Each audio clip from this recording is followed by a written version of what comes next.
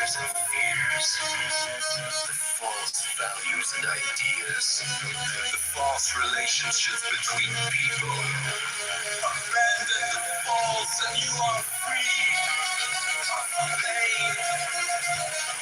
Truth makes happy. Truth liberates.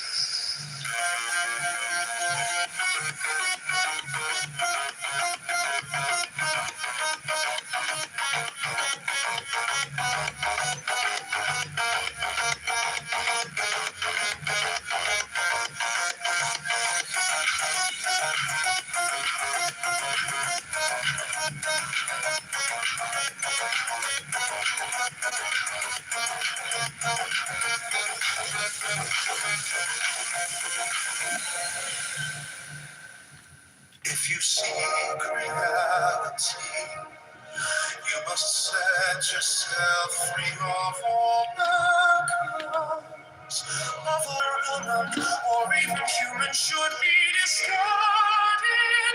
The ocean of life contains all, not only human. So, first of all, abandon all self-identification. Stop thinking of yourself as such and such or so and so, this or that. 69 of us harmony. Nothing is perceived. The root idea is I am. It shatters the state. Feelings and ideas, which in their totality constitute all that is one.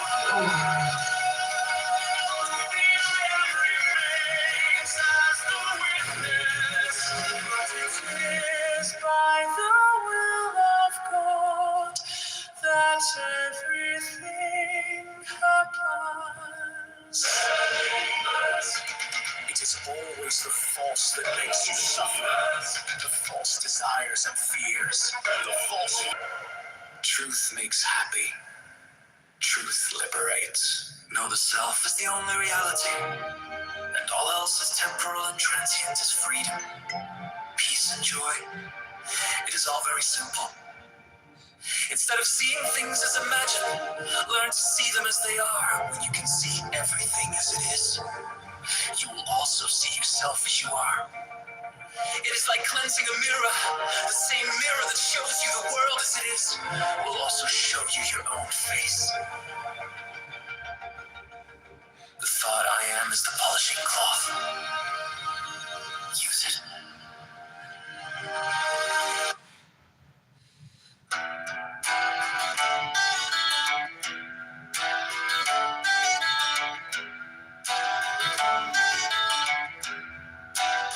If you wish to see the truth, then hold no opinions for or against anything. Set up what you like against what you dislike. It's the disease of the mind. The mind's essential peace is disturbed to no avail.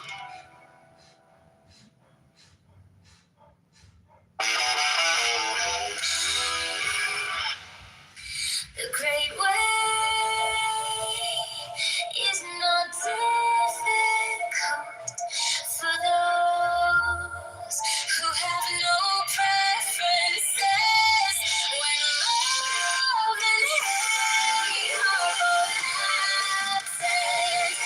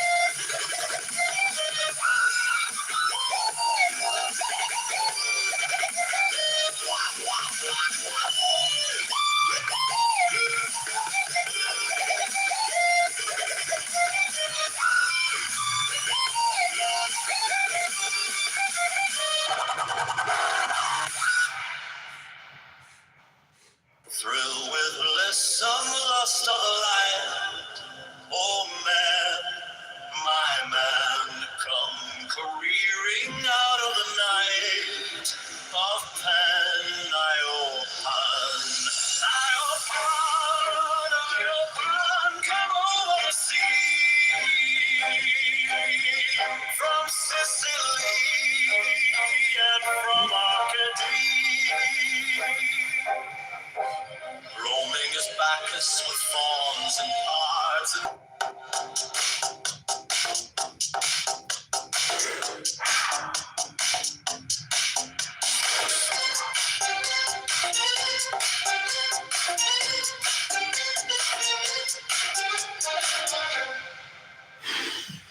come with autumn silken shawl and wash thy white thigh, beautiful God, in the moon of the woods, on the marble mount, the dimpled dawn of the amber fount. Dip the purple of passionate prayer in the crimson shrine, the scarlet snare, the soul that startles in eyes of blue, to watch thy wantonness weeping through the tangled grove, the gnarled bowl of the living tree that is spirit and soul, body and brain, come over the sea, devil or God to me.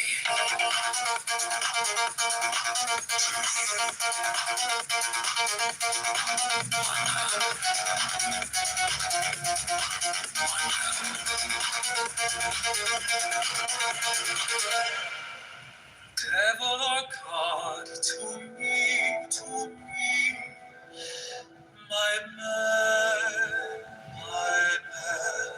Come with trumpets sounding shrill over the hill. Come with drums low muttering from the spring. Come with flute and come with pipe. Am I not right? Wait and find of empty glass.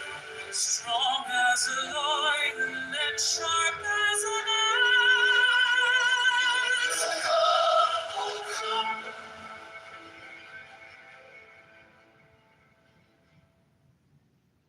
Come, oh come, I am numb with the lonely lust of devildom. Thrust the sword through the galling fetter, all devourer, all begetter. Give me the sign of the open eye and the token erect of thorny thigh and the word of madness and mystery. Open you, open you, open you, open, I am alone. You have the will, desecrate your open ye I'm awake in the grip of the snake, the eagle flashes with beak and claw. The gods withdraw. The green beast come. You and I am born. The death on the horn of the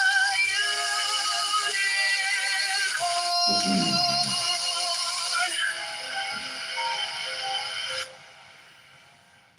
Come, oh come, I am numb with the lonely lust of devildom. Thrust the sword through the galling fetter.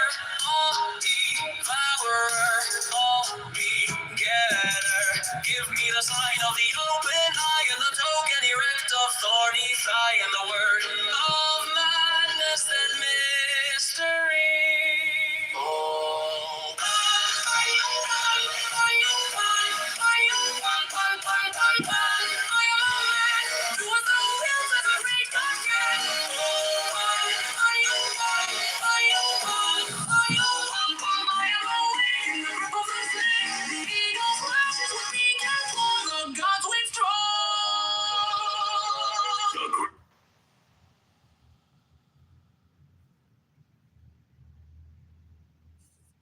Are you taught any of those things? If you could just show some self-respect. Are you taught any of those things? Yes or no? Just let her finish, Concrete. Let her finish your question. You answer the question, let her finish. Can you ask her to answer the question? So I'll answer your first question. And then I'll get to any later questions, because being interrupted mid-sentence, that doesn't seem respectful. Just go. No, you're crying. I'm trying to go. So what I was trying to say is, if you listen to what I actually said, I drew the parallel. I said, I don't have experience with someone I love going to jail for that long, but I do have experience with people being severely injured or ill and people not visiting them. And when I say I have that experience both in volunteering as a counselor for people who had no one who would visit them in bad situations. And I have that experience as myself. I was in an accident where I couldn't walk for a year and a half in a horrible way. I thought about unaliving myself most days, and almost nobody could look at it. And I worked in the tech industry. I had a lot of guy friends, and I can say almost none of them came and visited me. And I have the lived experience of, I have the kind of epilepsy with the seizures that can cause brain damage and kill you. When I was 20 years old, I was working in the tech industry then. I had a seizure where I had to relearn how to talk, brush my hair, eat with a fork. And people would look at me like I had died. Like sad to see. In the chat clip that you believe that chairs have souls, is that true? That I believe the what? Chairs, is that true?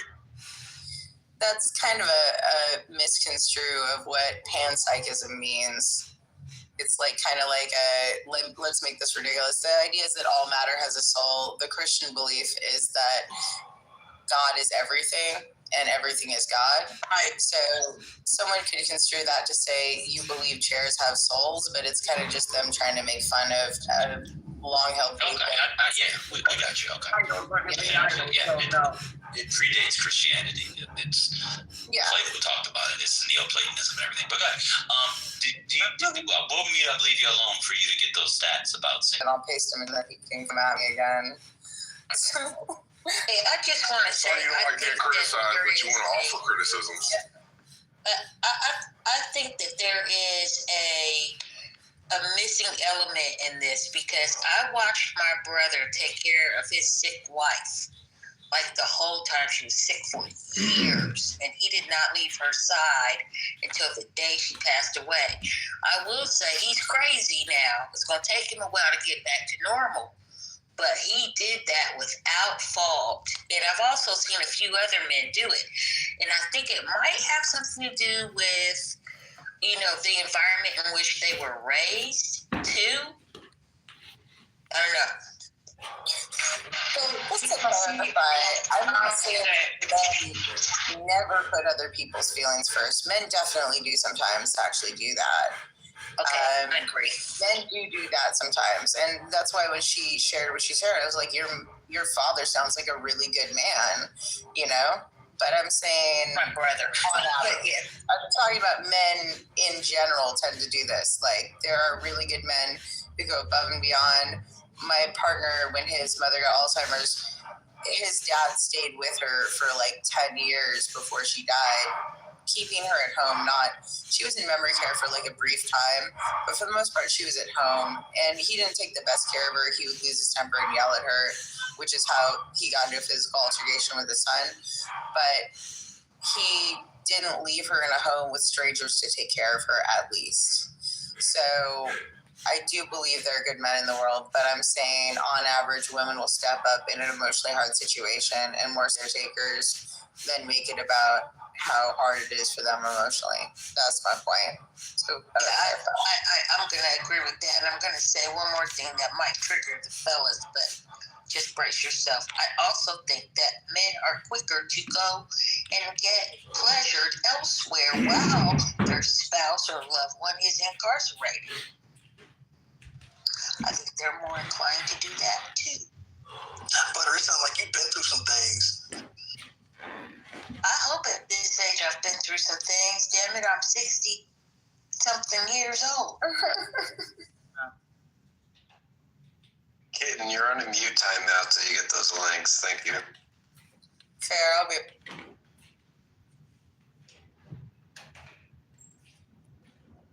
So get out here and have fun and get your mind off of whatever's going on TV or whatever.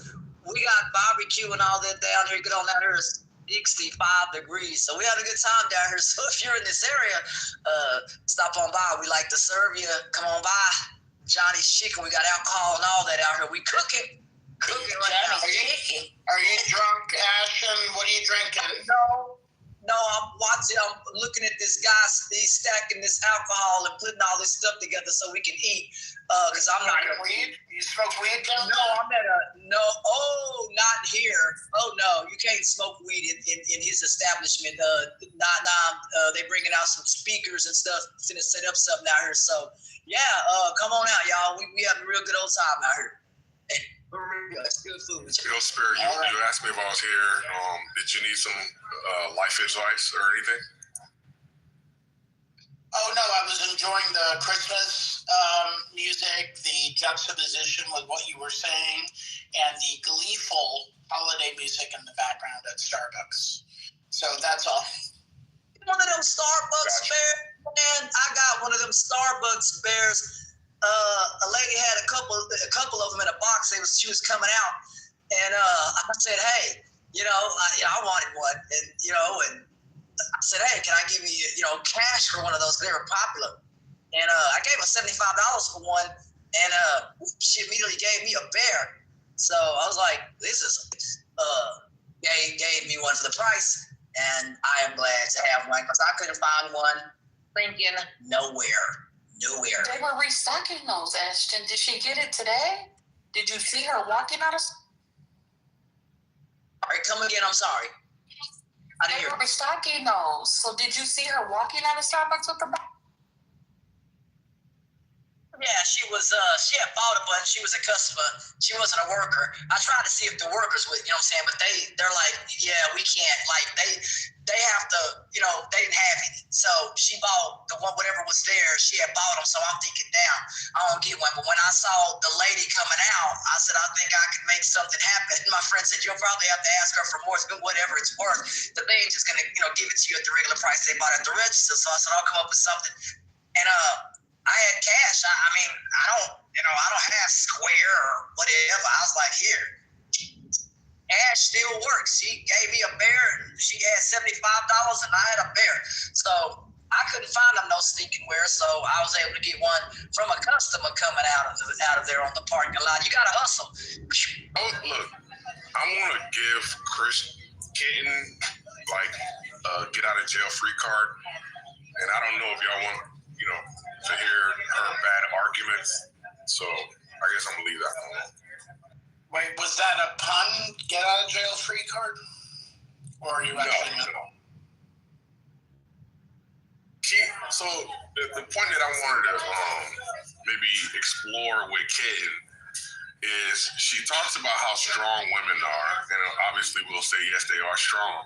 But when we look at the particular domain of marriage, we see that 50% of marriages end in divorce, and 80% of the time it's putting yourself or somebody else before you. Is that an high emotional quotient? I don't know. So I would say yes, because she didn't just quit just be quitting. What did she go through before she quit? Got to think about that part. Why did she do that, and how long had she been? Well, we could look at the statistics for average length of marriage these days, and we can also look at the listed reasons, and we can figure out if irreconcilable differences is one of them, or finances, and let's see, is that too much for death do us part? So I'm happy to respond to that, but it's a sort of joking mute ban I agree with. I'd like to post in chat, and in order to do that, I need to be on mute. So I can hear what y'all are saying, but I want to finish looking at my links right now and posting them in chat. But I will get to that. We appreciate that, Ken. And while you're looking, Fahim Amir was courtesy enough to may or may not contradict what you were saying, but check that out after I post my own links, because I understand people being like, why haven't you posted them yet? But if I'm responding to people on stage, I can't post anything, and I'll explain why after I post my link. I mean, these are very, I mean, I don't know, are you having to sign in to some sort of Library of Congress or university library account? I mean, like I said, I will. I'm almost done. They're very much available. The link that Brother Fahim posted, wassalamu alaikum, to him is when I get back, and we're gonna post it during, and I will explain to you why. But okay. And also, when you come back, let us know if the links have souls too. If God also invades and pervades links on an internet through ones and zeros. Exists will have a soul, but you don't have to subscribe to that belief. And I'm agnostic, so it's not that I believe in that. I believe that it's a possibility, and there's a difference. But you're agnostic, and you believe it's a possibility. Yeah, that's what being agnostic is. A hard agnostic believes that it's unknowable, the nature of reality. What's a soft agnostic? Someone that thinks about Donald Trump during sex? No, a soft agnostic is a man with erectile dysfunction who's agnostic. Just kidding. A soft agnostic. Find the link, sister. Soft agnostic doesn't know what they believe. A hard agnostic believes that the truth is unknowable and that no one knows. All right, sister, I gotta get back to work. You give me those links. No. I've done this rodeo before. This is online propaganda. You're not gonna find anything definitive. You're gonna find write-ups there, but you're not gonna find anything. I'm telling you. And the studies on happiness with married and unmarried women were retracted because scholars that did that were making it up. I'm going to go on mute. That's cap. You won't read for the last 10 minutes. Now you're just lying. And I will explain when I get back because it's a waste of time for me to explain when I could be actually doing it. But I will explain when I get back, and it will make sense even to you. I promise. Okay. That's right. I'm the dumb one. I always get it. And God is in the mute button. Hallelujah. I mean, if you go look in your churches, particularly your black churches, at your older population, that might be an indicator of who lives longer, at least a sample. And then the other thing is that women who have been married, and anecdotal case of friends in my age who have parents that are still alive, that applies. So I'm not saying that in and of itself is, proves it, but it is an indicator. Yeah, their death rate, widows' death rate, is higher than married women's death rate for sure. And I believe it may be slightly higher than single women. And demographers, statisticians, and people who work in the field usually delineate between widows, especially after a certain age, and single, especially as never married. And I said, what in the hell? The dude, instead of trying to, run away from the fire in the engine bay of a car, he stays there trying to put it out. The woman that was in there, she took off. I said, damn. I said, that's the difference. Women live longer because they ain't trying to sit up here and die until you can figure something out. I remember telling the dude one time, I said, brother, hello, hi, get out. You're going to let me drive. Sit over there. So he sits over there. We're driving. I ain't trying to die on a highway because you sitting up here not driving the way that you need to be driving. You know what I mean? And so when the lady that was driving, I told her to get out. Let me drive. She's sitting up here driving 75 miles an hour. The storm is coming. I mean, it's picking up speed on top of her. I was gone. Got up to 110 miles an hour on that highway in Louisiana. Got us out of that storm because she was driving too slow. You cannot be timid on the highway. And that lady was driving timid. Oh, you're fine, babe. Thank you. Hey, you good. Hey, everybody.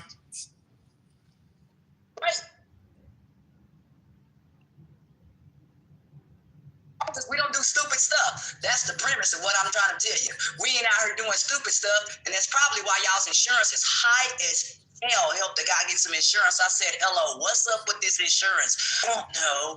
Why is y'all insurance high for a car? Talk about men. Guys, what's up with that? Guys. Don't know, ma'am. The same reason why they'll pee their pants longer, little girls. I think Ashley won something. Definitely their fault in California. They should all burn it. It's hell when I do apply for insurance. I'm like, come again, and women's insurance. It's like, oh, okay, wow, dude, y'all might have to fix that so you can get cheap insurance rates and stop driving like stupid. Men's insurance, especially when they're young men, has always been higher, way higher. So a 16-year-old girl could get her license and end up parents give her a car. Her insurance is going to be lower than her twin brothers. It's just been that way. They're higher risk. That's what it is. Of doing, they like to spin out and do all kind of, boyish things. Yes. That's what it is. That's exactly what it is. At a structural level, it is the fact that young men spin out of their cars, and therefore, it is in fact because they do stupid stuff, as Ashton said, in California. The singular reason why there's high insurance, because they do stupid things. I agree. I think they should all burn in hell. It's why we love y'all so much. We know y'all do stupid stuff. Funny. Everybody says like Felicia. That's all the time. What's up with that? I done heard it like 20 times since I've been sitting here. Can you get the links yet? It's been 6 minutes. I gotta go. All I did was enter the query. I have to check out my Amazon cart because I'm missing some stuff I need to arrive tomorrow. Amazon? What? Are you on AOL? I'm sitting here waiting for you for the last 15 minutes. I look and like you're checking out your Amazon cart. Why do people need to know what's going on with that? You gonna be one who doesn't live long like that. What level of intimacy have you? What is going on? You're going to Mexico, and now you're in people's Amazon carts? What's going on? So, if you could let me speak for a second, I have a disability and I lost something that makes it so outside safely, and I'm reordering it on Amazon. I need it to arrive by tomorrow, and so I need to order it now because you can't wait forever. I had one already in my cart that was going to arrive by tomorrow, and now it arrived the next day. So I'm selecting something that's arrived by tomorrow and checking out along with all the Christmas gifts I had in my cart. So. Wait. Engaging in a conversation. Was the conversation that you had earlier about your disability? Your phone, is that a fax machine? I'm explaining to him why I Is someone here a fax machine? Let's be nice. This has to be streaming right now. Well, what is going on? Ashley, what's going on? Okay. I'm not going to subscribe to this ableist shit. I'm going to finish my cart, get back with the links. How is it ableist? You're over here talking. You've been talking this whole time.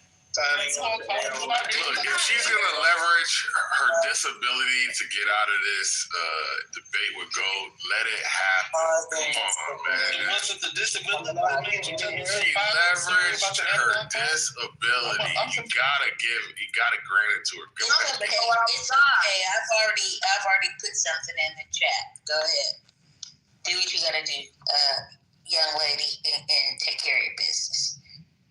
In the way that it gets faster, you know what I'm saying? Well, look, maybe what in the world? Like, are you trying to? You can pay it to get it through a medical supplier and have it shipped to her house. I'm sure she knows how to handle her business. Come on, Ashton. She's baiting you into being a supplier. Okay, cool. Butterbean, what is this link? This link has several articles, Butterbean. What are we reading? Yeah, I just looked it up. It seems a little discombobulated. Yeah, there's like 4 articles in one, Butterbean. What are we looking at? I see fatigue across the lifespan. I see men shortchanged on health. I see sex, gender, and immunoessence. Yeah, pick one. Pick one. Right. But the search Butterbean is link. What is link.springer.com? Doesn't seem. Is that a scientific I picked both those up from Google Scholar. Okay. And I picked, I think the one that says men are not that one, the one before that one. Or the men, sex, gender, no, not that one. Which one is it? One of the one that has 109, here it is. Sex, gender, and immunoscience, a key to understanding the different lifespans between men and women. That one is, Springer is one of the authors of that, but they're all from Google Scholar. So just pick one. Now, I wonder. Google. No, I think I just had an epiphany. Do you mind if I say it? Yeah, say what you want. All right, cool. I figured it out because I almost hit this man just now. And he was an old man on a bike, right? And I feel bad because I almost hit him. And I realized, Did you say you almost hit a man? Yeah, I almost hit this old man on his bike. And I realized that, bicycle. I realized that in his old age, he might have misjudged, my distance, where he was going, this, that, and the third, right? Which could have ended his life, and that's unfortunate. Yeah. And then I thought about the young man who also, in similar fashion on the road, being reckless, could have ended his life. Then I thought, who I think don't have that problem. And when you listen to your mom, your auntie, grandma, and your woman, your good, clean black spouse or white spouse, whomever, that women help to calibrate and refine and improve our poor judgment. Yes. Thusly, Your one second, sir. Thusly, who listen to their, elders and people who, have long-term spouse and, abide by their commitments. They just have better outcomes because they're exhibiting better judgment due to that collaborative effort. All right, I'm done. There you go. Concrete, I mean, just letting you know. I've never heard you talk that much at one time in my life. Is everything okay? I'm just trying to share my epiphany with the world, brother. I'm sorry. Normally your submissions are much shorter. That's not true. Yeah, that's as long-winded as the rest of them. Let me read. So shout out to Butterbean and this article. So yeah, this sex, gender, immunoessence, a key to understand the different lifespan between men and women. Y'all should. I know y'all don't like to click on links, so I'll read a little bit.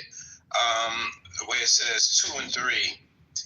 So this is scientific data, right? And I've heard this, and I believe it's true. They say married men live longer, to Congressman's point. But on the other hand, it is well known that female mitochondria produce less reactive oxygen species than male ones, and that estrogens increase high-density lipoproteins and decrease low density. Thus, both gender and sex might be responsible for the differences in lifespan between males and females. However, immune inflammatory responses play a key role. Model is believed to be a major contributory factor to increased frequency of morbidity and mortality among elderly.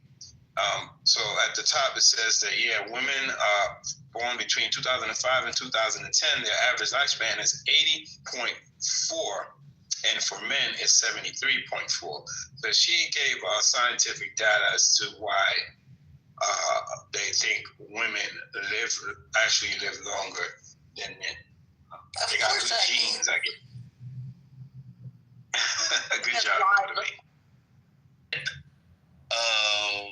Spousal abuse, sex trafficking, potential sexual assault, just all other forms of violence. You're saying that is, they live longer because they're experiencing soft life? Maybe he's saying they're not. So here, it's concrete. Do this. Men live longer, bear the brunt of the harshness of reality. so that they can live the soft life. That you believe can live the soft life. Is enabling, right? And because somebody enables doesn't mean somebody will achieve. And you trying to utilize these unfortunate scenarios to undermine my point is a really bad sign of your character in order to try to win points, right? It's unfortunate. It'll be a bad. If you think that we don't bear the brunt of the harshness of life, you're wrong, right? It's not that crazy. Brother, let me ask. Something's wrong. Concrete. Who lives longer, tall people or short people? Listen, I see GOAT has infected y'all with this Socratic method That's a different point then. and the petty fogging of conversations. But I don't know, bro. If it makes you feel better, bro, what does this have to do with the conversation? Right? If you want to make a point, brother. Just make your point, brother. You don't have to belabor the point. You have to drag the point out. You don't have to try to make yourself look better than. I know GOAT does that and is entertaining. So anybody on the stage can answer. You don't have to do it, Divine. You can be above that bullshit. Who lives longer, tall people or short people? For me, I thought that taller people, lived longer because of over in Africa, a lot of these tribes that are taller people, their bodies have short. Define short, please. I don't want to hear from you. Divine, I'm just going to say shorter people, I think, contrary to popular belief, because the taller people's hearts are working harder. Thank you. That's a smart man. He's a smart man. Short people live longer. Okay, let me laugh. Okay, hold on a sec. Because brother was next. So, on average, women tend to be shorter than men. Another reason why women live longer. It has nothing to do with, every woman is not pampered and taken care of. And the women that are not pampered and taken care of still live longer than men. So that was my point. But brother, you go ahead, sir. Is it all right if I make my point though? I went over Ashton a little bit. Concrete, have discipline. Thank you. Why they gotta be weird every day, bro? So I'm just interested. Anyone who can do this. Concrete, I was asking you because you're the one who made the claim. I'm just wondering, are there any countries that men live longer than women? It's cited to Google, and it says only in a few countries in Asia: Afghanistan, Nepal, Papua New Guinea, and then in places like South Africa, Namibia, and Zimbabwe. So every other place was an argument about the soft life. And I'm just saying, Concrete, I think you may be wrong. I'm sorry. Guys, I talked over you. Go ahead, Ashton. No, look, I don't know. I never was pampered. I worked at a steel mill. The tallness, I don't know in that, because if you keep your body in shape, then your heart is going the way that it should. Everybody, I guess, in my family's tall, because I thought the average woman was 6 foot tall, because back then that's what my folks thought, because everybody in my family was 6 foot and above. Even the females, my sister is 6 foot 6'6", and she's pretty up there, pretty tall, and she's at 250 pounds for her, and then myself, right at 210, 6'3", so we both a lot. I just think that it can work out for you, really, seriously, because I'm a very masculine person, and I know that a lot of women, I don't fit in with a lot of women. At times, I can understand, even though I'm not a man, I can box, I can punch, I can do all these things that I can't do living in a house with females. They always made fun of me. They call me roughhousing. I can do that with a man without getting in trouble. You know what I'm saying? I love living with a dude. I think you hide. Men don't do that. When something happened up here, we both will continue to walk to that danger. Me too. I'm 6'3". I'm not going to duck in the corner and say, hey, you. We'll take care of that. I'm not that kind of female. I really do think that women too, in certain situations, please don't have your man just walk out there and fight. All right. Okay. Okay. So you cannot have your man walking out. I'm just saying, men, women, be bold as well. If something dangerous is going on, my grandmother taught me, don't run and hide. Make sure that you out there with your man if something is going on. And a lot of times, some women, they'll sit back. Hey, you go up there and you go check that out while he's going to go check that out and you hide in the corner. I don't know. I mean, I'm not saying all women do that, but I do. Yeah, because goddamn, how long is the flight? I don't want you to be mean to me. This flight's fine. Hello, Penny. How you doing? Hey, Concrete, how are you? No, it's not that, Ashton. We get it. You see the value of men and them as protectors, and I'm here for it. I just felt like if we didn't have to hear a chapter book, I think we could have had just a little short story. The people right would have done the trick. No, we need our flowers, Penny. We need all our flowers, please and thank you. Let's pause for the cause real quick. Of course, I like to do this. Shout out to Patty. Shout out to the First Lady. Shout out to everybody that comes in on a daily basis. You know what this is. Welcome to Politically Correct. I like to read. So let's see what's going on. Somebody said slow news day. I don't know. Let's see. Jeffrey Epstein photos released. House Oversight Committee Democrats released a new trove of photos from Jeffrey Epstein's estate showing high-profile figures including Donald Trump and Bill Clinton, though none of the images reportedly show illegal activity. Ex-Michigan coach arrested. We know this one. Former University of Michigan football coach Sharon Moore faces charges of third-degree home invasion, stalking, and breaking and entering related to an incident with a female coworker. He was released on bond today, Friday. AI executive order. I came into the room on this, but I'll repeat it. President Trump signed an executive order intended to block state-level regulation of artificial intelligence, arguing a patchwork of rules could hinder U.S. competition. Historic preservation lawsuit. The National Trust for Historic Preservation sued the Trump administration to block the construction of the new White House ballroom. I heard that today. And I spoke about this yesterday. The botulism outbreak is still in the news. Health officials expanded an botulism linked to Buy Heart baby formula. Look out for the babies, guys. Buy Heart formula. 51 babies across 19 states have been exposed to botulism since 2022. We have some world news. King Charles cancer update. King Charles III announced in a rare TV address that his cancer treatment will be reduced, calling the milestone a personal blessing and a testament to medical advances. Venezuela opposition leader escapes. Venezuela opposition leader, Nobel Peace Prize laureate Maria Corina Machado made a covert escape from the country, arriving in Oslo to accept her prize. Her escape was reportedly facilitated by a U.S. team. Shout out to her. The EU freezes the Russian asset. The European Union, Iran arrests Nobel laureate. Iranian Secretary of Services arrested women's rights activist Narges Mohammadi, who won the Nobel Peace Prize in 2023 at a memorial service. That's all I got for now, guys. Plenty to talk about. Thanks for being here. Go ahead, Kai. That was a lot. I feel like all of that was really good. Thank you for that. Everybody,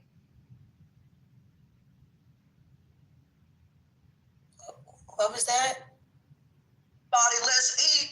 You got some food coming out and barbecue. We got chicken, steak, pecan pies, cakes, and cookies on the other side. We got it going on, y'all. Ashton, let's see. Ashton, do you know that guy who does less barbecue? The oxtail barbecue. Do you know that guy? What town is he in? I'm sorry. He used to be in Texas. I think he moved out of Texas. So y'all don't let me put my mic in. So y'all didn't see see right here, Devon. This I want y'all to see where I fall short. This is the GPS location as to where I need help, because I know Beavis and Blackhead saw Devon interrupt you, Ashton, to not only give us a reset, he gave us options. He gave us options like it was a menu. He gave us 1,342 different topics that we could have picked from to start a conversation. And Ashton, you came off your mic to talk about barbecue. And Concrete, you got your ass right after sitting up there cutting out them cardboard fucking models. for these fucking Barbie doll dream houses that you build for a living. And you came right up here and asked Ashton if she had seen this crackhead Smoke, the grill master from goddamn Hell's Kitchen. That's what you did, Ashton. And that, Concrete. That's what you did, Concrete. And while you got this Google picture of a fucking library, right? I need you to read the room. That's the book I want you to take off the shelf. And you two, I want y'all to sit there on them bean bags in the children's library. Devon got up out of here because he said there's absolutely nothing else he could do to get us back on track. And you niggas want to talk about pork ribs and baked barbecue fucking beans. One mic on you, Nick. Got up. I said, we're eat. I said, let's eat. I don't know what he talking about, sir. I mean, ma'am, I don't know. I have no idea who that guy is. I don't Somebody know said something about baked beans. You know what, Patty? I'm gonna go ahead and hit up right here, sis. It's my time. It's Patty, it's gonna start looking real dark side-ish in a minute. I don't want that for y'all because there's no way. There's no fucking way that just happened. I refuse to believe it. Y'all are punking me. Is Lisa gonna start a room tonight? I don't know. Let me find out. What's up, Penny? How you doing? I'm great, Concrete. Good to see you. It's wonderful seeing you. I get that a lot. How's that Barbie dream house you're building? Concrete, you gotta give Penny some credit. You gotta give her some credit. The comment about reading the one book you gotta read in your PTR. Come on, that was gold. No, we will not encourage Penny to, thank you. Links, or if you're still shopping for Amazon, no pressure.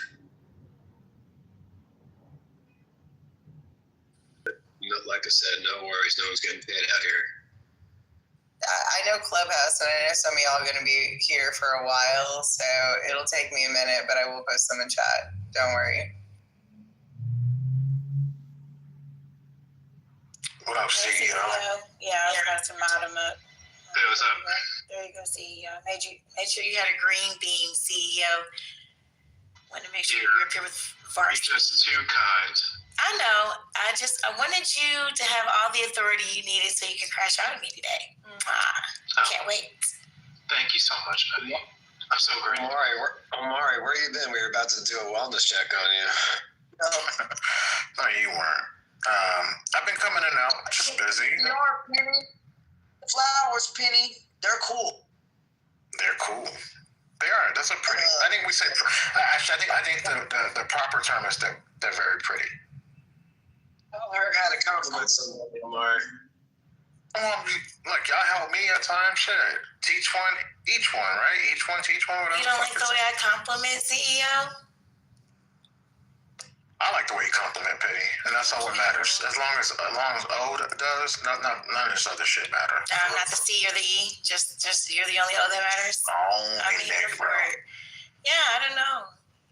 CEO doesn't like the way I compliment. So what pointers would you give me, CEO? How can I be better? You're doing splendidly. Thank you. You're my motivation. Gustavo, how you doing? You mentioned you wanted to speak in the chat. How you doing today? Buenas noches, Gustavo. ¿Cómo estás usted, señor? ¿Todo está bien, Gustavo? ¿Sí o no? Gustavo. Dígame otra bueno. Maybe he's preocupado. Gustavo. Brian, I think you're... ¿Están aquí? Sí, aquí estoy. ¿Sí me escuchas? Sí. Sí. Buenas noches. Bienvenido, sí. Por mí, buenas noches. Buenas noches, ¿cómo estás? Buenas noches, ¿de dónde eres? Yo soy de todo el mundo. Oh. ¿Qué hora es ahí? Okay. ¿Qué hora es? English, Spanish, French, or German? English, por favor, para the room. Me gusta hablar en español. ¿Qué hora es, Gustavo? Para mí son las 7 Las 8. Ah, sí, es de las 8. Oh, ok, lo siento. La ¿Cómo gente... se dice? Yeah, What's now that shut study? your ass up. Oh. Ich spreche Deutsch. Ooh. Oui. Let's just speak English. These people can barely read, so we're just gonna stick to one language. I don't want to throw it to me. I think me and Moose can hang with you, but I don't know about See, Yo speak Taco Bell. these niggas. Can barely understand English, Gustavo. We don't want to take them too fast. We don't want to take them. Gustavo, ¿quieres practicar inglés, sí? ¿Por qué no? Sí, claro. Sí. Vale. So, whatever this is like MAGA winning Kim now. So, please elaborate. What means that? Gustavo. MAGA, it's MAGA, see? The Donald Trump, this whole MAGA, Make America Great, ¿conoces? See? Of course. So he referred to him as a king, as a dictator. So that's what we were talking about that earlier. But did you have te gusta Trump? Sí o no? Sí, mucho. Sí, mucho. Oh, hell no. Oh no, we gotta go English on this one. Okay. Oh yeah. Oh hell yeah. No. You're What the fuck is going on in here? No speak English. Gustavo. Moose. I knew it though, because when you said "Make America Great Again," oh, go ahead. I'm sorry. Yes, I love Trump. He's doing a great job. Gustavo, when did he deport you back? Yeah, what do you like about him? What do you like about him? Well, first of all, okay. So, all the Somalis, all the guys, that kind of. I pay a lot of taxes, guys. Okay, I pay a lot of taxes. So, all the taxes I pay. So why are not going to military forces or to the elder instead of Somalis, instead of kind of going like immigrants that are illegal? So why we're paying that money to those guys when we can make and help guys that really need it? That's right. You're worried about the undocumented immigrants. See? Tell me more. You are worried about if I heard correctly, you're worried about what Americans are paying taxes for the undocumented immigrants. Did I understand correctly? See? Yes, and I pay a lot of taxes for that, my friend. Okay. Can I ask, North Carolina. Okay. And you are a citizen now? Always, I've been a U.S. citizen. You're born in the United States? Yeah. No. No, I didn't think so. But your parents were? No, neither. So how were you always? Yeah. Because who was that? That was Brian. Okay, I was just trying to understand. That's the Negro next to you. You said you were always American citizen, right? So yes. That's a great question, motherfucker. I love it because that changes like the Constitution of the United States. So when you move to this country, to the U.S., okay, or any other country, you have to apport something to make the country greater, to make the country more, to make the country better, right? So, Canada, US, Australia, Italy, whatever country, always they are looking for people imported to those countries. So those countries can be better. He was born in Mexico, but nobody in Mexico heard about how to make the TV in color. But he sold his idea here in the US, and now that's why we have right now a TV with colors, okay? But it doesn't matter that, okay? My point is, wherever you are coming from, it doesn't matter. You can go remote to any country, it is kind of flawless at some point, like a Gustavo, for me, in my case. You have been doing this on all these countries. I work in India, China, okay, Germany. And suddenly the US told me, hey, Gustavo, I want you here. Why? I want you here, Gustavo. Why? Because you do manufacturing super well. That's why I'm here. That answers your question, my friend? Kind of. I think Brian was asking. So we're by the way, tú hablas inglés muy bien. You speak English very well. I speak English since I was 11 because I learned like British English since I was 11. I use sharp as a way. 50. Oh wow. Okay, so you have a lot of years of it, but it's great. But what we were trying to understand, you said you were always a U.S. citizen, but you were born elsewhere. So you went through the legal process to become a U.S. citizen. Of course, my friend, of course. But I knew that was a citizen of the world, regardless what citizenship. Make sense or not? I'm sorry, lo siento, otra vez? It makes sense what I said or not? No. Yes. I'm not saying you didn't make sense. I'm saying I didn't understand what you said. If you can repeat, please. Oh, yes. I was a U.S. citizen because I was all the time a U.S. world citizen, regardless of the country. That's what I meant. So you were born here so you basically were born here, which made you a citizen. Is that correct? Y'all have a comprehension. He said he's a citizen of the world, but he always felt like he was a U.S. citizen. And yes, he is here legally. That's what I didn't hear him say that. And I can work here in the U.S., I can work in Canada, I can work in Mexico, I can work, and I can live anywhere else. Okay, so are you now a citizen of the U.S. legally? Are you a citizen? Yeah, he said that earlier. Okay. Yes, I am. Yes, I am.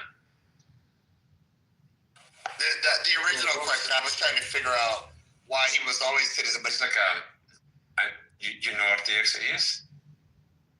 No, what do they do?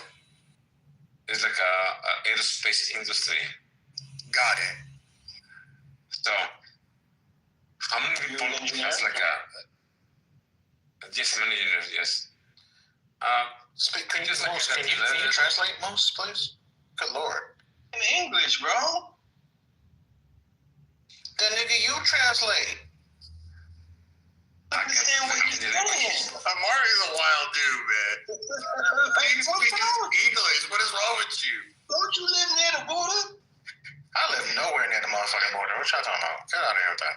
That's Trent. I understand everything he's saying. Then just to repeat everything he just said. Hola, yo me llamo Gustavo. That part. Hola. Hi, yo me parlé Gustavo. Yo hablo Amari. Hola, Gustavo. Mucho gusto. Deutsch. Yes, Gustavo. Bikram Arabi, Gustavo. Oh, salam alaikum. Alaikum salam. Alaikum salam. Habibi, salam. This guy speaks like 27 languages. We have the Melania. Gustavo, you're like Melania. You're like muy bien. Let me. This from Israel. His name is. Well, his name is his. Okay. So, well, he told me that, hey, Gustavo, when you say salam alaikum, when you say that, you have to mean it. Okay? Because you don't say salam alaikum. It's like a. Aywa habibi. Salam alaikum salam. Aywa. Yes, you have to mean it. You cannot say it if you don't mean it. Because you don't mean salam alaikum, because that means, and please correct me, my friend, okay? It means like my soul, my heart is on you, and your soul something like that. And what's Ayla brother as well. Moose, Exactly. Moose, can you ask him if he had to meet Donald Trump? What would he ask him in regards to immigration? Ask him, Omari. Go ahead. He speaks English. Amari, what the fuck is going on? He's speaking English. This isn't the UN, Omari. We're not in the UN. So, my friend, you are picking on me, but I can answer that question. That's the problem. Okay. Hey, sorry, Omari, there's a little bit of breaking news that I think you would weigh in on. Laura Loomer is just calling out. Yeah, can you hear me? Yeah, I can hear you. Breaking news. Go ahead. Laura Loomer is calling out Jennifer DeCasper, who is the, I guess, assistant to Senator Tim Scott, for making a racially charged comment about Wesley Hunt, the black guy running against Cornyn. And Loomer asked, is Tim Scott not black anymore? Damn, I missed that. Let me go next to see that. That's Go check Laura. White House. And you met President Trump. No, I never met Trump. I know. This is hypothetical. That is a very great question, my friend. Okay. Grazie. So, That like Trump. The only probably Latino on the stage that like Trump. that's true. Okay. Let me give a quick example. Okay. So, once upon a time, let's put it like that. Okay. So I was here with my visa or green card. And then my son got so freaking sick. And I had to take him to the hospital, okay? $65,000 per year. So you are not affordable, or you are not eligible, better say, because you make $65,000 per year, sorry. And then suddenly, after me, these immigrants, whatever the country, could be Venezuela, Salvador, Mexico, Somalia, whatever, I don't care, okay? Like, I have no insurance, but my kid is dying. Oh, yes, come over here and take care of my kid. But I wasn't reacted because I made $65,000 per year. And they were accepted immediately. And my son was dying at that moment. So what frustration I had at the moment. So that's why I support Trump on what he's doing right now. Make sense? Makes sense, but if you had to consult him, again, I'll ask the question, what would you tell him? Would you say he's doing a good job? Would you give him an A++ on his immigration policy? 100 plus. Okay. Yes, indeed. Thank you for being honest. Let's go back to your story for a second, because Yes, maybe now. Yes, please. Wait, hold on. I want to make sure I understand what you were telling me, right? Because Omari, now he can understand you and I can't. So I want to put it in my own words what you said. Your son was sick. You took him to the hospital, and they would not give you insurance because you make $65,000 a year? Is that what you said? That's correct. So, did they take care of your son? No. What did you do?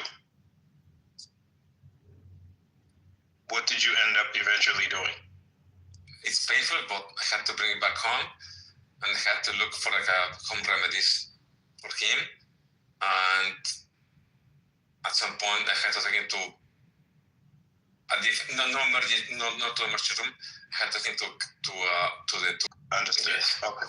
All right. Now I'm with you. I follow. Okay. So while you were working with your green card, making $65,000 a year, did your job not offer you health care? Yes, it did. So why couldn't you use it was just for you and not for your son? Boy, you're very smart, okay? Yes, it wasn't good for my son, but the expenses. And it's anytime they offer a full-time employee the option for insurance, they will always offer an employee-only plan or a family plan, or a spouse plan. Unless you were a 1099 employee, if they're going to offer you the benefit, they're going to offer you the option to choose which plan works for you. But it sounds like they did, and you said it was too expensive, because more often than not, when you add even one child, it shoots it up about $500 to $600 extra dollars. So. Yes, that's correct. But that would mean that was a you thing. Like, you made that choice. That's not. Yes. No one chipped you. I had the family plan that was kind of set up like $5,000, but what my son needed, it was like beyond that, and I didn't have the money. So they probably got it worked out. You would do it dependent. I'm glad it worked out for you. And as this one said, we're glad it worked out for you, and thanks for sharing your story. Because I didn't know this, so you just taught me something. Yeah, no, thank you, Gustavo. But by the way, my son is still alive. Okay, now he's 18, and he's like an asshole with me. He said, "So, Gustavo, you're obsolete."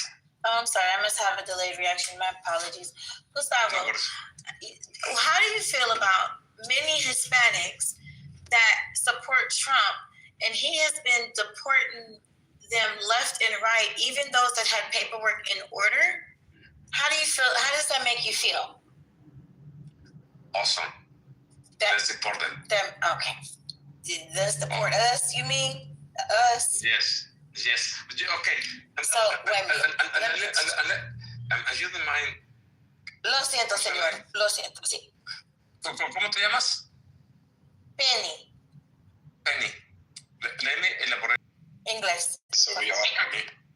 Of course, we're in English conversation. Sorry, I apologize. So.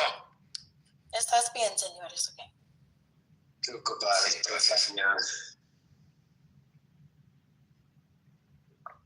I like what Trump is doing with the ICE, because I don't know where you are from. I don't know what's your roots, and I don't care about that. Sí, soy de Texas. Yo vivo en Estados Unidos, sí. Ok, Texas. ¿Tus papás? ¿Lo siento? ¿Tus papás? Sí. Okay, but maybe you're here right now, and maybe your parents and your grandparents. I don't know. Mis padres es de aquí. But I mean, but at the end of the day, this is what is happening. It happens in every country. So you see, like a U.S. has like a deportation or immigration from Mexico. Okay,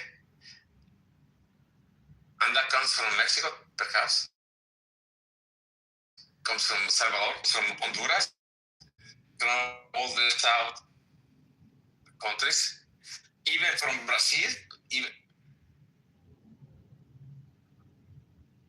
que parle português. ¿Tú parles português?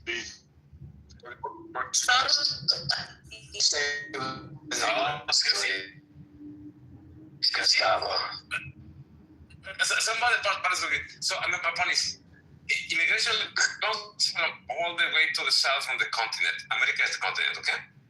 So at the end of the day, every Brazil comes up to Salvador, then comes up to Mexico, then comes up to US, okay? But you know what people is doing right now? Is flying to Canada, and then from Canada comes to US. But nevertheless, going back to the question, okay? What I think about Trump doing all the immigration and deportation, he's doing great. He's doing great. Because in Mexico, because I'm from Mexico, okay, we had the same problem. We have people from Salvador, and please object me if I say something wrong, and please ask me a question as I see, okay? So we had people from Salvador, we had people from Venezuela coming to Mexico, taking the jobs that no Mexican was able to do. Of course, Mexican, we can do any job, okay? But here in the US. So then we come here in the US, and then we can do the jobs that nobody can do. Cleaning, picking the crops, picking this. I think we've gathered enough research here. Okay. We saw here live, everyone. Let me answer this question. Very honest, for you and all the people here in this forum, okay? Regardless of your race, okay? Strength. Because Trump is kind of moving all the pickers on the farms back to Mexico or back to US or back to El Salvador. So how many farmers we have in the US right now so they can keep up with the job that Latinos can do?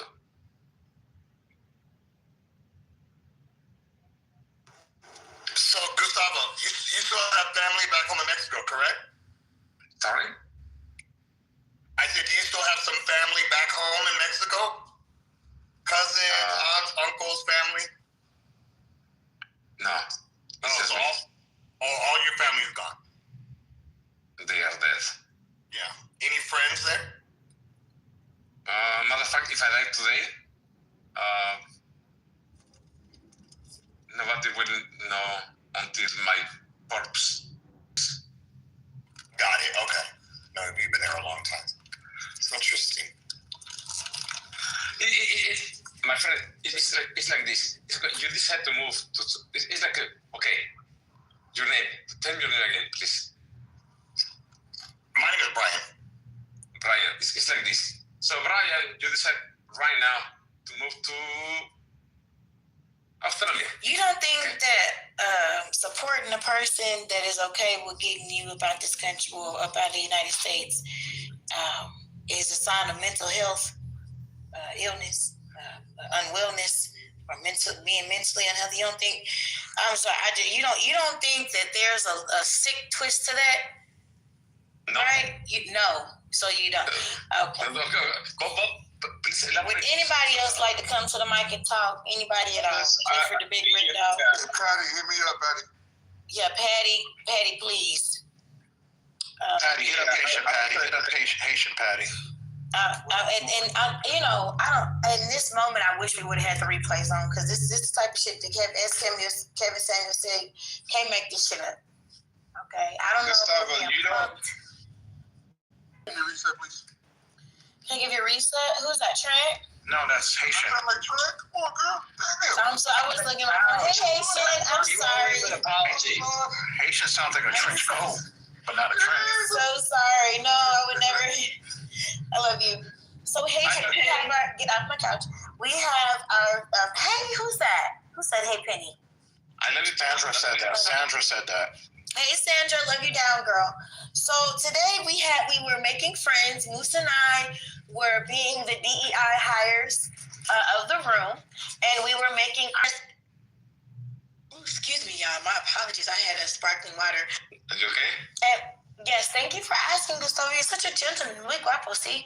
So listen, he was in here. We were exchanging thought. We found out Moose speaks Spanish. The room found out I speak Spanish. It was a beautiful time. And then Moose asked for Gustavo's opinion on MAGA and if he liked Trump. And he said he liked Trump a lot in Spanish. And then Moose said, oh, from here on out, you must speak in English so that everyone can hear this. And then he kind of elaborated on why he liked Trump. We didn't really get a clear, quite logical reason. And so, mentally unwell. And he said no. Stockholm syndrome. Driver. So Gustavo. That was nailed that recap. Thank you. Guys, if I may ask something, very quickly, okay? And he's in North Carolina with you, Haitian, by the way. Oh, hell nah. If I may ask something, Mr. Salim, okay. But if I say something, you. With one of the oldest HBCU in North Carolina? I don't know. But, you don't know. Yeah, no one knows about that, but y'all black people, come on now. But, that's terrible. Oh, no. Yes, I know. Okay. But if I may, okay? Yo tengo mucho If you're in this country, wherever you're coming from, if you don't speak English, you are fucked up. So you are in this country, you have to speak English and communicate in the best way, and you have to understand the moods. Like give them the shoot, give them the gifts. I had on top of my hat. You have to understand all that. Hey, Gustavo, that makes sense. Gustavo, okay, one last question before. Los Togres del Norte or Mana? Come on. Okay. Amari don't know what the fuck he's saying. Yeah. I'm actually, I'm trying to test if he's really Mexican. Okay, I'm asking you again. What is your favorite Mexican band? Really Mexican? What are we doing? He's been speaking Spanish. Oh, you gotta stop doing this shit. What is going on? Music in Mexico is very. Hey, Amari, let's do this. Let's see if you're really black, Amari. Okay, yeah, exactly. Gustavo, ¿cómo se dice ignore him? Gustavo, Dime. Say it. Omari is pendejo. He called you a pendejo. Listen. He called you a dumbass. Escucha, por favor. Escúchame, por favor. Listen to me. No, that's the Tex-Mex version. I'm the California version. No, it's escúchame. But let me ask this though. Like, I agree. If you go to another country, you should learn the language of that country. But that doesn't mean that. Of course. Yeah, but that didn't hear him, right? That's why I'm hoping too. That's why I have to say that shit again. Yeah, so you have to be treated. So you're saying you feel like shit makes you better. If you go to a different country, you have to be treated like shit. Okay. You have to learn fast. Why? Because when you are treated like shit, you learn the shit of that country in 2 weeks. And then you can blend and you can be whatever you want to do. So makes sense? No, not really. But what makes you about Trump though? Like, what do you like about Trump? You know, you being Hispanic, not being from this country, and seeing the shit that they're doing. Now that you told me you're in North Carolina, also seeing what they were just doing a couple weeks ago. That's a great question, Buddy. So, you want me to tell you about He call you buddy. With Venezuela? Or you want to That's a good question. Okay, Buddy. I call him Capo. Oh my God. That's all American, buddy. And you don't know who Mana is, so we already know. Everybody knows Mexico. Okay. Simple and John. Okay. So I was born in 1973. Okay. So then, who was president then? Let tell me. Let the guy speak. Go ahead, man. Go ahead, Gustavo. I'm waiting for you, bro. No, but for you to finish. Yeah, answer the question. You said you were born in 1973, and then you interrupted. Well, I was born in 1973. I don't know who was there at the time. What were you saying? Yeah, answer the question. Repeat the question for him, because he might have forgot with all of this. Nah, I was saying to you, like, I agree. You know, guys, I love you guys. You are stop looking at us, okay? So I agree. Gustavo. I agree with if you move to another country, you should try to learn. You should learn that language, right? That should be a priority. Oh, yo no hablo inglés, un poquito inglés. Yeah, I know how to go. But what I'm saying though, it's still weird to me that you being Hispanic and not being born here, that you support a piece of shit like Trump, who's clearly a racist piece of shit, and you telling me you're in North Carolina, Charlotte. So you know ICE was over here fucking with people last couple weeks. So you missed it, Asian. He was saying that he was happy about ICE. He said deport all these motherfuckers, himself included. That's what He's trying to say Haitian, we're not like Haitian. Normally, I would troll you. Haitian, I promise you, we're giving you the Cliff Notes version. That is what that man said. Yes, he did. But Gustavo, why would simple true. If I was ice, black, yellow, brown, whatever the color, I will put it down to the fucking street and I pull my fucking knee on that guy. If that guy is illegal. So much George Floyd now. So hold on. He said he was pinning them down and I heard him. He's funny in a party. He said if they are illegal. If they're illegal, he put them on the knee, put a knee on them. So I don't think I like that visual though. What is it? Gustavo, ICE is hiring. Holy shit. What is it that Wait, can I ask him a question? Hold up. No. Wait, do you hear right order? Hey, now. Haitian is trying. Hold on, Gustavo, hold on. Okay, Come on, he's trying to talk to you. Hold on. Patient, go ahead. It's bad at this. I lost my train of thought. Go ahead. What the fuck happened? Go ahead. This was my question for you. Hold on, Brian. Hold on, because I've been waiting to ask him this. Because this is along the lines of what Haitian is asking. Gustavo. Can y'all stop fucking cutting Yes, off? I'm Gustavo. I'm listening to the question. Okay, this is Divine. I'm asking you this question. Do you not... What's your name? Divine. Divine, okay. Please go and answer the question, okay? Okay, do you not feel a sense of brotherhood or any type of empathy or camaraderie for individuals that ICE has been going after that you have a right to be here? I'm not talking about the illegals. You're having people, there's a gentleman that served in the military who has been sent back to Ireland. There's a woman that was shot 5 times. She's a U.S. citizen. Do you have any issue with the things that ICE has been doing? Yes, I'm asking the question. Have you served in the military? Have you? I have family that. Can you please answer my question? Because you're answering my Yes. question with a question. I'm going to answer the question. If you answer this question first, have you served in the military? Have you? Sir, I have family that serve. He serves the community. Your family has served, but have you served in the military, my friend? No. Yes. Can you please? I said no. Can you answer my question, please? No, because you cannot serve in the military. Okay, hold on. Answer the question for me, Gustavo. I served in the military. You know, I'm a Marine. Okay. Well, no Marine, Navy. Okay. You're a Navy, so wait, you're a Marine. This motherfucker ain't serving in the military. This man is trolling us for real. So go ahead. So you what? Gustavo, tell me about the military. Military in the Navy. You in the Navy? Yes. Where are you stationed? Where were you stationed? Was it Fort Bragg, Gustavo? Was it Fort Bragg? You were stationed in Fort Bragg? Or Portuguese. No. Amari, were you stationed in Fort Bragg, Gustavo? I cannot do too much, but I was in Norfolk, okay? You said you were in the military. You said you were in the Navy. You were in the Navy. Were you stationed in Fort Bragg? Norfolk. No.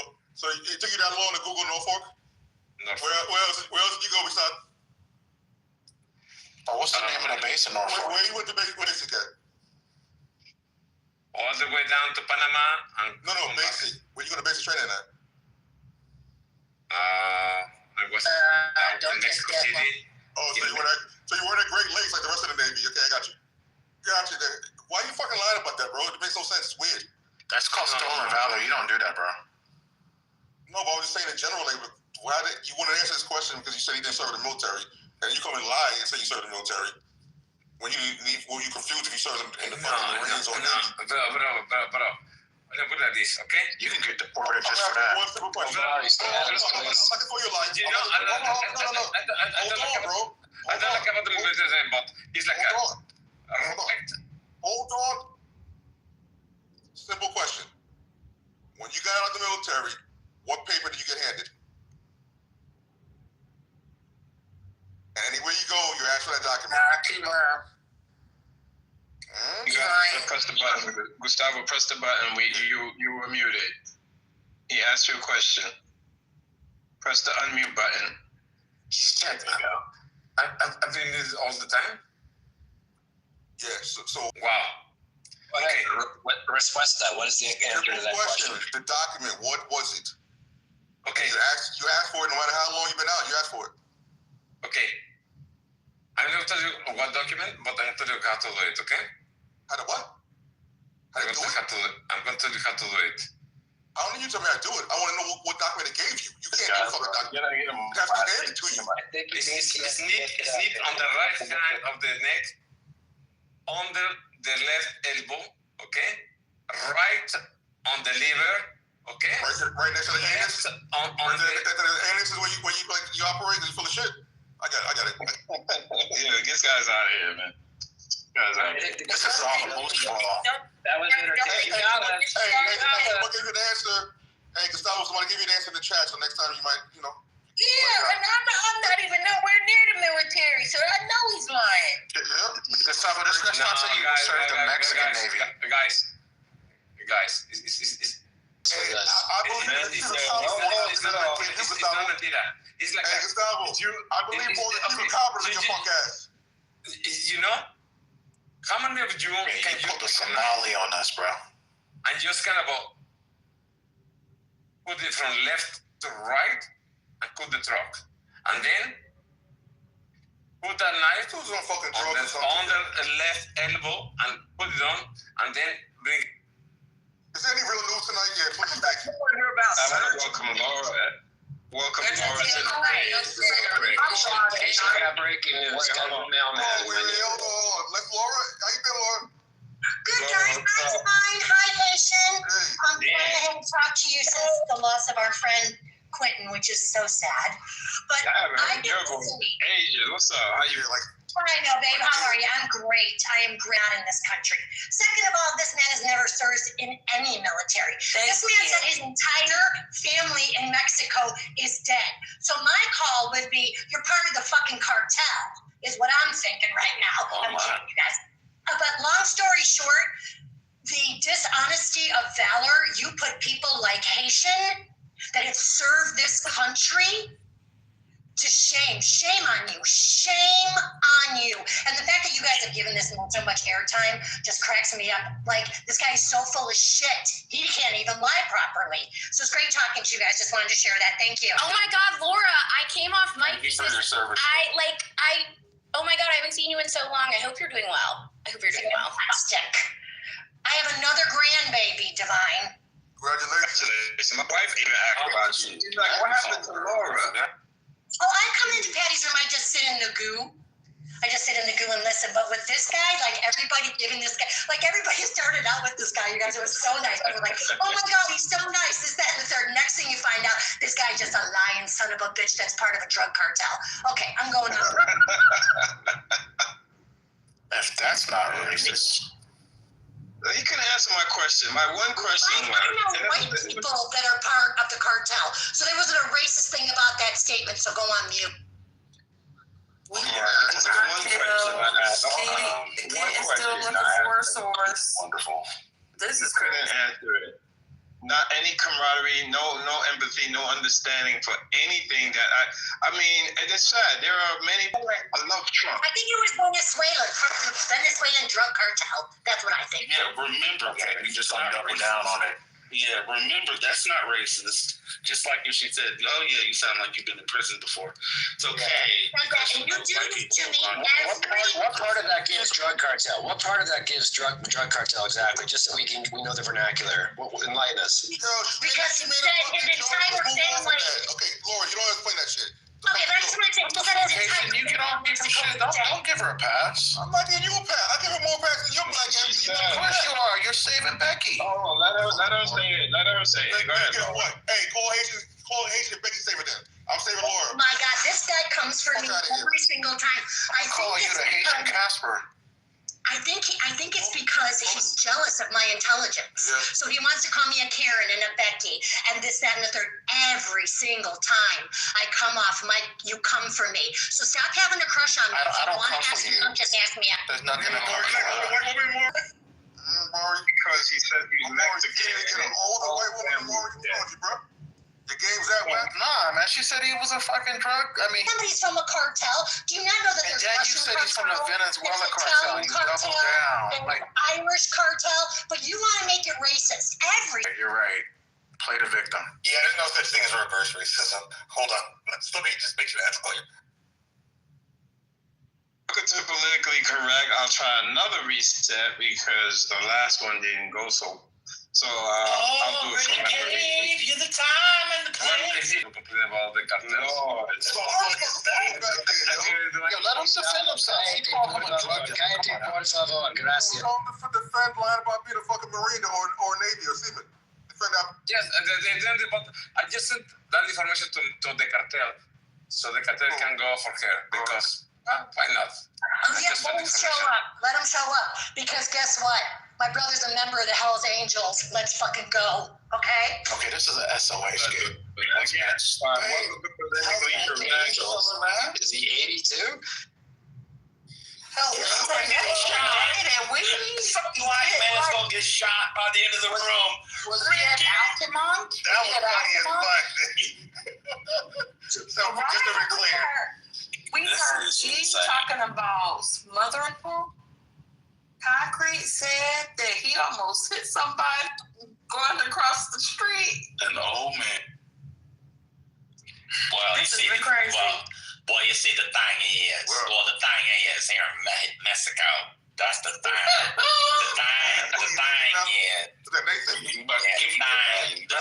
the thing. In Mexico, I play basketball. And I don't know how many seconds on the shot clock or Michael Jordan or the position, but I can beat Mexico. $2,000. $2,000 go. He really does sound like $2,000. Here's the thing, right? I voted for Bernie, but I like Trump in Mexico. Here's the thing.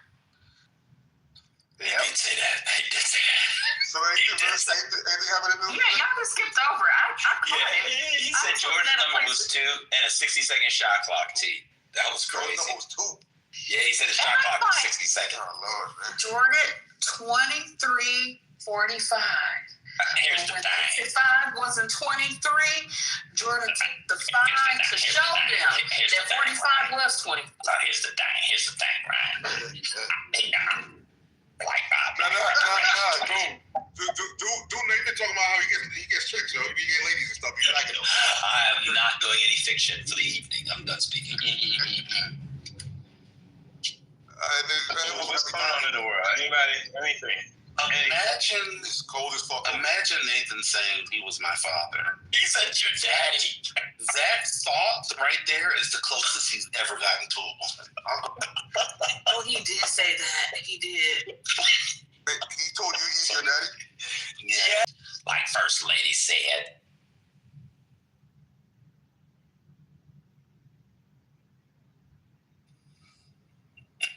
Yeah, that's fucking crazy. Lord. Why Gustavo keep getting moved down? What's going on? Hey, what's up, Gustavo? You want to place a bet on the game tomorrow? On the Army Navy game? Wait, is this the man who's in the cartel? I'm confused. /Marine/Navy. Okay. So Haitian, you wanna bet with the man who's in the cartel? I'm cool, bro. Who's in your same state? Yeah, that's why we can bet. So you fucking hand me my money. Dog. Ice was just there. He ain't there. Shit. Ice moved to here. I know the hiding spots. Hey, I know the hiding spots though. Citizen, and he's a Marine/Navy/ I don't know, some shit. Who works for NASA, man? No. He works for NASA. Don't forget that. Who trying to do Mexico aerospace company, right? He's an aerospace. Assholes on the weekend. Can you buy citizenship? Not too much on Nathan. Technically, you can. Here's the thing. I'm talking about basketball. Now, anybody want to bet on the game tomorrow, though? I don't think Nathan has the arm strength to Nobody's watching Army Navy tomorrow, bro. What's going on? Come on, stop it, bro. Who you rooting for? I'm rooting for Army, man. Army, of course. Fuck the Navy. Not too much. Last night. Dirty. It could be worse with Navy. It could be the Air Force. At least they're not the Air Force. So tomorrow, it's also Reefs Across America. So, you know what I'm saying? After that, it's the game, whatever. So. That's what's up. Yeah, so we're going to... Did you see did y'all watch I know Mega watched the Atlanta Buccaneers game last night with the field goal. Ouch. It was a great 3 fumbles, opportunities to recover. Yes. Fumbles was Unfucking-believable. And that one ball. One of those fumbles. Yes. No, I was gonna say there was that one fumble where there was like 6 Buccaneers around it and they didn't get it. They cheated. That was tough. Yeah. That was tough. The Buccaneer came up with the ball, but they let Atlanta keep the ball. They said Tiger. I don't know. I don't play with them. No, I play with Baltimore all the time. Oh, okay. You play on the PS5 or Xbox? 5. Oh man, fuck y'all. I haven't played Madden in 15 years. Oh my god, 20 years. So, other than that, Trent, come up here for a second, Trent. yeah, Trent, I was going to ask Trent about the F-18s. What's going on? The nerve of this motherfucker. Come up here, Trent. Trent. Hey, Put down the Jack. Johnny. No, Jack. Johnny. Put down the Johnny, Trent. It's Friday. You know. How dare you say that about the motherfucking game? What's up, Trent? What the game with Johnny and Jack? You know Trent's talking on mute right now. He don't even realize it. He's like, what's up, baby? Hey, baby, what's up, baby? So I got breaking news here, y'all. No, that's what he's gonna say. Trent, man. Dude. Oh my God, this nigga. What else is going on? I'm just trying to see. What was breaking news for today? I don't know shit. I've been running around. Yeah, I've been busy all day today. We're still waiting on healthcare. Like, they broke. Are they coming back? Are they going on break without a healthcare plan? Yeah, that didn't pass. We had four Republicans to vote for that. No, but hold on. But you had two competing health care plans. I would love to go through them, but that'd probably take too long. But you had the Republican plan and you had the Democrats plan. They both failed. Some people are fucking this person saying, so they know already, right? I don't know. They've been getting letters, and so if it does, I can tell you from personal experience at Obamacare or the healthcare.gov, rates have gone up for health insurance. There's no free healthcare anymore based on this new application that everybody just needed to fill out. I know somebody that just did it and she has to come out of pocket where she didn't have to come out of pocket before. What's her bill going to be looking like? What's her monthly bill? Her insurance went up for a single person. I think it was like $1,200 a month because they raised insurance rates. The insurance companies raised rates. So with her healthcare credit, she gets $1,000. So she's going to be paying $200 a month out of pocket for healthcare. But like, she wouldn't even have to be on this if she could afford healthcare in the first place. You know what I mean? Yeah, that makes sense. Retired, elderly. What's her situation? Ashley lives on food stamps. She's disabled. She gets SSI. She gets, health insurance. She gets disability insurance from the government.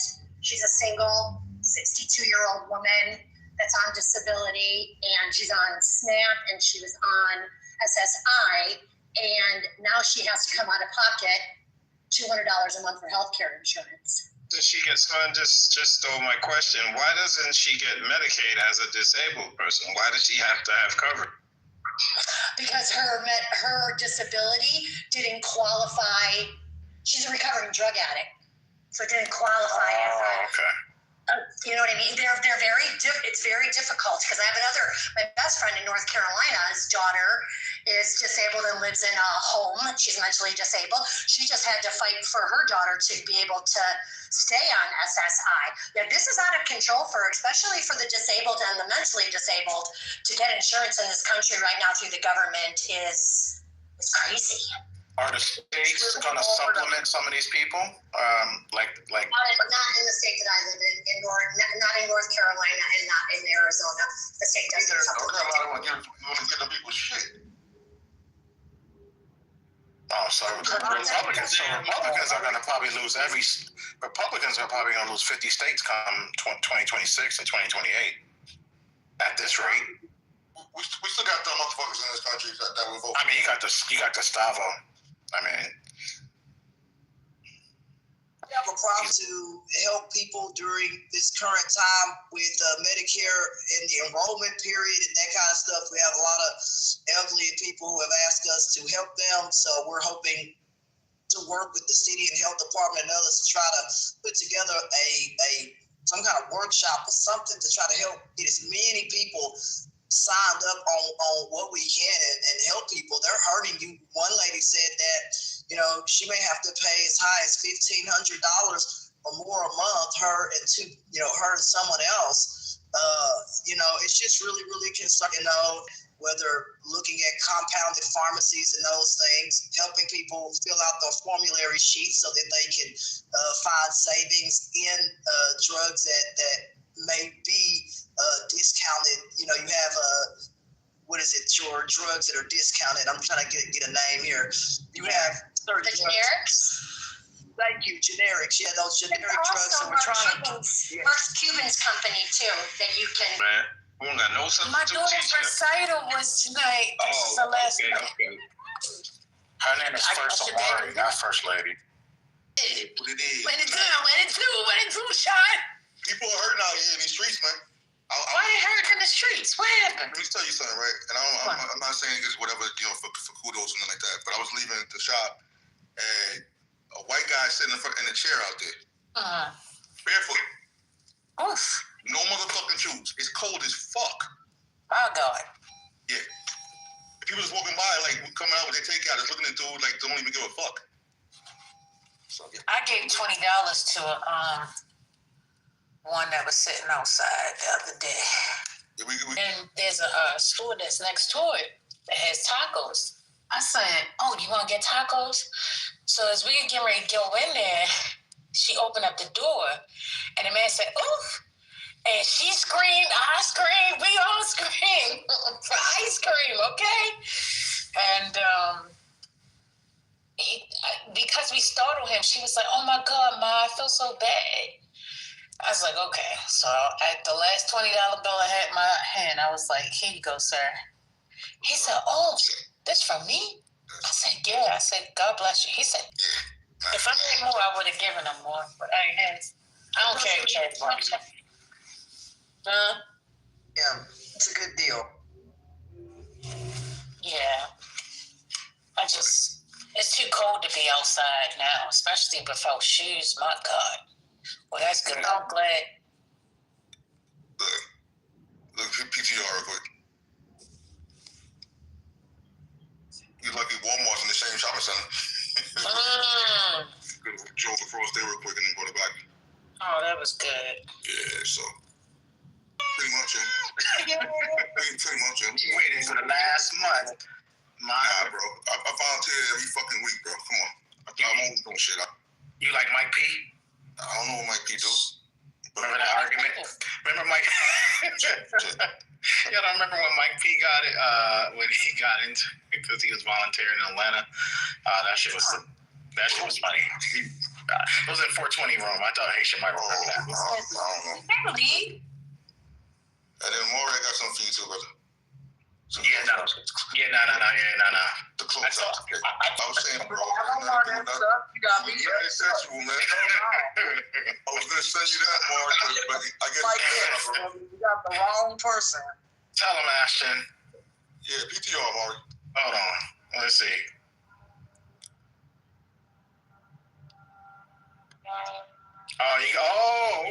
Okay. Those are some clumpers, right?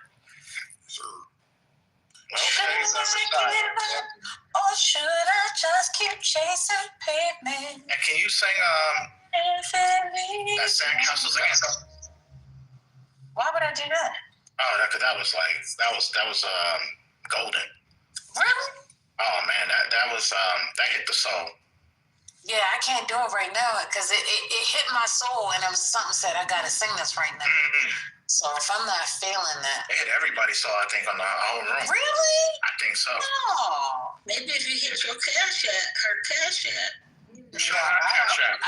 I don't do so when I said, Oh, okay. So you want so disrespectful to send cash app? I like that, personally. I like that. Yeah, I would not say, unless someone asks, yeah, I'll do it. But other than that, I ain't doing it. Y'all put money in the jukebox. Stop playing with me. I want to shout out Drew. Shout out to Drew. Shout out to Jukebox from. Why is that showing I got a phone sign? I don't like Shout out to Arthur's up here. Oh, and Penny's back. Go quiet. What's up, Kalisha? And is Brian still on the stage? No, he's not. Okay. What the fuck, Brian? Be quiet, Brumbus. You be quiet. What's going on? What you was waiting? You got to keep track of him for real? You as a woman, Amari? No, because we're gonna order his book. So I just want to let him know that he dropped this. Another dude, bro. What's up with that sus? No, nigga. This man's wife is out here doing God's work with doing books for kids. Word. And so I sent it to my wife. I sent it to my mother and my people. So they said they were impressed. So he should pick up. The link is in it. No, I was in the room last night. Oh. But yeah, that's what I was asking him. He can drop it again. His wife is real talented, real blessed. He got a good one. That's a good wife right there. Yeah, you can look him up on like TikTok. It's HBCU Prep Academy or Prep School. HBCU Prep School. Okay, appreciate it. In Queens, I think this is their first year as well. That was Brian. We're just talking about you. I'm sorry. In Queens. Yeah.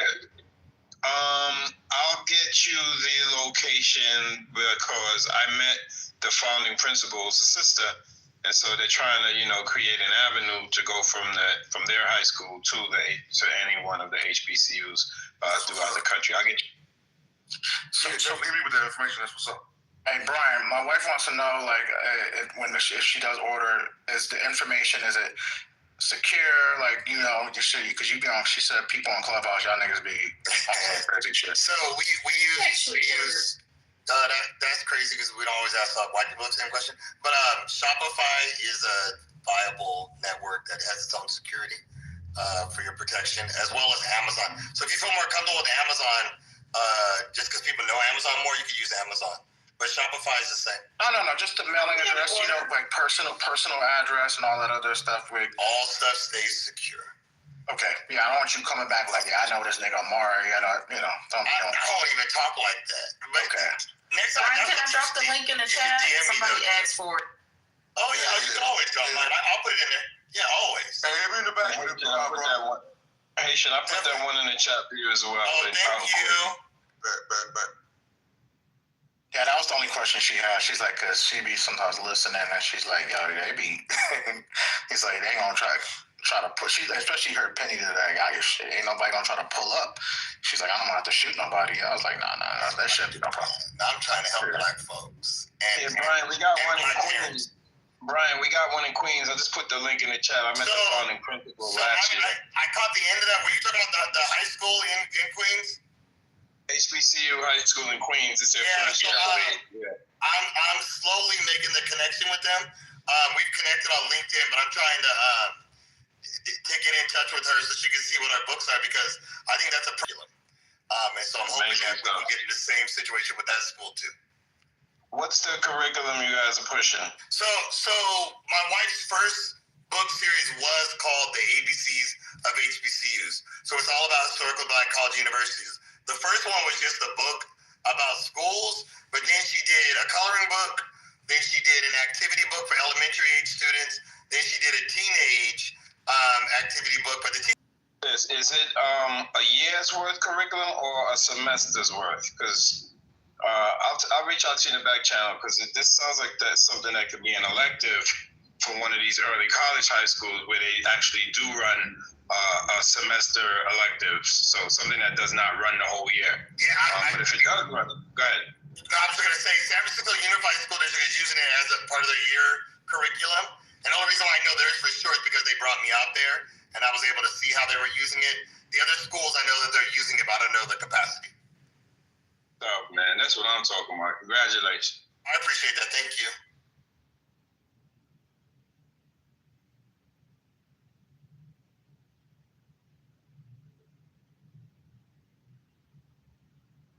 Awesome.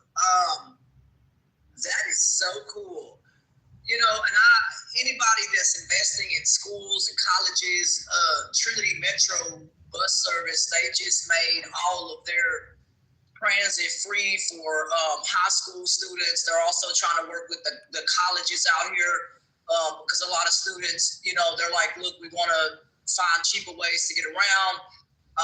You know what I mean? And they're trying to work with Uber and Lyft to see if some kind of discount or whatever for those students to try to make it more affordable. So That was on the news this morning. So yeah, Trinity Metro signed an agreement to work with all of the colleges, in this area. So I think that's a really good idea, is try to make transportation free or even reduced, including private transportation. And if they can get that going with Uber and Lyft, that'll really give people a lot more access, especially, people who don't have a car or people who don't have family that can take them to school. Those are the people, I guess, they're trying to target, is what they've said. So I'm grateful for that. Shout out to colleges and those people who joined on through Trinity Metro. I go to their board meetings all the time, and they're trying to take a part of their budget as well, the $176 million they crank out, and they're trying to help some of the poorest people who ride their transportation. So if they need dollars, but it's they said, look, it's a start, and they're doing their best.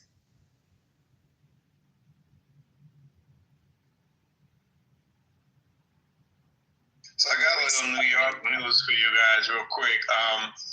There's a gentleman, he hired, Mondami hired him. Did you hear that? Yeah. Mondami hired him. You saw the front page of the paper? Is that a good thing or bad? I don't know. Like, I got love for my son, but I don't know how I feel about this. I mean, I think, and what's the young lady that's down with him, Haitian? He hired both of them. I can't remember. Tiffany. Yeah, but what I'm saying, the position he's going to be in is dealing with criminal, like criminality and the legal system, right? So it's not like he's putting him in as a fucking, like, a major position where he's not out there already. My son's been doing a lot of community work and is out there already for years, bro. I don't think he's a bad person for that, in my opinion. He's not committing crimes like that.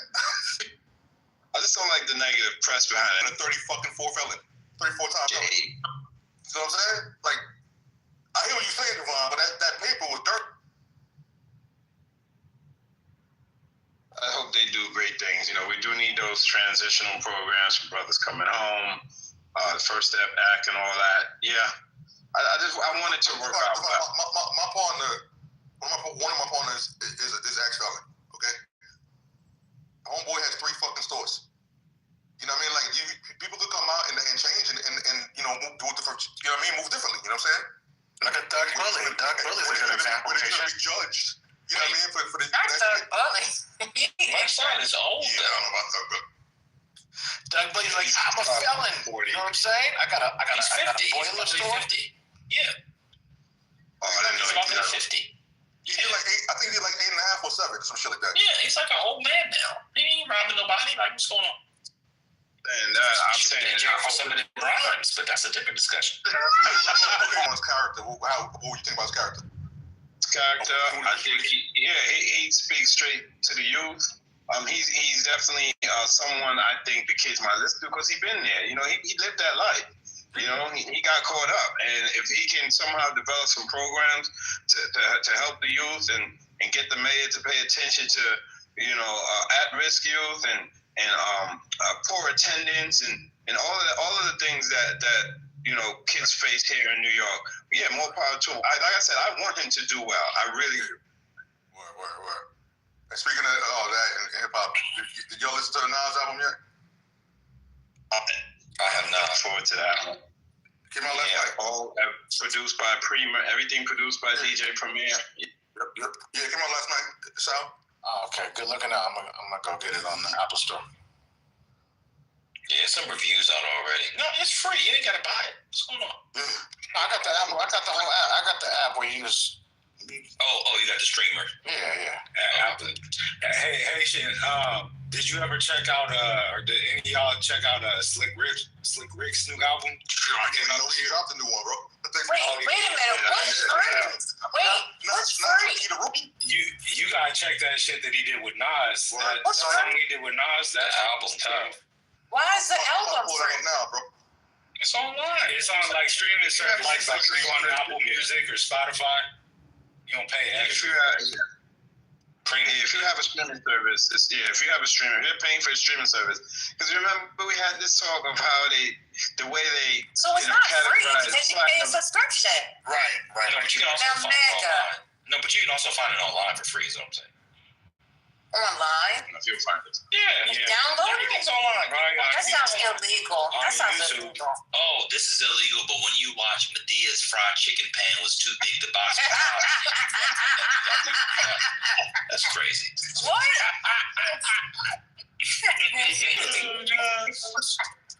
Why does his mind do this? Is anybody else preparing for snow?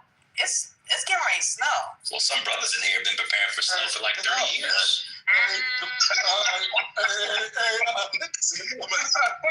had a snow. I almost got attacked by one today, Mecca. I almost got attacked by one today, some snow today. I was like, nah, you ain't getting none of this, homie. They on that Sharon call. They on the Sharon.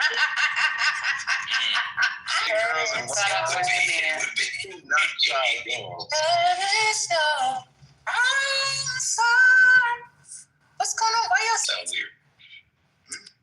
Why would you do that? I like the story selling. $10. Or do you like the ingredients? $75 for a fucking candle? Do you like the ingredients? You got marketed. That's all marketing. Hold on. $75 a candle? It's IG marketing, Haitian. They got me. I ain't bought it yet, but it looks like it smells good online. About the Gucci juice. This is insane. For $75, shit. I wonder how many of those she sold. A lot. All of them. She sold out. She sold some. She sold out. Yeah. Oh, there you go. Yeah. Man, what do you think about that, Walker? I mean, I like everybody wanted her juices. Her juice and berries. She's so perfectly toxic. Oh my God. She is. She's a perfect woman. It's insane. I know. It's crazy. God, that woman. I know you're going to put light tonight. Therapy, and you're going to be like, yeah, thanks. Yeah, I belong here. Have you guys touched on America's new defense strategy plan? Y'all read it? No, hold on real quick. Let me tell you the ingredients. Soy coconut wax blend, notes of cade, juniper, smoke, incense, and juniper. Okay. That sounds pretty good. Yeah. Juniper is good. Yeah. Who makes it? I want it for the kitchen. I need a good candle for the kitchen. Anyway, good. What you cooking? Like, what, you need a second kitchen? I just want to burn it. Yeah, I just want to burn it and put it near my beard so I can smell it all day at work. Gotcha. If you know, you know. I'm going on mute. My.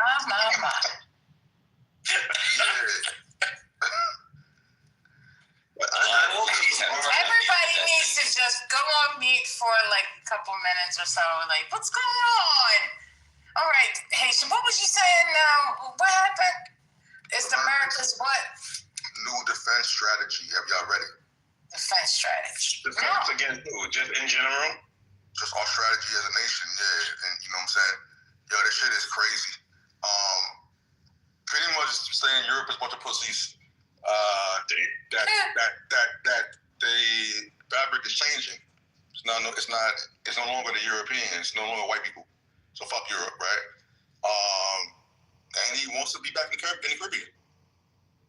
So who wants to be back in the Caribbean? What?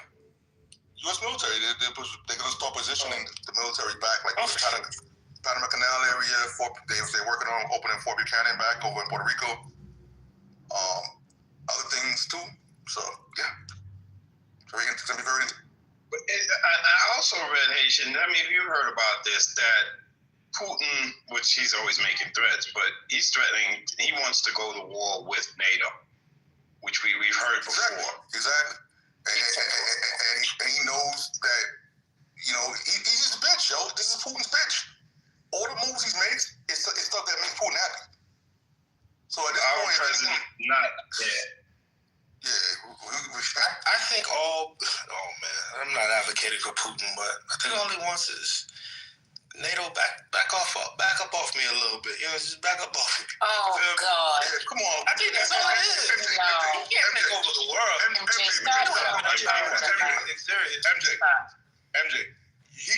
that could be valid if he didn't fuck with other people, right? NATO's not fuck with him for no reason. NATO doesn't fuck with him. So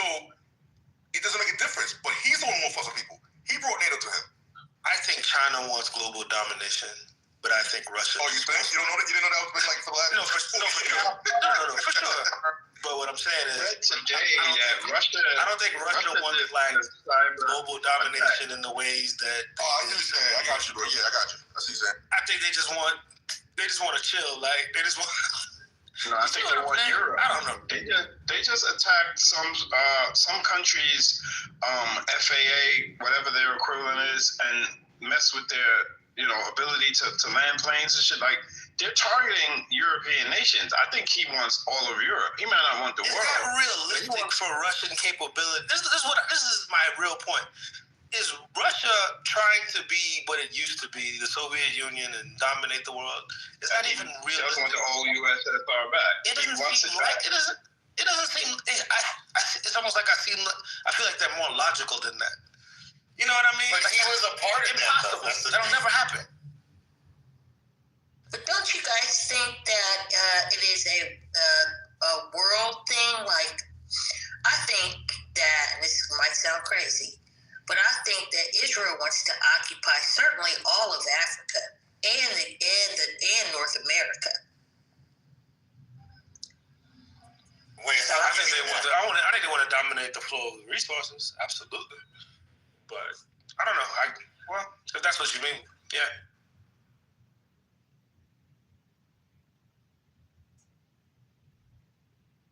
Yeah, he definitely wants to reunite the old USSR.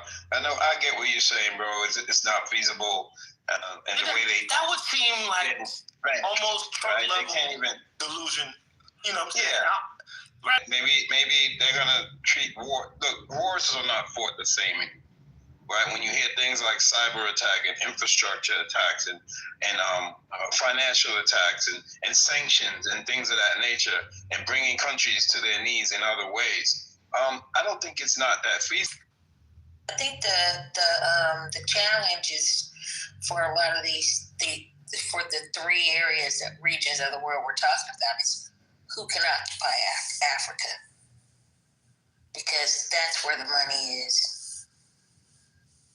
That's where the development, the largest propensity for growth is, the largest amount of resources, combined resources is. So I think everybody's got their eye over there. At a point, did you guys talk about the Nigerian plane that was grounded in what's Traore's country, Burkina Faso? We didn't talk about that, did we? There was a plane in illegal airspace. They're trying to make it sound like the plane might have had mechanical issues, but Burkina Faso is saying they made it land. And they took the Nigerian soldiers into custody. You guys didn't talk about this? Why did they take a plane? What? Because it was in their air school. Was it commercial or military plane? It was a military plane flying over Burkina Faso illegally. They claimed they were headed north, but the airspace they were in was actually south of Nigeria. So I don't know. There's this Nigerian brother I follow, and he's like, yeah, I think that Nigerians are behind this. They want the Nigerian people not want the Nigerian army messing with Traore and Burkina Faso. They feel like they're being used, like someone sent them. Like, yeah, go fly over Burkina Faso and see what happens. There's a lot of proxy wars going on. We know that Europe does not like Traore and his movements. This man is trying to make moves. He done kicked France out. He's trying to do things. And so, to Butter's point, they don't want that. Their worst nightmare is Africa uniting. Africa uniting is definitely what none of the superpowers or quasi superpowers want. Like they don't want that. They don't want Africans to dominate their resources and charge a fair price. My God, what insanity! It was a it's a great continent.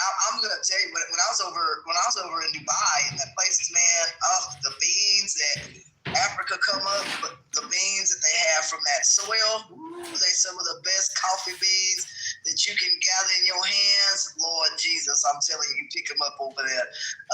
But at the end of the day, that plane though diverted way off course. Was it an investigation plane? Was it a plane? Because it's like there's some descriptions that's missing. Was it a plane that was armed, or was it just a cargo plane that would be of no harm? I'm trying to understand if it's a cargo plane with no plane. Let me read for you. So a recent incident on December 9th, 2025 involved a Nigerian military transport plane that made a precautionary landing in Burkina Faso, leading to accusations of airspace violation by the Confederation of Sahel States. The plane was a Nigerian Air Force C-130 transport aircraft carrying 2 crew members and 9 military Bobo Dioulasso Airport, in accordance with standard safety procedures and international aviation protocols. However, the AES, a mutual defense bloc formed by Mali, Burkina Faso, and Niger, after they broke with the regional body ECOWAS, claimed the plane flew over Burkina member Nigeria, West Africa's largest military power, particularly as Nigeria had recently sent planes and troops to aid a neighboring country. So there you have it. Unarmed plane, so it was a cargo plane. I mean, I want to say that I believe that I really want to believe the article where the folks said we're having. What are 9 people going to? 9 people, and then you have, we're having mechanical issues. I don't think they would make that up. Where's the Portugal is north, kind of northwest of Nigeria. Burkina Faso is to the south. Why would you fly south over a country you're not supposed to be flying over to go in the opposite direction and then claim to have mechanical failure? So they have every right. Yeah, they had every right to snatch them up. Nigeria has no business messing with Burkina Faso. They're not united with Nigeria, as I just read. Burkina Faso has partnered with Nigeria and another African nation because they're sick of the bullshit. Yep, so they were trying to kill a tourist. Africa Unites. If you do look it up, there was a time that Africa essentially tried to create its own banking system. My grandmother told me about that kind of stuff in books and stuff that she could find. And if Africa could ever, if they would ever get an efficient banking system, the game would be over. Man, that's why they murdered Gaddafi. Over. I'm sorry? Yeah, that's why they murdered Gaddafi. And to the chat, Bello, the fucking name is, he said Portugal was south. All I know was they're going the wrong direction. No, you're going the wrong direction. No, you said Portugal. She's saying that you said Burkina Faso was in the south. Right. Yeah, I might have messed it up, but the fact remains they had no business flying where you came from. If you are having mechanical issue, you could have landed in a nation that you're friendly with. You don't fly over a country that you're not friendly with and say, "Oh, I'm having an emergency and I need to land." That's crazy. Okay, man, I'd like to know. Wonder where the nearest airport was. Yeah, they. You don't think you could have been Since they turn back around, there are some things that I wonder too. Were they over water? Was there other hazards to where they may not have been able to turn around quickly? Those are things I think about. Here in the United States, there was a plane dealing with, downburst winds. They said, look, we can't fly into that. So they had to literally find the nearest airport. They had to go around that thing. They couldn't turn around. They said, we can't go back. We don't have the fuel to make it. So I don't know. It's interesting to me. I have to look all that up geographically, but that is way off course if that's what you're saying. That's not cool. You were saying something? No, I agree with Ashton. I don't think they just landed there because they looked for the tuition. There was a reason why they had to land. And we ain't killed Gaddafi over them making up money. Gaddafi was a dictator. Gaddafi he was killed because, who said that? So he was killed over money or because he was a dictator? Did he steal from people? He's a dictator, so that's not good. So that's why he was killed. Look at the history of what happened in the Arab Spring. What was going on at the time? Trying to unite Africa and have one monetary. What am I trying to say? One form of currency. Thank you. It's still a mess, a bunch of the shit that people be saying about Gaddafi. He wasn't a good guy. He was fucking terrible. He was killing his people.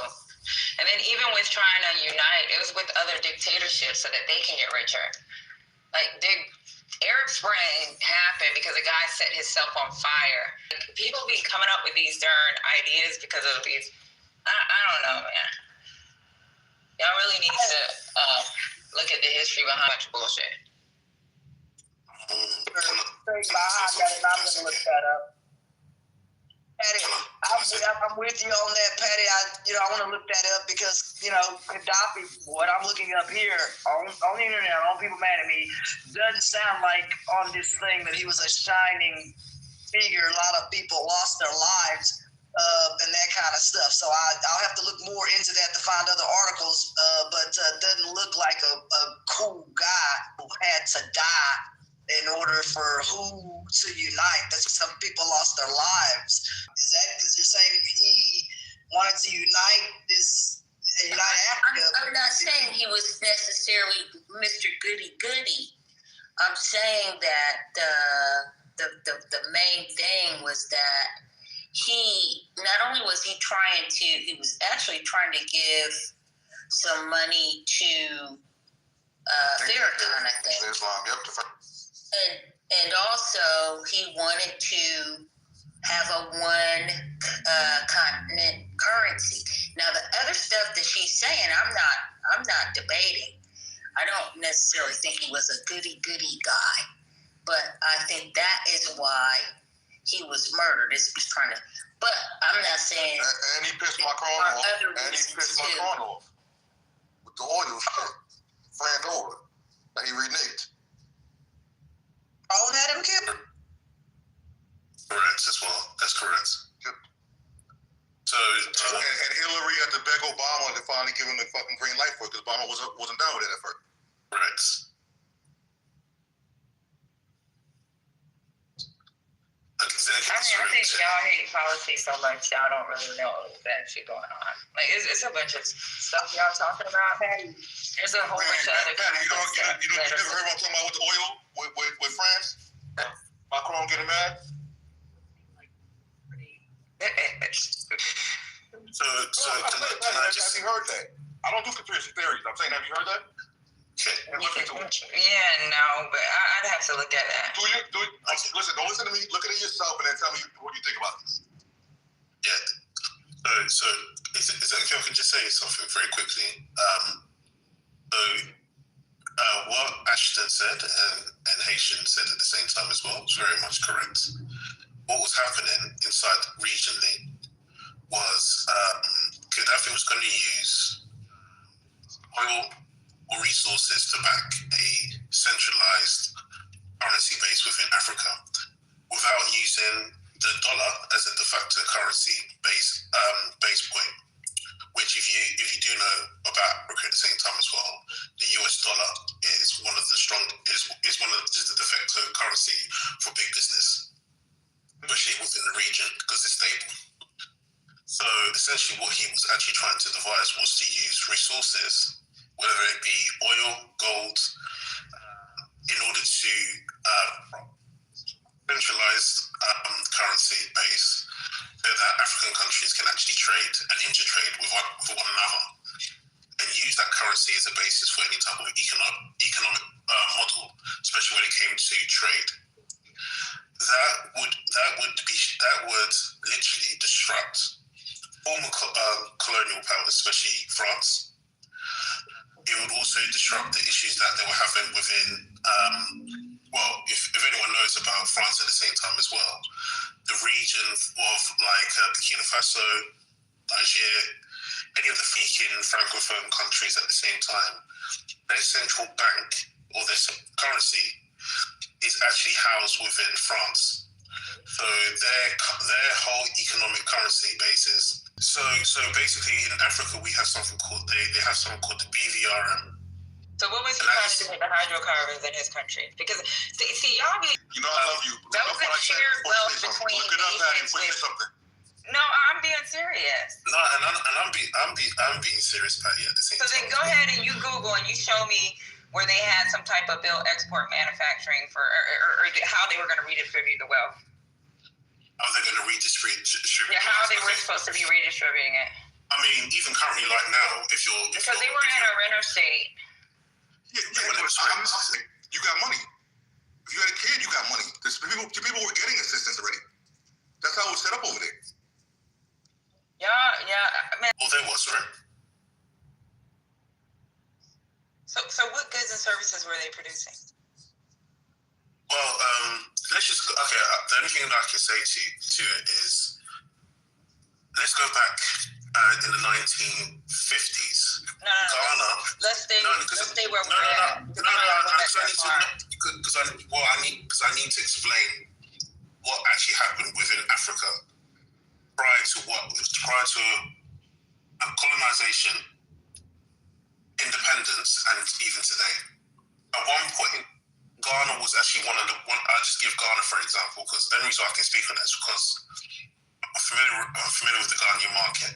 Okay, well, we're talking about Gaddafi. We're talking about Gaddafi. And yes, I don't care about no Ghanaian market, and we're talking about Gaddafi. Because I don't care what you need. Okay? I'm just telling you the truth. Okay. Go ahead. Stick to what was going on in that country. Let's go back to where we're going through with Gaddafi at the same time as well. Gaddafi was proposing to actually have a single, like everyone has been saying, a single centralized system. The main reason that Africa is also very poor is that it doesn't intertrade with one another. And trade within one another is one of its biggest barriers. So, for instance, if I was to trade in coffee within Kenya, I would have to service that particular Kenyan coffee would have to go into Europe, then exported into my region, right? We don't have any localized infrastructure, and if there is any localized infrastructure, it's always on the behest of IMF and big loans. But Gaddafi has seen this happening for a very long time. He's obviously been buying military equipment from Europe, where we used to see a lot of immigrants or asylum refugees. I'll go ahead and give you the definition, and this is straight up out of any fucking economic sector. Okay, so I went and Googled it for you. And they're a renter state. Classic renter state economics replaces production with distribution, accountability without patronage, long-term growth and short-term growth stability. How you apply that freaking, I'm going to go ahead and put in Gronk, how you apply that to freaking what was going on in Fabia. Because that shit was, y'all be making up these, y'all hear little fucking one-liners, really don't even put the fucking, y'all don't put the information together to see what was fucking actually going on in that country. Or how wealth would have been distributed. Y'all really be. When you say you talking to me too, or the other people? Because I didn't say anything about the wealth distribution.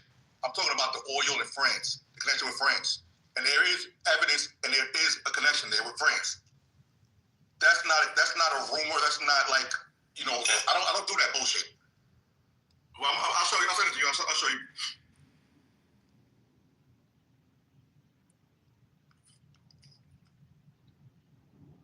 His entire monetary policy was rich only.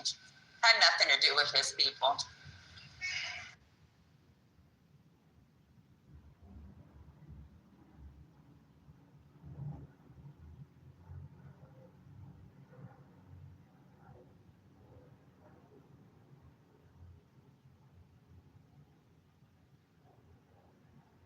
Are y'all talking?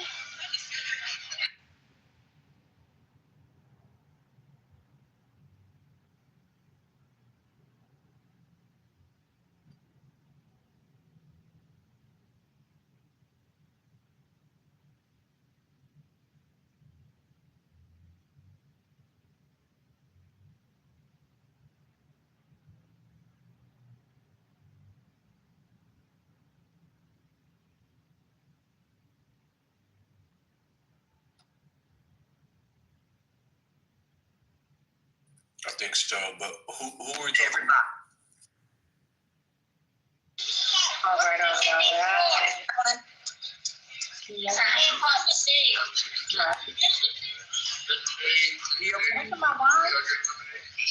All right. Did you get lemonade? So I got some radio.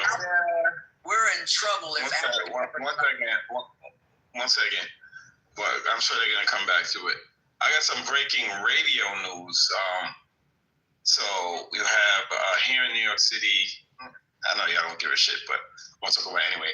Ebro got let go from Hot 97. There's no more Ebro, Rosenberg. Wait, and what? Yeah, Ebro. What's going on?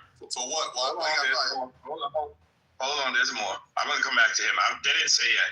Also, Miss Jones, we had a new radio station here in New York called 94.7 The Block. They play the classic shit that my generation love, Haitian love. Miss Jones is gone from 94.7 The Block, and Ed Lover had the evenings on 94.7 The Block. I'm in New York. Yeah, so there's something going on with hip hop, urban morning radio shows. There's again big shakeup with Ebro Rosenberg. They've been there for a while, and Ebro was the program director. A lot of people had issues with him. Some claim he ruined New York hip hop, but something's going on with morning radio, guys. I don't know what it is. Stayed in the West Coast. Yeah, he should. Yeah, he's a West Coast dude. He should have never came to New York. But something's going on with morning radio. This is a huge shakeup. We know that DJ Enough was let go, and Funkmaster Flex slot got moved up, and DJ Enough, they did him dirty. So something nasty and dirty is going on in urban radio. That's why we need our own stations. You know, unfortunately, we don't own shit, so that's why they able to do shit. Yeah, so Mikey Dread and Mother got cut. Mikey Dread has definitely been there for years, decades. He's definitely a pool.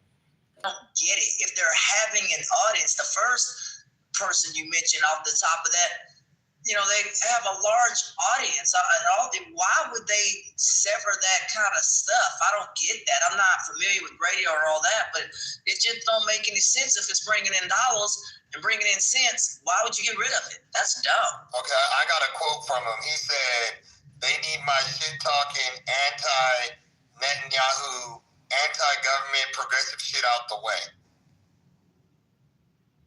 That's wild. Hold on, let me switch back to it. He said, he has more than one quote, but it says, let me read the whole little piece. It's 3 sentences. Ebro theorizes about why his show, Ebro in the Morning, was canceled after 13 years. And now it's quoting him. "They need my shit-talking, anti-Netanyahu, anti-government, progressive shit out the way. They're trying to get to the bag at these VCs. Got to raise some capital." So he's basically saying that, like, the same thing is happening with TV is happening with radio, which actually might make sense, right? Remember all of a sudden that there was those 2 weeks where all of a sudden Joy Reid got fired, a bunch of other MSNBC people got fired, CNN started shaking it up because they want to be able to get approval. FCC. Yeah, FCC and also the money. I mean, so much of the radio is owned by like 5 or 6 major companies, and the people that are doing the ads in those companies are calling the shots.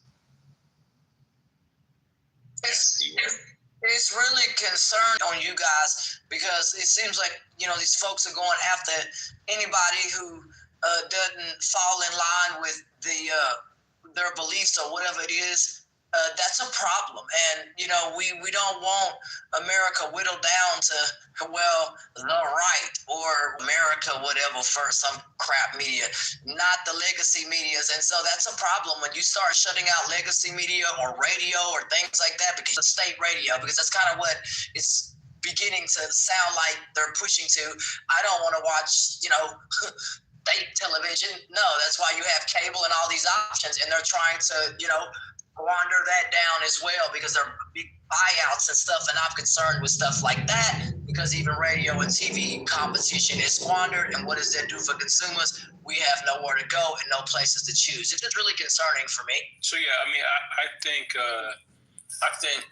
Ebro has been like saying some fuck shit about a lot of like black hip hop, R&B stars for years, and they didn't give a fuck about that when he was like, bringing down, a lot of like, hip hop upcoming stars, right?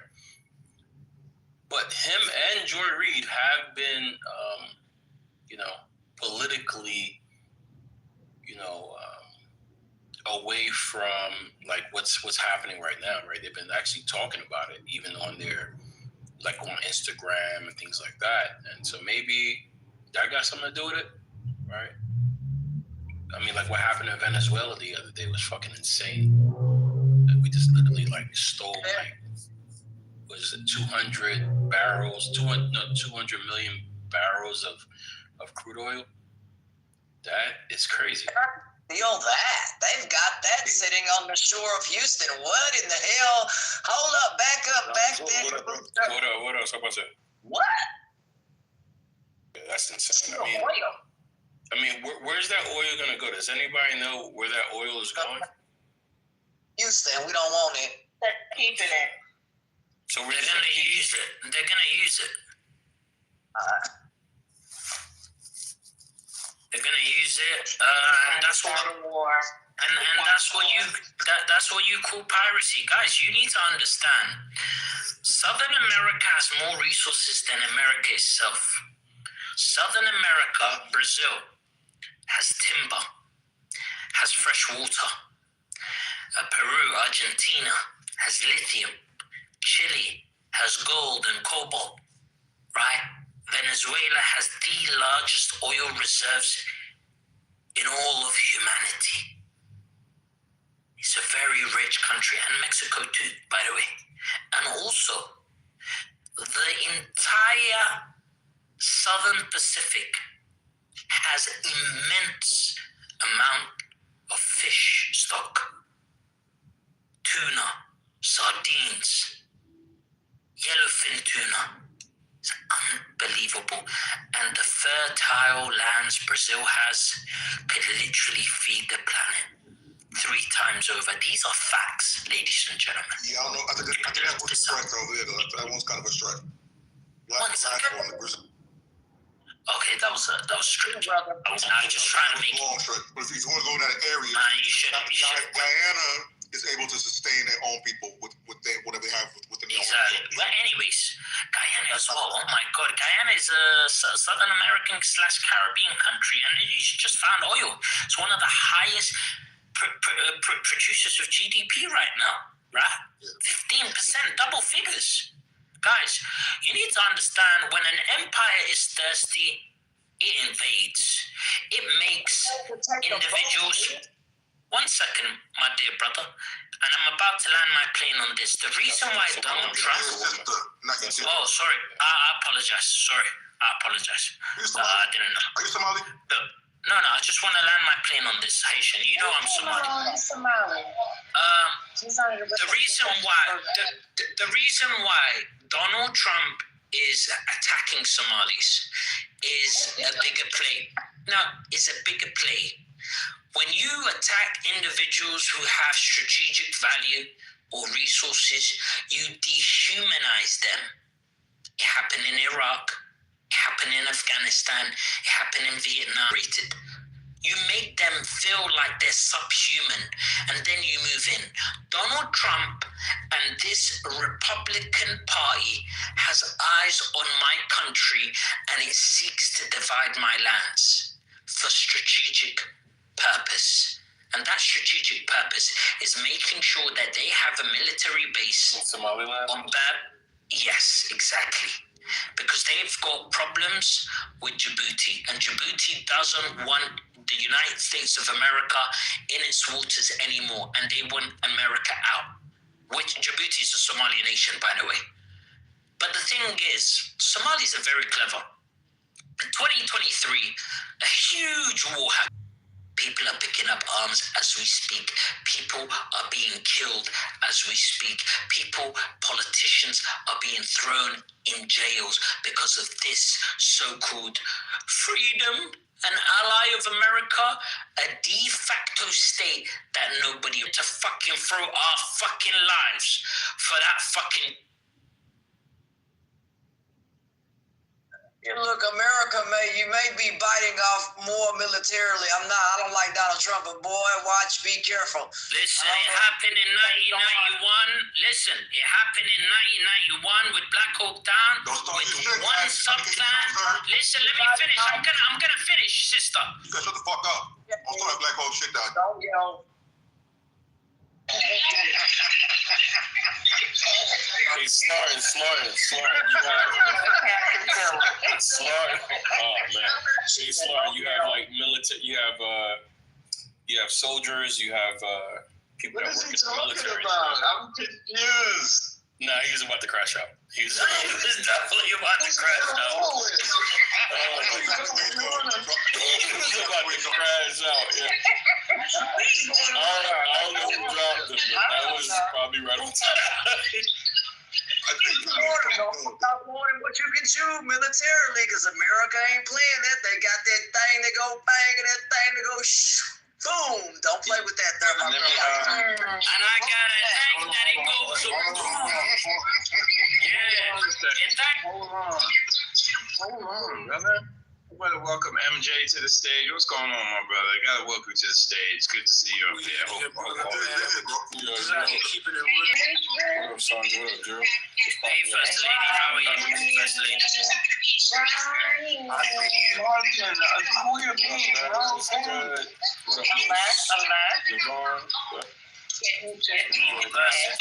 before I go out. Look at hey now. All right, hey.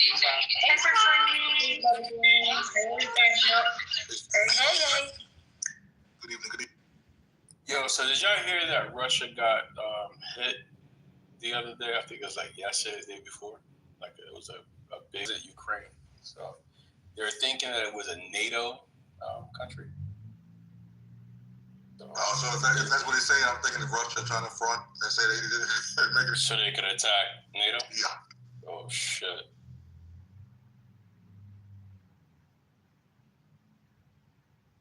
Yeah, that's too big of a war though, man. NATO countries plus America? I don't know, bro.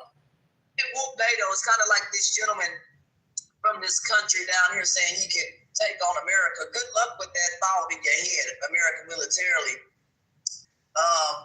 When people get too big in the head, America shows you something that goes boom and bang a little bit bigger than what you can offer militarily or otherwise. So I'm just saying, brother, I'm just offering a warning that America's not something that you can just bow over militarily. Good luck if you're trying to fight against the United States, because you're not winning that. So what's your thoughts on Venezuela, like and Machado? Like, what's your thoughts on? Do y'all think America's in the right for taking their oil? Absolutely not. No fucking no. I'll go after Trump's trying to start a war. Anything he can do to stay in office. And the way things are here right now, if we went into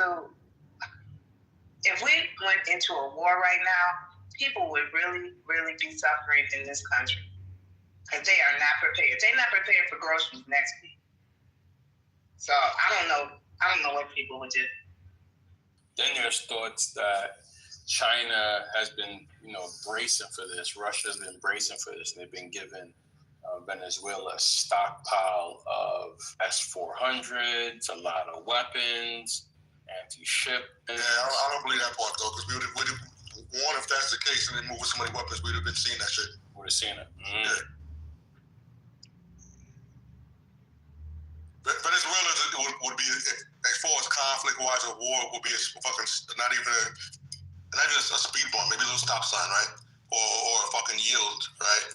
But it would get interesting because you see Putin sent those fuckers from the fuck is that group? Wagner. Yeah, Wagner over there. Oh shit.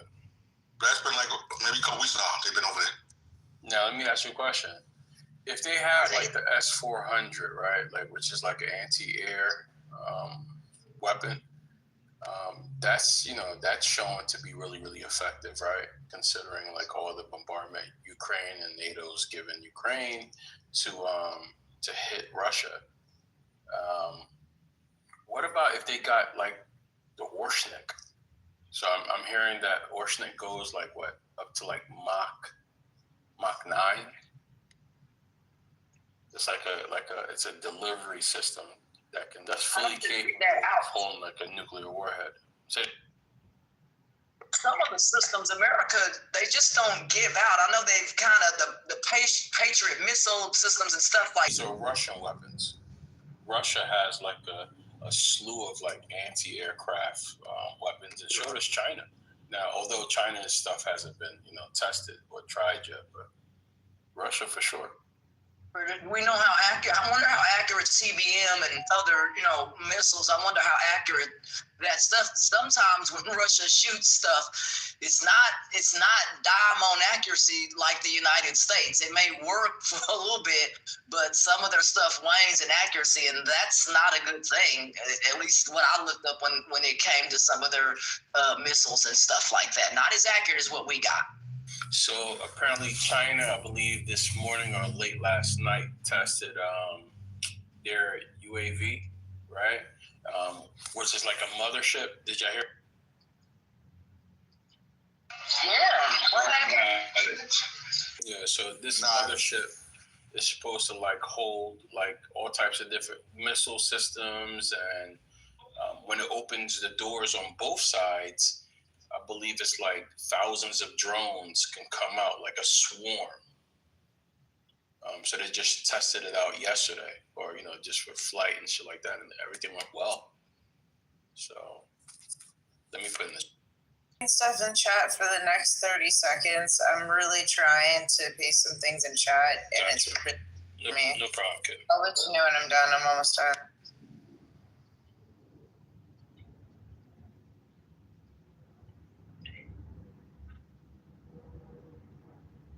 I'm sorry.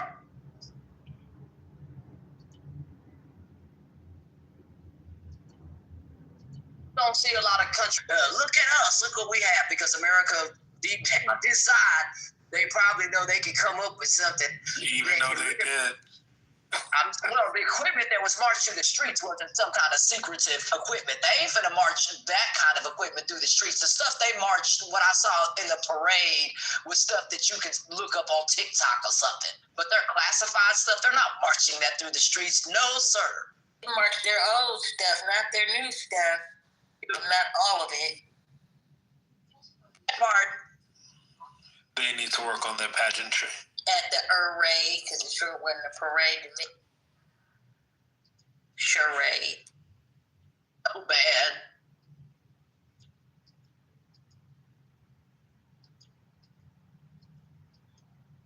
They're not ever march its new stuff in the streets, and I'm glad they don't do that for obvious security reasons. Hell, they ain't trying to have people come out here on TikTok or whatever these sites are and be like, well, they just not doing that out here. It would put a lot of people's lives and stuff at risk to march things like that in the street. We ain't Russia, and we don't want to be here. We ain't trying to have soldiers marching like toys. What the crap? We don't want to do.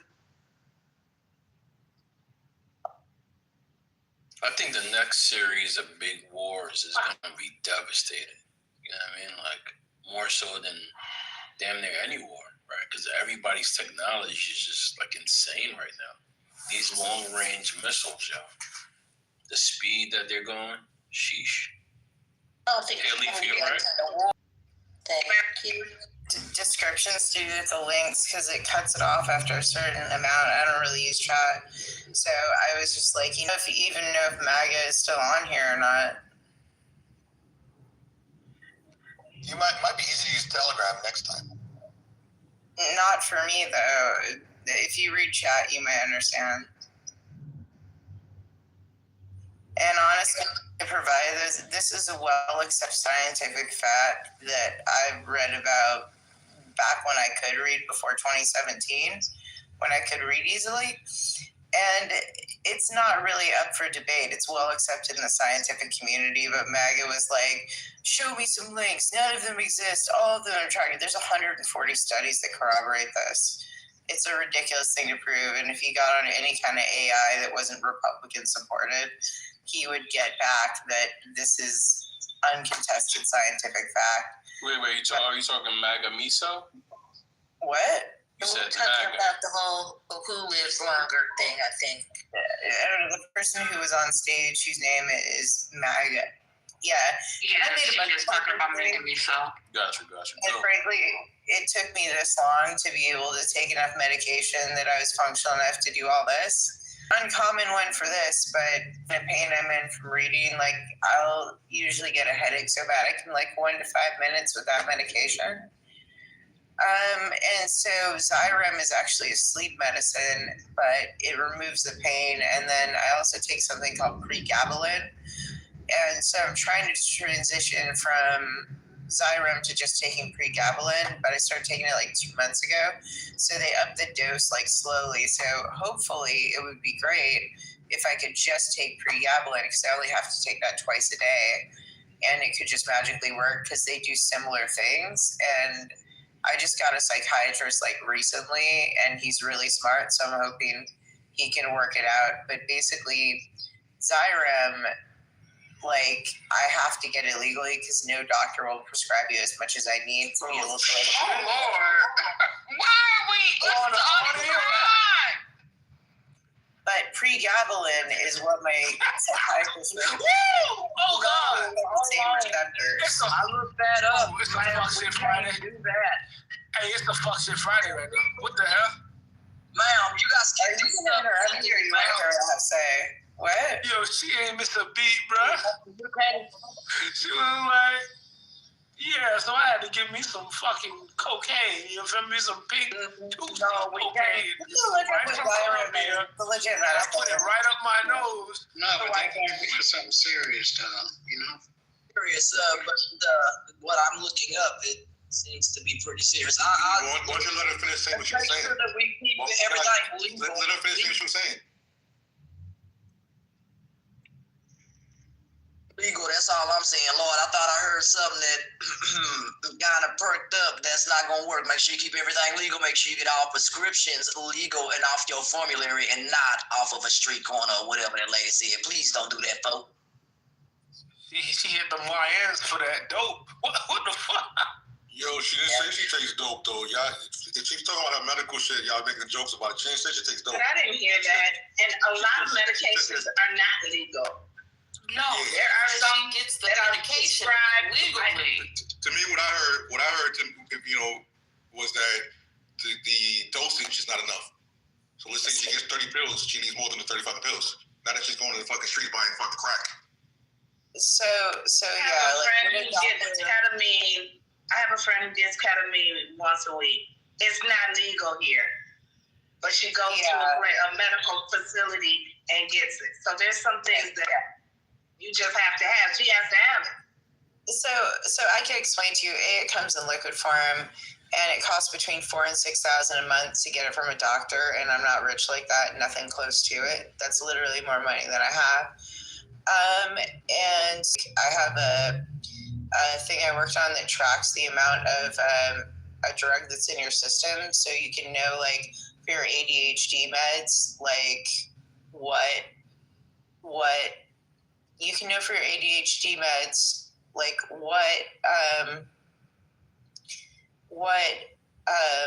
amount of it is in your bloodstream. So let's say you have good functionality at work or you have bad functionality at work, you can make a note next to it, and then you can look at a chart that'll show you that that was when you had good functionality. So if you're trying to plan when a meeting happens, you can plan it a part of your day where the amount in your bloodstream, and so it calculates half-life, which is kind of complicated. And so I did this in a spreadsheet, and then my friend who does database stuff wants to make it into an app. I've probably spent 1,000 hours doing this because it was something that I needed to be able to function. And when I take Xyrem, I'm able to do things that I used to be able to do before the accident. Before that, I couldn't build anything like that. So probably spent 1,000 hours building that. And the amount of doses I needed of Xyrem to do that were probably like, probably somewhere near 1,000, to be honest, because I have to constantly take it while I'm working, or I stop being able to read without pain.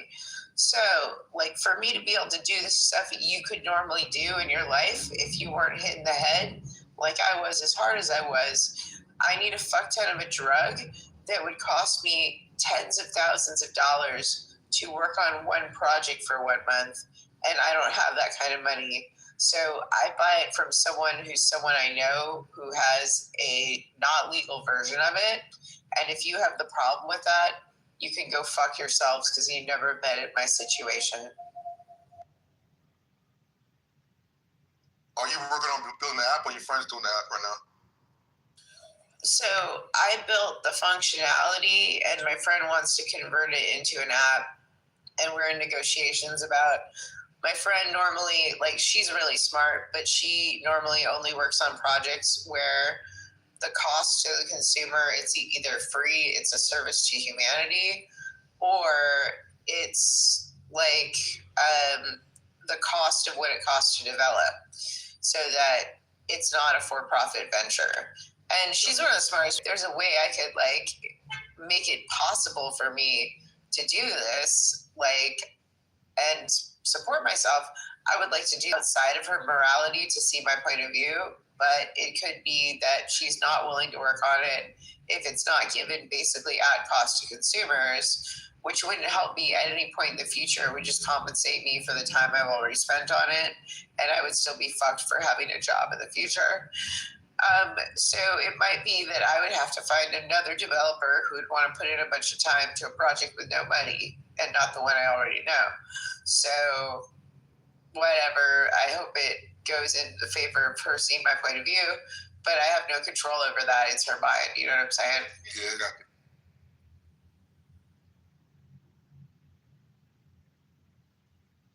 For you, and folks will pray for you for real. That is tough. I mean, it was really meaningful for me that something that I had to do for myself and figure out for myself, because no product existed.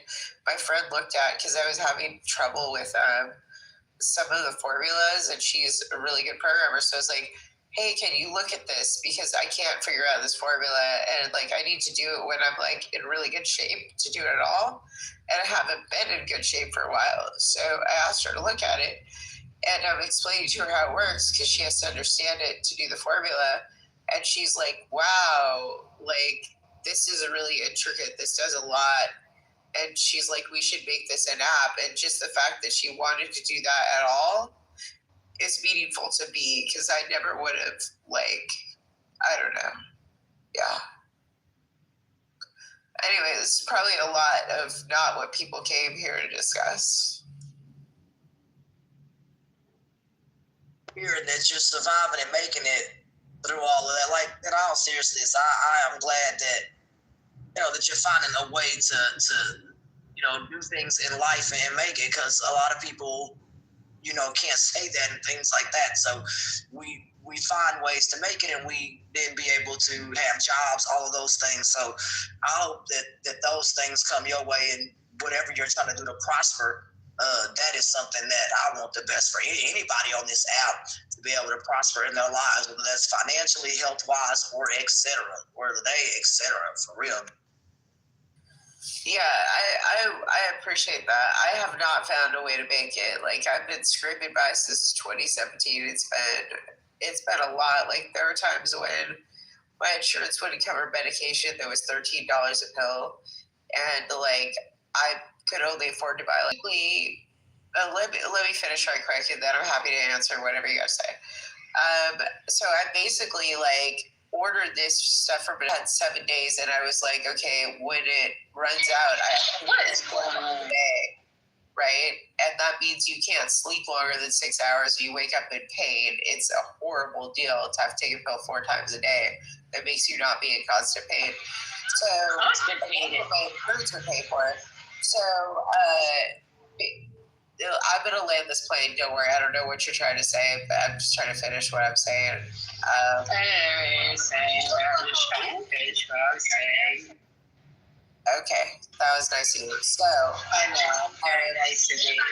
Basically, I can't believe someone's trolling me right now, but some people have no class. But anyway, so basically what I was trying to say is that the thing arrived from India, and that was the only reason. I was like more surprised than anyone that it arrived. I was sure that money just disappeared.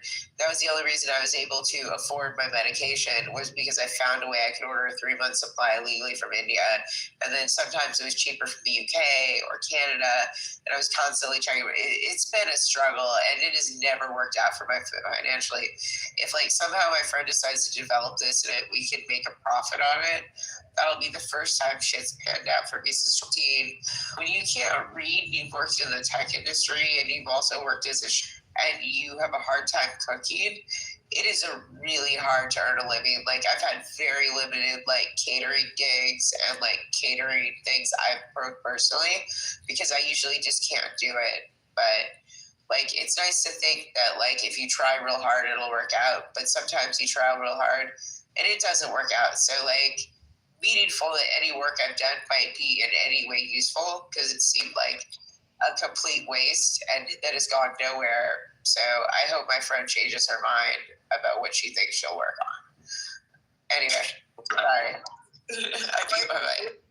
Some of those drugs on a formulary that is cheaper, is there, because we've helped people. If there was a way you were in the Dallas-Fort Worth area, there may be a way to get this stuff at a reduced or zero price. It also depends on things in your own life. If you have been in a hardship, there are all kinds of programs that can pay for that medication, especially if it has to deal with mental issues or other, issues that even keep you from working, right? There are programs and stuff out there. I know in this area, some of the veterans programs, some folks said that they felt that more and more veterans should try to get help and get signed up so that they can get what they are owed, really. But I hope the same for you as well, ma'am, that there's some type of reduced program on your formulary. New insurance is coming up and new plans.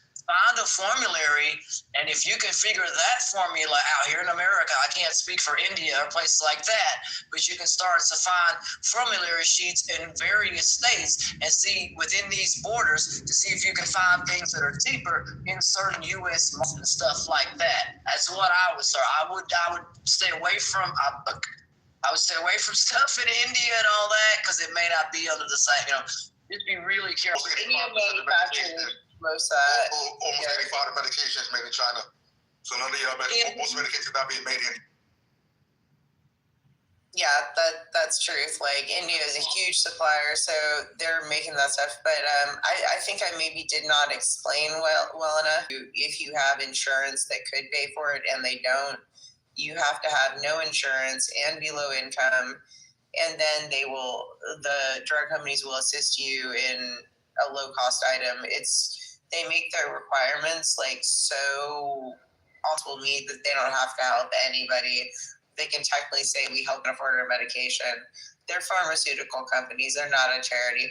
But what I didn't explain well enough is that Xyrem is prescribed 2 doses per day. 2 doses per day wouldn't allow me to do any of the things that I've managed to do that have made it easier to live my life or might one day bring me professional success. I need more like 10 or 20 doses. And since there are no studies of it being used for what I do, no doctor would prescribe it to me in that quantity for me to legally get it.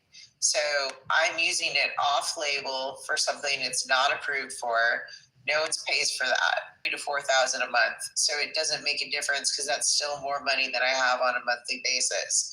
I can't have, magic money that exists. And so far as using a drug off label in an illegal manner that is a pharmaceutical so that you're able to function and read, no charity on the planet is going to give me money for that. So getting it legally, not an option. I'm doing what I can do, which is I found a way to buy it in bulk illegally from a safe supplier who's consistent. And that's how I'm able to do stuff like look up links when someone says send me links to studies where I could not read that. Without that, I would lose the ability to read with a headache so bad I couldn't function or enjoy life within 1 to 5 minutes without that. So part of the reason it took me so long is my Xyrem levels were low, so I had to actually start getting them back up one way or another the entire time. That's how long it took. Where do you live? There are ketamine clinics throughout the country. Where do you live? I know, but you need to be considering that. Where do you live? I already use Spravato for... That's not the same. It is not the same. I use the type of ketamine you're mentioning. So you're assuming I have it. Okay. I'm offering to help, but... I get that you're trying to help, but maybe ask me if I've done ketamine therapy before.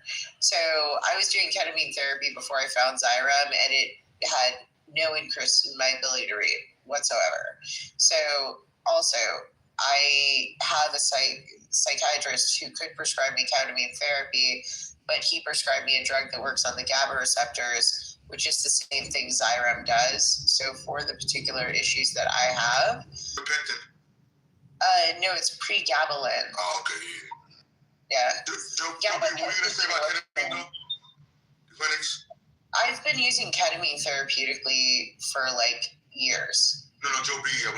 What were you going to say, Joe B? I was just going to say ketamine clinics are popping up everywhere. I mean, within months of each other.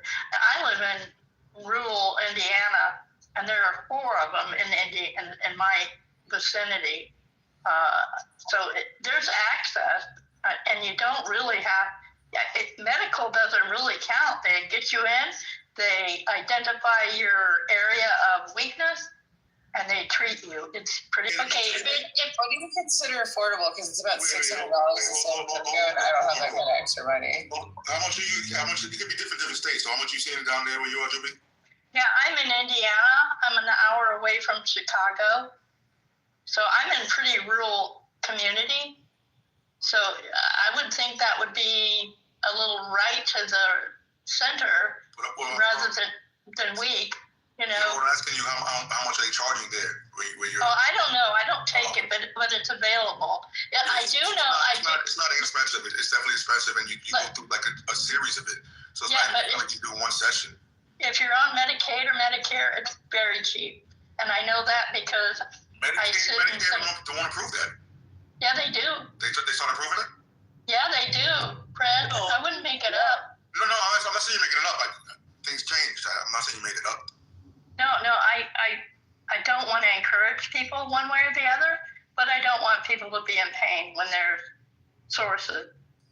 I very much appreciate that you're trying to help, and I think your heart is in the right place.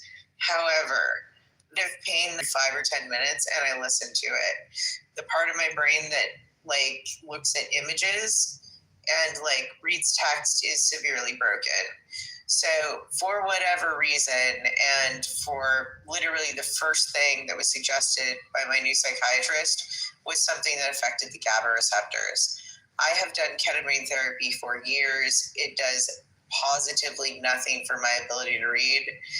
And I get that you think a clinic would do better, but since me doing it for other things has never increased my ability to read at any point in time, pain from missing parts of my brain trying to function that no longer exist, you might be right. Pain is not the same thing. It's not like a muff, having pain because you have severe brain damage or things from parts of your brain that were destroyed. That kind of headache that you get that feels so bad that you wish you were not alive is not the same as someone with back pain. But I appreciate that you really wanted to help.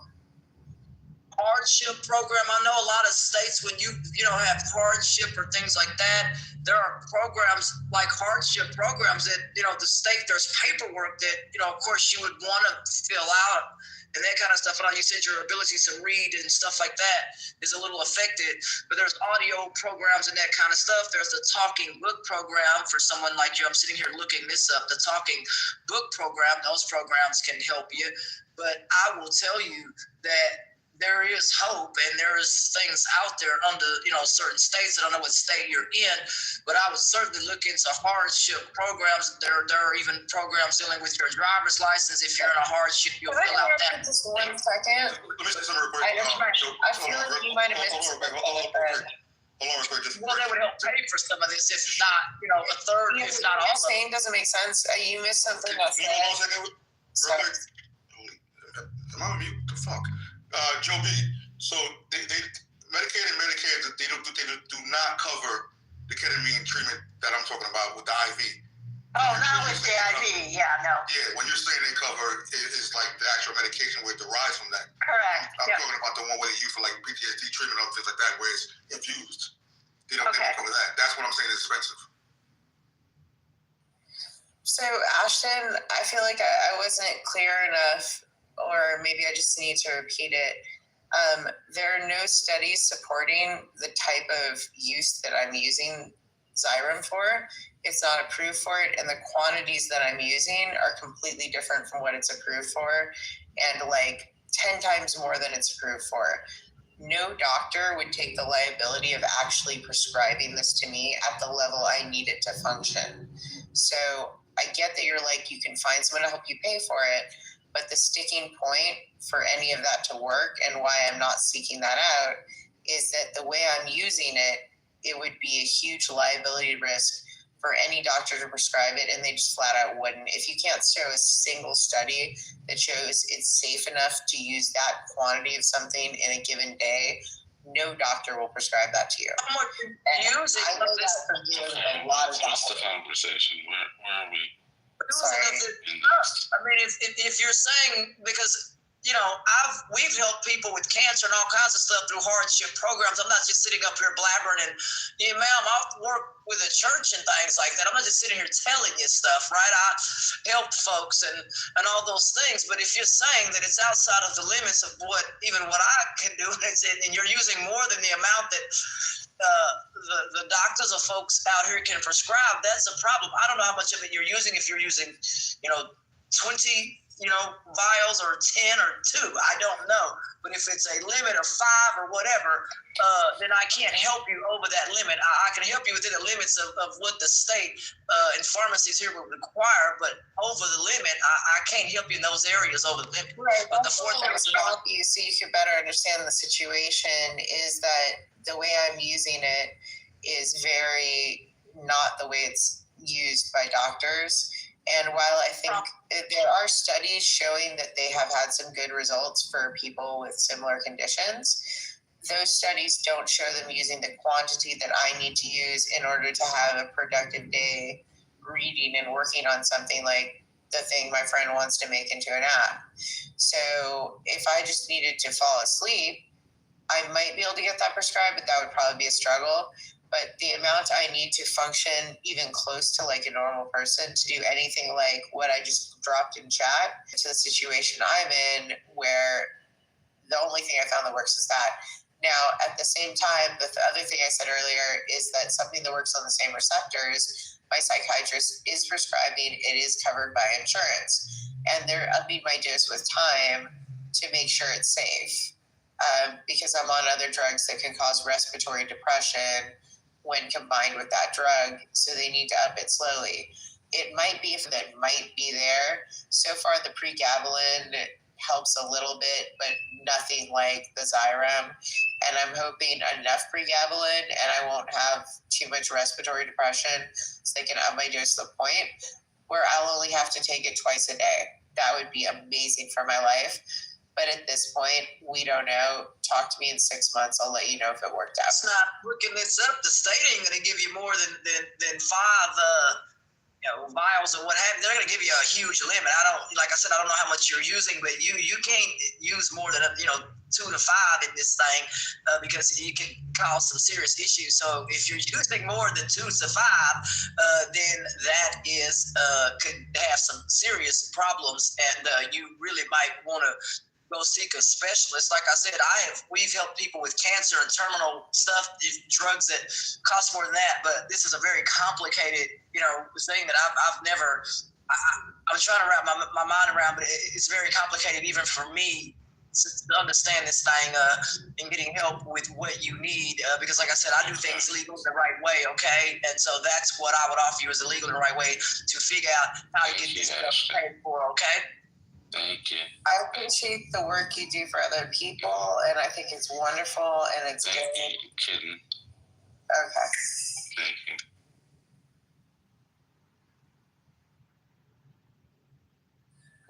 I just need to finish what I was going to say, but I don't have the luxury. Hold on. Do you need to finish? Do you need to finish? Because it just seems like you're talking the same thing. Like, just we are not where is HIPAA-fied. the conversation? Like This is against HIPAA. I mean, you're sort of talking at us. Ashton, she clearly does not. Whatever help you're offering, she doesn't want. She's not seeking it. She doesn't need it. She doesn't want it. She doesn't like it. Okay. Okay. Why it's not applicable? Okay. It does not apply to the situation. Thank you for trying that. Well, it sounds like you guys it's legal though. Brother, you're not even a moderator. Neither are you. Real bad. Neither are you. I've been listening for a while. You've been talking at us. And it's not clear to me that you're actually wanting to have a conversation with people, but you're wanting to talk to people. And at this point, I don't even know where the plot is. What the conversation is at. Listening, and you weren't here when this discussion started, but you like you're a mod. You're a mod. You've been talking for a while. What is the conversation that you're having with us? Can a mod weigh in on this, please? The conversation was about her having a traumatic brain injury and speaking on the treatments for it. That was the conversation. Yeah, but and I know it's something I live with it also, so that's why I was kind of giving that. Hey, respectfully, sorry, I know I just got here, but can I get a reset from a non-mod male, please? Thank you. I told you I got help for you, but you let me know. A non-mod male, please. Typically, I don't have anything against you. What I'm saying is, I'm trying to figure out what the conversation is. No, I got you, brother. You dragged over. Yeah, that's all. I got you. Yeah, that's all. I'm not. Yes, that's right. And so, y'all can continue that, but it doesn't seem like it was fruitful. You didn't seem to appreciate what she was offering, and Ashton didn't seem to fully comprehend the complexity of what you were talking about. So I was trying to figure out the conversation. I'm trying. Like I say, the legal help is out there, the paperwork, the programs, folks who have had, degenerative cancer and all these things, they're able to get the paperwork done on the double and turn it in and get help. Is it overnight? No, ma'am. It's not an overnight process, but it is a legal and viable process that you need to get over. She's told you multiple times, though, that the amount that she needs won't be prescribed to her from a doctor. That's the ultimate obstacle that she has to overcome. It's talking about affordability. It's not a matter of. I mean, it also the cost is also an issue, but no matter what, she still has to go jump through hoops to get this shit because what she's required, what she knows that she's requiring for her to be able to function the way that she wants to, you just gotta accept it. She couldn't afford it if we, figure out. But if you're that was part of it. But even still, like she said, multiple things. She needs more than what's on the statute. Okay, I only work within. I'm a disclaimer. Yeah, we got that, Ashley.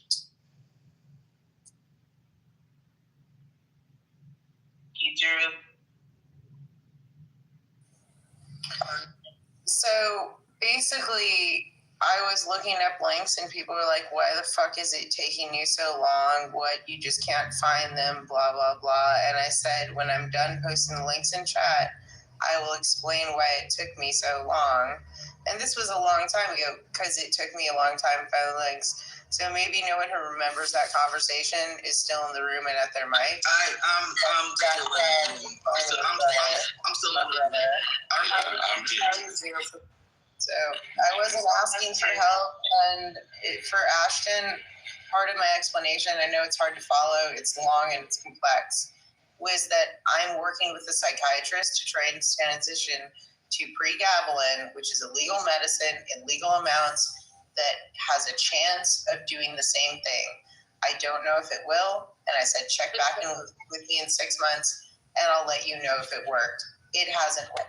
So it's not that I'm not trying to do this legally. Until that psychiatrist offered me that, I was offered 0 solutions for my brain damage and ability to function. There was no offer of any kind of legal help. They were like, we don't have anything for that. So thank you so much for bragging about how you do everything legally. I'm not. We just gotta move forward. It's just too much. It's just too much. God bless you. I'm sorry about your TBI. I know people with TBIs, it is very traumatic. It is something that I don't wish on anyone. But we have got to. Give me one more. I'm sorry. We gave you an hour. We gave you an hour. I just want to say that, Ashton, I had to repeat stuff because you didn't hear me. I tried to be diplomatic about it, but you didn't hear what I said, and that made it take more time. That's all right. Brother Haitian, offered you help. Haitian's trying to talk. Haitian's trying to talk. Have some respect. Haitian's trying to talk. Haitian, are you there? Yeah, I'll message you in the back. Ken, I don't know if you ever tried biofeedback, but I don't want no help. No, I know what you're saying. Yeah, man. Brother Devon, are you there? Some of y'all need to really take a moment and pause if you're not in someone's shoes. That's all I'm gonna fucking say. I hear you, Haitian. I wanted to check in with Brother Devon. Brother Devon, are you there? Oh, guess not. Oh, you there? What's going on, bro? Hey, just wanted to check if you had any of the topics. I know you like to run the gamut of the topics. Let me see what's going on. We ran through a few of them, but yeah, it just seemed to be a slow news day, man. It's a really slow news. Yeah, they don't drop breaking news on Friday. You know, that's how.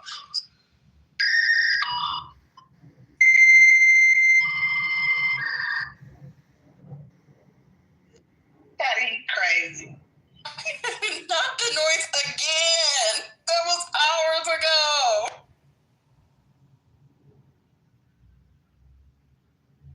Me back to them dial-up nightmares. Jesus.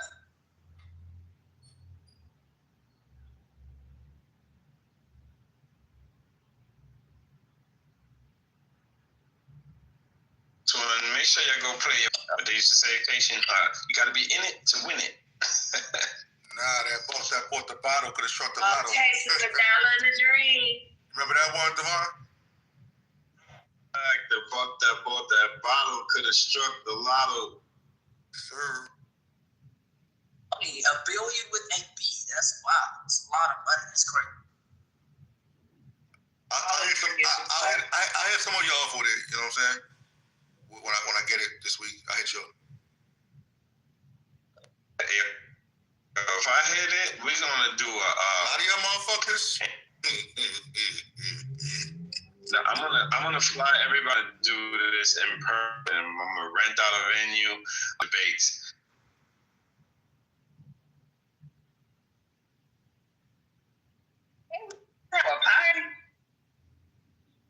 Have a clubhouse party. I'm gonna fly everybody in.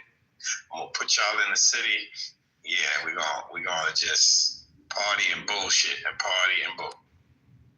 And party and pull. You know what I'm coming with? Food. I got y'all on the food because I got catering and all that, man. We got it. We can feed over 5,000 people. We rolling. Boom. Let's go. If I got a Billy, I don't want 5,000 off of the rent. Right, go buy an island. You know, I went to our last vacation, Haitian, we went to Turks, and they still got islands available. The dude was telling us that I met a real cool brother because I wanted to go jet skiing. He was like, yeah, I'll come get you. I was like, we didn't rent a car. He's like, bro, don't worry about it. I'll come get you. And he was in with like the politician. This dude came and got me and my wife. He's like, yeah, we still got islands for sale out here. I was like, what? So one day.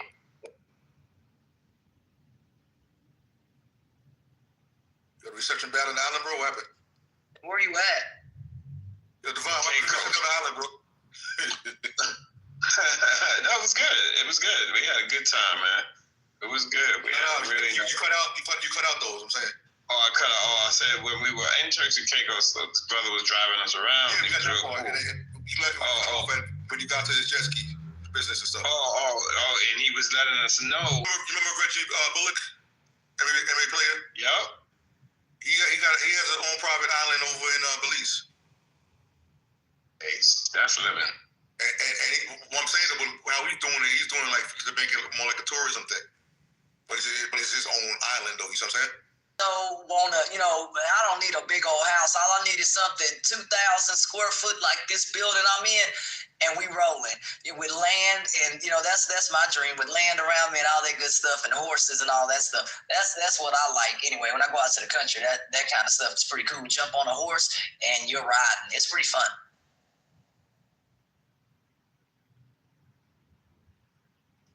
People that drink like craft or the fuck beers, I'm not really a beer drinker. Any of you familiar with Sycamore beer? I know Marshall the drink person. Okay. I don't know if it's a local thing then. But the owner, it's like a brewery, right? And they're in stores also. But apparently they're getting pulled from Publix, Food Lion, and other stores. The owner is 44 years old and kicked down a door and raped a 13-year-old girl. Oh my God. Yeah. The parents, I guess, caught him, and the cops got him. He was waiting in the car naked. I don't know how the fuck he got out the house because I would have fucking shot him in the head. But yeah. So they're pulling all those. God, that's horrible. Yep. Pull that shit. Drop it in the trash. That's crazy. We got some other news. This is sad. Do I real quick? Yeah. Now I'm gonna say the kid who got stabbed the other day in Salem, died in high school, who died. The kid who stabbed him, he's not getting charged. They're saying it was self-defense. The other kid who got murdered, they're saying it's the one who brought the knife in there. Wow, that's crazy. I was just gonna talk about another stabbing. They got his own knife.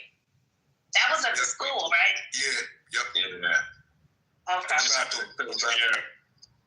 A tourist from California was stabbed in the Macy's Herald Square bathroom while changing her 10. It says, the one who did this. Yeah. Oh, this is madness, bro. 13 people arrested in an alleged Home Depot theft ring spanning 9 states and over $2.2 million in stolen merchandise. Nah, bro, you gotta watch that shit. The video of that? Man, show me the video. That shit is fucking crazy. Talk about it. I didn't know. You got one brother in that motherfucker with with a trash, like a major trash bin. You know what I mean? Like you go buy them fucking big ass trash bins for outside. He's packing it with mad shit, yo. Just going down like he's just throwing shit in there. And then you have motherfuckers that were just taking like straight full fucking dollies and full everything that's full of fucking shit, is just rolling it out there, yo. How many states was that, Devon? It says, hold on, I gotta go to the screen. Over 9 states and $2.2 million in stolen merchandise. They didn't give a fuck though. I'm telling you, look at the video, man. This is our biggest problem, guys. Hey, guys. Our culture is just it's so wrong. And when I say our, I just mean like North America in general. It's just serious problems. Well, you remember what was happening a couple months? Well, that thing they arrested them a few months back. The couple in California who was paying like little, young kids, minorities, basically to go steal that shit in like Ulta and them stores like that. And they people sell them online. Yeah, they talked about them too. Yep. And they got millions of dollars, you know what I'm saying? But if they were the ones behind the whole thing, paying them little fucking couple dollars to go do stupid shit. Go in there and shop drop off the cosmetics. It's just all wrong. Did you notice that all the people that were stealing were all Hispanic? Nah, Did you notice that on the video? I think one was a brother. Oh, I didn't see a brother. Yeah, the one with the trash can was a brother. I thought he was Hispanic, but no, he was a brother. The people who manipulated these kids into doing that, and the kids themselves agreeing to do that, everybody, a whole lot of wrong on all sides. Yeah, absolutely. But at the end of the day, the two assholes that, you know, America would think aren't the criminals were the masterminds behind it. Well, I mean, it's all wrong. Bro, Haitian, I'm just saying this because you see my PTR there. Like, I lived in Japan a long time. I go there all the time. I'm telling you, man, I left my wallet. Literally, I dropped it in the world's. I came back at the end of the day. I knew I dropped it because I heard something, and I thought to myself, "Oh shit, I dropped my wallet." No, I couldn't. It's in my. Like I was in a hurry to work. No, there's no way I dropped it, right? So I didn't even check. But when I got to work, when I got to the school that I was teaching at, I was like, "Shit, I was right. I know exactly where I dropped it." Other well, we have control. We're not stealing shit. We have control when they show negative shit on the news. You just turn that in Japan. Somebody come our ass in Japan. Other countries are crazy like this shit, man. It just doesn't happen in other places. Yeah. We're like animals here. I've only lived in the U.S., so I understand that. You said we need to get there. You gotta look at the history of this country. I don't give a shit. Because we need to change it. Is my point. You know what I mean? Change it. Oh, Change good luck with that. How are we going to change it? Yeah, like to hear. You know how you change it? We have the most powerful person sitting in the White House talking about how he hates all people. It's crazy. It needs to change somehow. So it's so wrong. I mean, the first thing to do is to identify it clearly. It's wrong, and it's everybody's problem. I think the biggest problem is the information sphere. All this negative information all the time. Like you're saying, Sandra, whenever you turn on TV, I'm up here in Canada. Whenever I see Black Americans on TV, 75% of the time, the news always shows them in a negative light. They never show them doing good stuff. That's horrific. I'm telling you, the whole thing is fucked. What are some other differences you see in other countries? Bro, I'm telling you, like, in Japan, right? Like, the little kids, they don't have people to clean their bathrooms. Yeah, they clean the lunch table, lunch like that. They do this. Yeah, they don't have people to clean the. Okay, so get this, right? So if there's like a badass kid in a Japanese classroom and he like throws the paper and it doesn't go into the garbage, you know what happens? All the other kids surround him, pick that shit up because this is our classroom. Because every single day for 25 minutes exactly at the end of the day, all the kids, and they do this, they're taught this from the ground up, that you can't do anything alone. And that if you act stupid, it's going to affect someone else. And if you're hateful, it's going to hurt someone else. And that's just the way they're taught. And if you put on Japanese TV, you don't see crazy shit. Crazy shit happens, but they don't exploit it on television. They don't allow their media companies to like make money off of convincing people that the world is a dangerous place and that people are bad. When you put on Japanese TV, you see people doing loving stuff. Like in TikTok, like in China, Korea, and Japan, all the social media, they don't allow like crazy shit to be shown. We need to. This is our biggest problem in North America. We don't need somebody controlling and telling us we got to watch government television and all this and only watch so many channels, right? I like my cable. No, it's not that. It's not that. But I was in Dubai, brother. So you got to do what you're told when you're told to do it over there. It's a very strict culture, right? You can't steal, right? Fran left the car running. Of course you can't steal. Brother, I'm trying to tell you, it's kind of like over there what you're talking about, very strict. They don't run political ads. You can't shout. You can't chunk paper, whatever you said. You can't do none of that over in Dubai. All right, and so if America was like that, it would be tough because those systems, they are very, very, they can be very, very tough.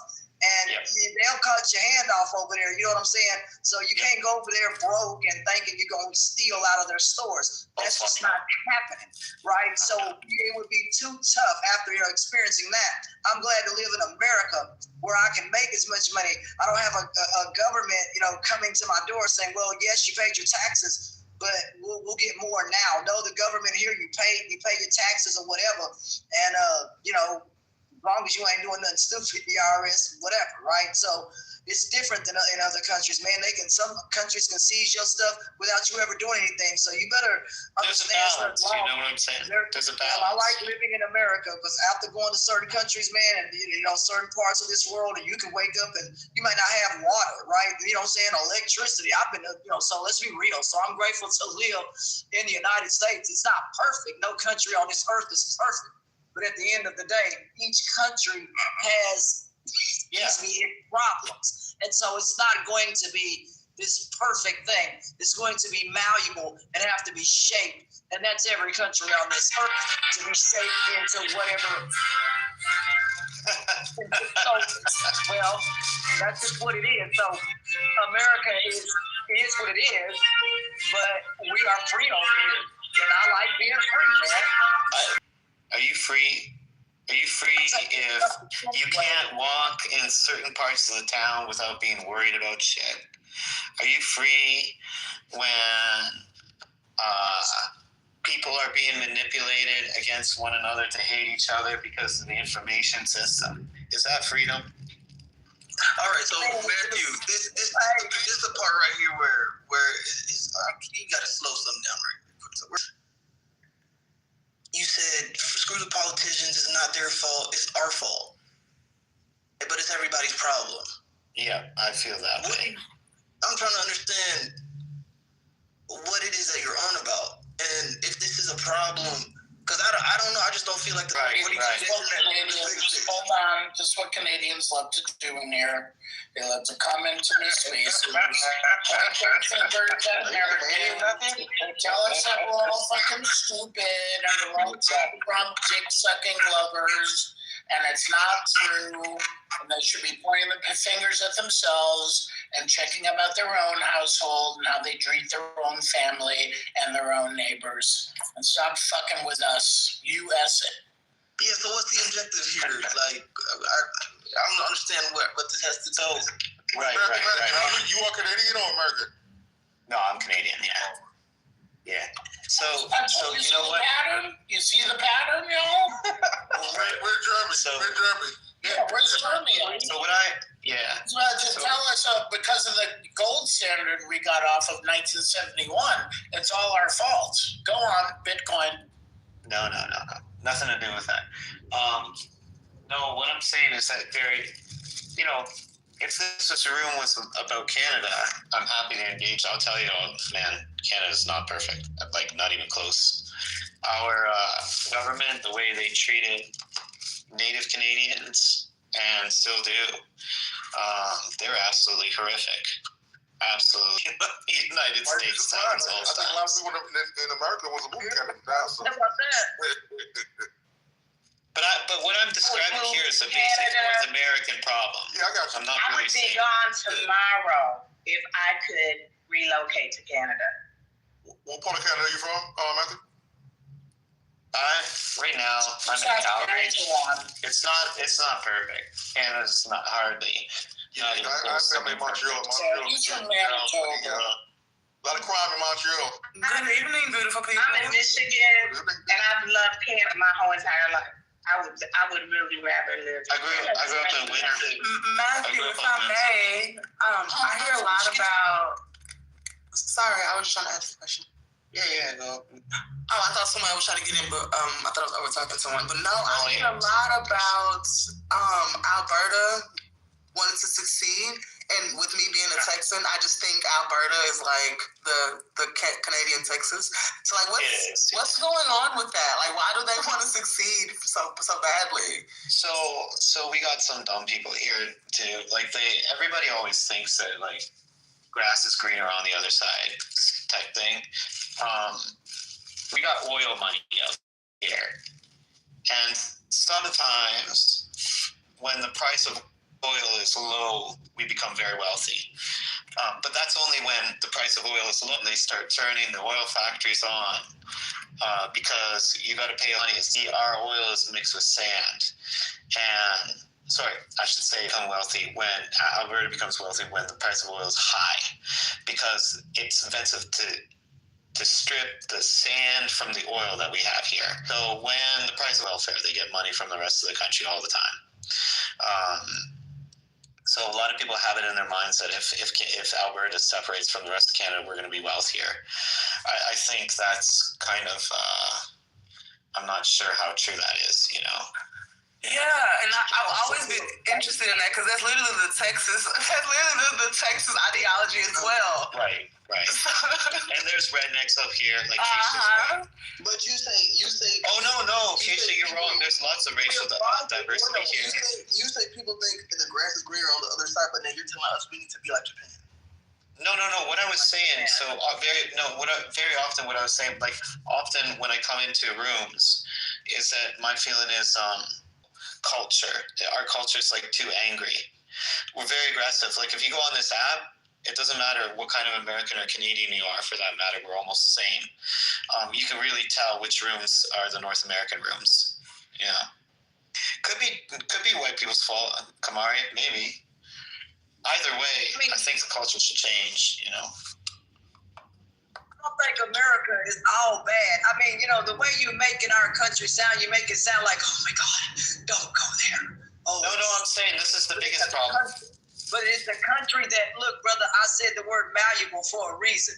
You know what I'm saying? Because we still shaping ourselves. We're still one style Trump who we are. We're not perfect, brother. And, you know, black people and others are trying to do their best to assimilate into a system that, you know, honestly, we shouldn't have to assimilate to anyway, or native people, because they were here first. And those who were here first, again, shouldn't have to assimilate to something that a European, or others may be bringing onto the shorelines. That's my opinion. That's how I feel. At the end of the day, we as Americans, we ain't trying to assimilate to be like Japan or any other country. America, policies or whatever you got going on. I'm just telling you, America's a wide open place with wide open spaces, and so you can't just think that this country is one monolithic, or you hear us say Democrats. Oh, I would never say that. I was just speaking to one particular problem. Like I was responding to the craziness that they were talking about earlier. Well, but you know, that comes with a freedom. See, America has a type of freedom that other countries really can't emulate, and I don't think so. That's not true. Well, brother, there's some kind of freedom over here that's working out. What is the freedom? What's the difference? What's the difference in the freedom? Well, brother, I mean, I just sit here and told you. I mean, for me, I'm happy with some things. I'm not happy with all things. I mean, we have the right to free press. We have the right to a lot of things that I didn't have in Dubai, right? So I was able to make that comparison because I was over there, and it's like, whoa, you can't do what? So those things, you start to understand how gracious you are, right? When you can make comparisons, oh God, and you go to other nations and see what they offering you. All right, that's why I can sit here and say what I'm saying, because I've been to a lot of the nations, that they don't have what America has. That's all I'm trying to do. All right. So I mean, I went to Dubai only for 2 weeks. I was only for 2 weeks. It's not very long. And I agree. You know, people can write whatever they want in the news. Here's the analogy that I make, right? I mean, I have a kind of a different opinion, right? A lot of people sell little kids like sugar-free cereals that are like, 90% sugar. But someone who's like, freedom, let anybody do whatever they want, they'll say, let the little kids eat as much sugar or crap or put as much violence on the TV as you want, because that's what people want. Right? No, you're telling us to then take away the free market. Brother, let me tell you something. Because America ain't telling, let me tell you something. Hello, hi. America's not telling you to go out here and go buy Hostess. You can go sit up here and go eat some pasty cereal over in the back.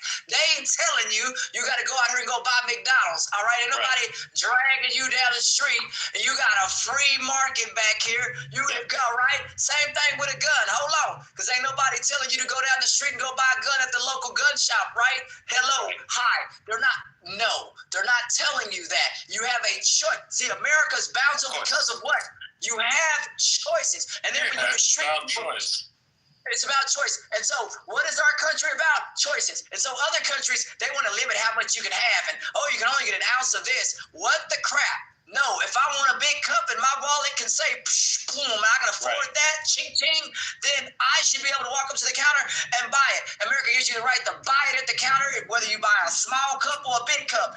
We have a variety of opinions in this country.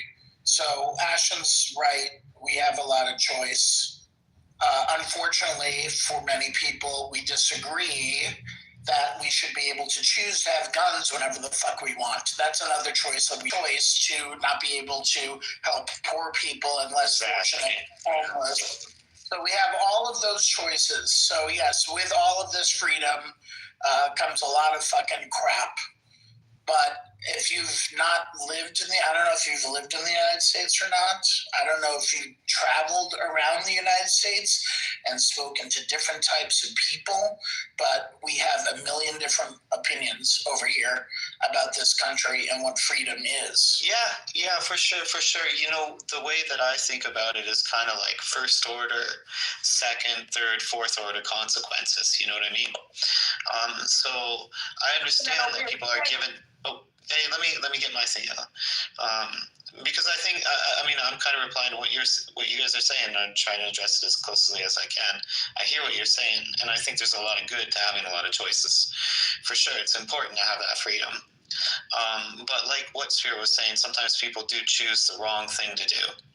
You know, from selling sugary cereals or addictive cereals to little kids, just as one example, right? So the first order consequence is that the little kids get... And this is all baked in to what we've discussed over the years on this fucking app and in spaces like these. So we have this. You're telling us stuff that we already know. So if you can get to the point, that would be the So my point, anyways, the reason that I came up, Mike, initially is that the room was talking about all sorts of craziness, and I was saying like this particular thing is the most fucked up thing about I said it, our shared North American culture.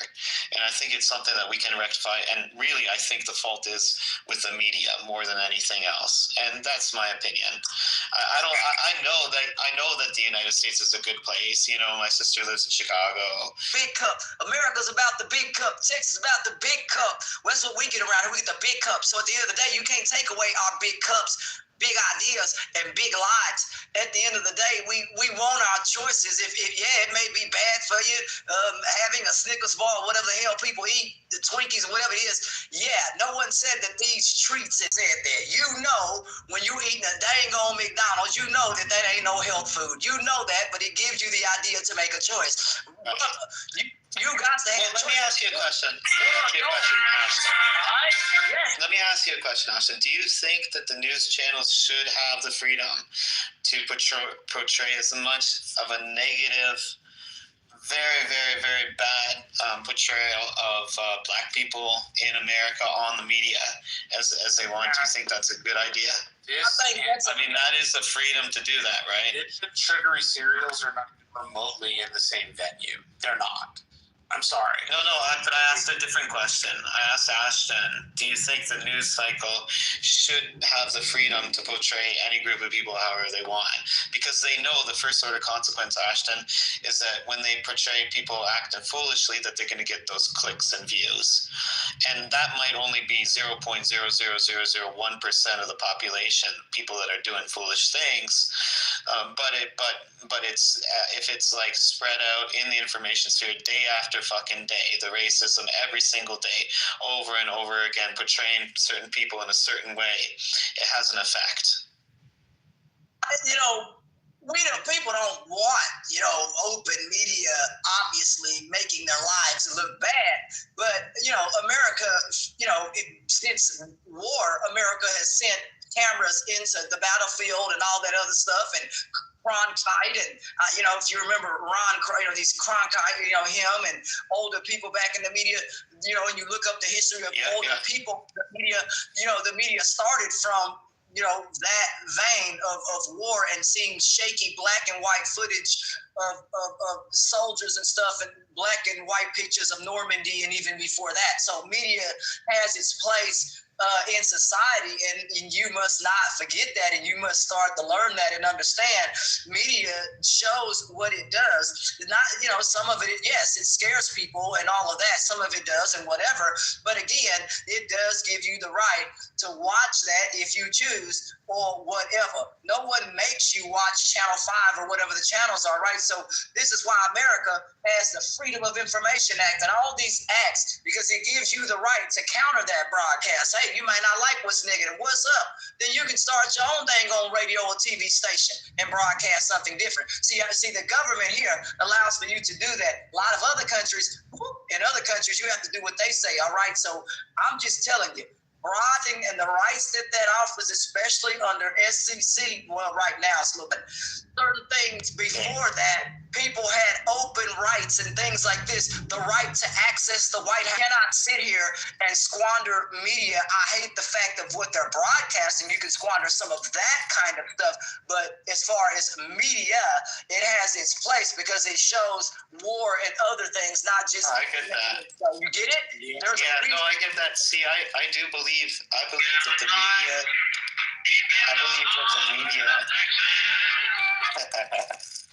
And the information system is so powerful. I have something for you before I forget. Yeah. I'm going to forget. But, speaking of choices, a lot of people in this country want school shootings to end. But there's a lot of people in this country who are willing to accept the school shootings as long as nobody messes with their gun laws. Right. So, is that good versus evil? No, you know what I think it is. I think it is. I think it is good versus evil. I think what it is that the information sphere of the media, the television, the broadcasting, the entire culture, right? It's really hard to. Ashton was saying, he left the United States, he lived in another place. So when you do that, you can kind of like, I feel like when you're a general feeling of suspense or something, that's the feeling I get, right? Because I've traveled to many places. Ashton, I was only in Dubai for 2 weeks, but I've been to many. Yeah, so what I'm saying is that I think the people feel that they need the guns because they feel that the world is a dangerous place. They don't have guns in New York. You can't hear when everyone is speaking at once. Haitian, are you on stage? Yeah, so I think the goal... I'll be over there in like 5 minutes, Mickey. Hope you can unlock. Hi, Big Daddy. What's up, son? You can unlock the door. Matthew, when I start... It's unlocked for you. I just woke up and I just wanted to say that. There we go. Appreciate it. Matthew, I wasn't scared when my family taught me how to shoot as a little kid. We don't have guns because I'm, quote, scared of people. Yes, I'm in a place when I'm at the ranch where there is no help, but that's more because the tool functions like a shovel or a pitchfork than like some sort of appendage that I just keep constantly bending on myself. One of the differences in America, and I'll just speak for Texas, one of our big differences is the difference between city owners and country owners of firearms. The country owners of firearms tend to, en masse, see their guns as tools, like that of a shovel, or a pitchfork, or a pooper scooper. I'm from the farm. I know. Well, yeah. But in the cities, people seem to see their guns as appendages. Hey, look at this cool thing I have. Hey, look at the gun I got. Yeah, maybe your cities. Yeah, no. That's why I'm saying Texas. I can't talk about anywhere else. But like that difference I have noticed comes with an attitude difference. And the attitude difference is one of, well, okay, in the cities, guns are toys. In the country, they come out like tools. I've never known why there's that difference, but my experience going from large to big cities with gun owners is usually that. Yeah. But all you need is one home defense. You don't need all this. I told somebody I believe in having reasonable gun laws and stuff like that. Beto O'Rourke spoke on that, but yet got booed out of some kind of space they were speaking at. Yes, so they are complete people. And to get possession of a kind of firearm. I'm saying, you'll find Texas broadly supportive of. I think they didn't support him because of that. But I'm saying all you need really is a shotgun, and that'll do you good. I mean, if you can't shoot straight with a shotgun, then the Lord can't even help you with something. But that's good for your house. You can get a look. Yeah, you can get a 12 gauge like that. If you grow up, with different kinds of rifles for different jobs. I mean, yeah, but I'm just telling you, at the age of 12, most folks should learn how to fire something that they can handle. At least we had to learn because you're out in the country. My grandpa called me at a very young. It's 30 minutes. You call the police in 30 minutes, somebody could kill your entire family. Who you waiting for? Ghostbusters ain't coming out there. You best to be ready to boom. You better be ready and be ready to get behind something. I always tell people that when you in your house, you shooting, don't open up. I always tell people, stay skinny. Don't bring your body out. I probably will sound like I'm crazy, but I fully believe that people can be manipulated into believing or thinking anything. And I believe people act on their entire identity. The entire culture is dependent on the information systems. And so I think that if the news cycle was to change and started portraying everybody in a positive way, the culture would completely change. Everything would be like high trust society. Nobody would even think about carrying a gun with them. I think everything would completely change. And I think we're being held captive by the information systems.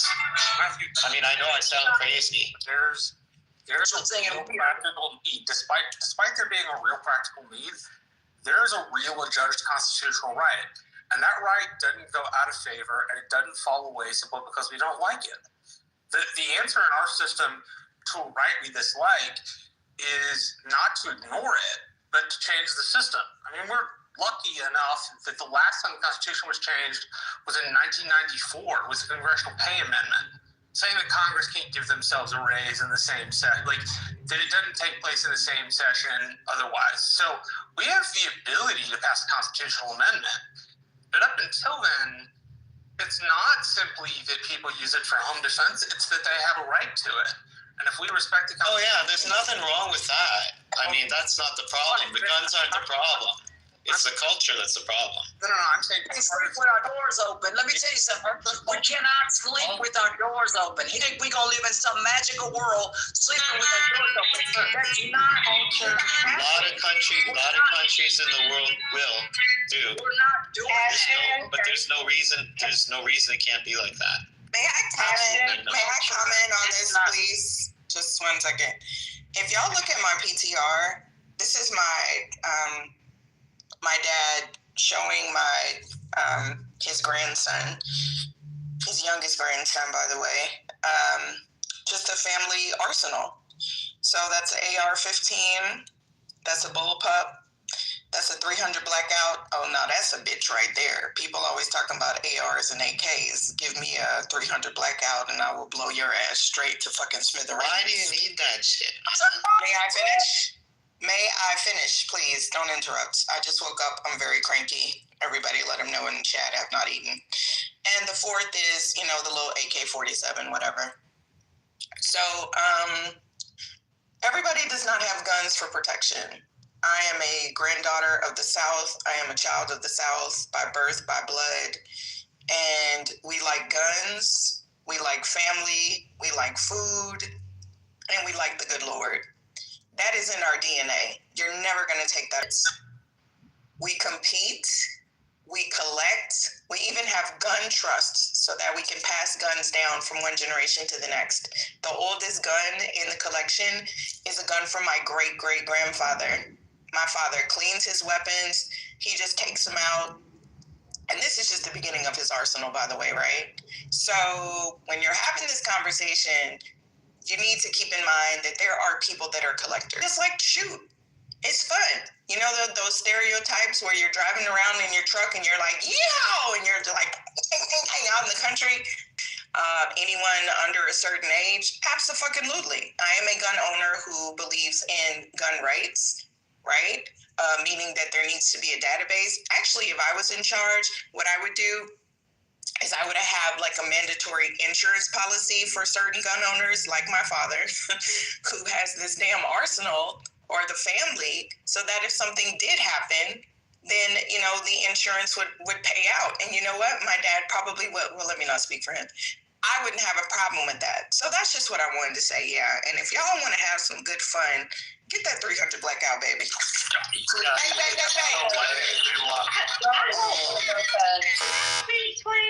Please, can I say something before I forget again? Yeah, go ahead. I mean, I never took a freaking gun until 5 years ago. And I'm 63 years old. So I guess there's a difference between growing up in Michigan and growing up in Texas. I don't know. But I never had a desire for a gun until I decided that I needed a gun for home protection. And that's what I bought. And now I'm training so that I can get maybe one, maybe two handguns, because I don't feel safe anymore, because I don't feel safe in this country anymore. So I think that's kind of more on the lines of what Matt was talking about, because I never thought I would buy a gun, but now I want more than one. I'm going to get my concealed carry permit. I'm getting everything. I hate guns. I don't want to have one, but I'm here by myself, and I have to take care of myself. Yeah, that's what I'm saying. Like, I mean, it's just it's sad that you feel like it's sad that you feel like you need a gun for protection. I'm just saying that the guns are kind of like this temporary thing. You want a place to live where you can walk around any neighborhood, and I'm absolutely certain of it. I was going to say to Ashton before we got interrupted before. I used to sleep to lock my doors until I went to bed until 5 years ago. Something has changed. Yep. Something has changed. 100%. It really has. I wonder what it is. Gotta have a weapon. I got cameras up all over the place. I ain't never had to do this shit. I mean, I'm definitely not getting married again. I think it's the information system. I really think people believe whatever they see on TV, they think it's real. You know? But Matthew, I am not going to advocate for someone's rights to be taken away, right? As long as you are responsible, as long as you, like I said, because a lot of people still hunt. A lot of my family members still hunt. I run my mouth too much, so I die. And plus, I just don't like being still for very long times, being cramped and waiting. I don't like to hunt personally, but that's just me. I mean, Beaver said 70% is for security. I mean, people inherit guns, right? They have value, just like some people collect watches or shoes. Some people don't even shoot them. They just go out and clean them, and they just like to collect them. But I'm saying it's not necessarily a bad thing. But Ms. Sandra, I'm so sorry that you felt the need to do that. And I am glad that you took classes. Because that's what's important. A lot of people will get a gun and think that, oh, it's really easy to shoot someone. I never have, but the way that I was taught, as my grandfather used to say, if you're going to pull it out against someone, you better be prepared to take them out, or you're just going to piss them off.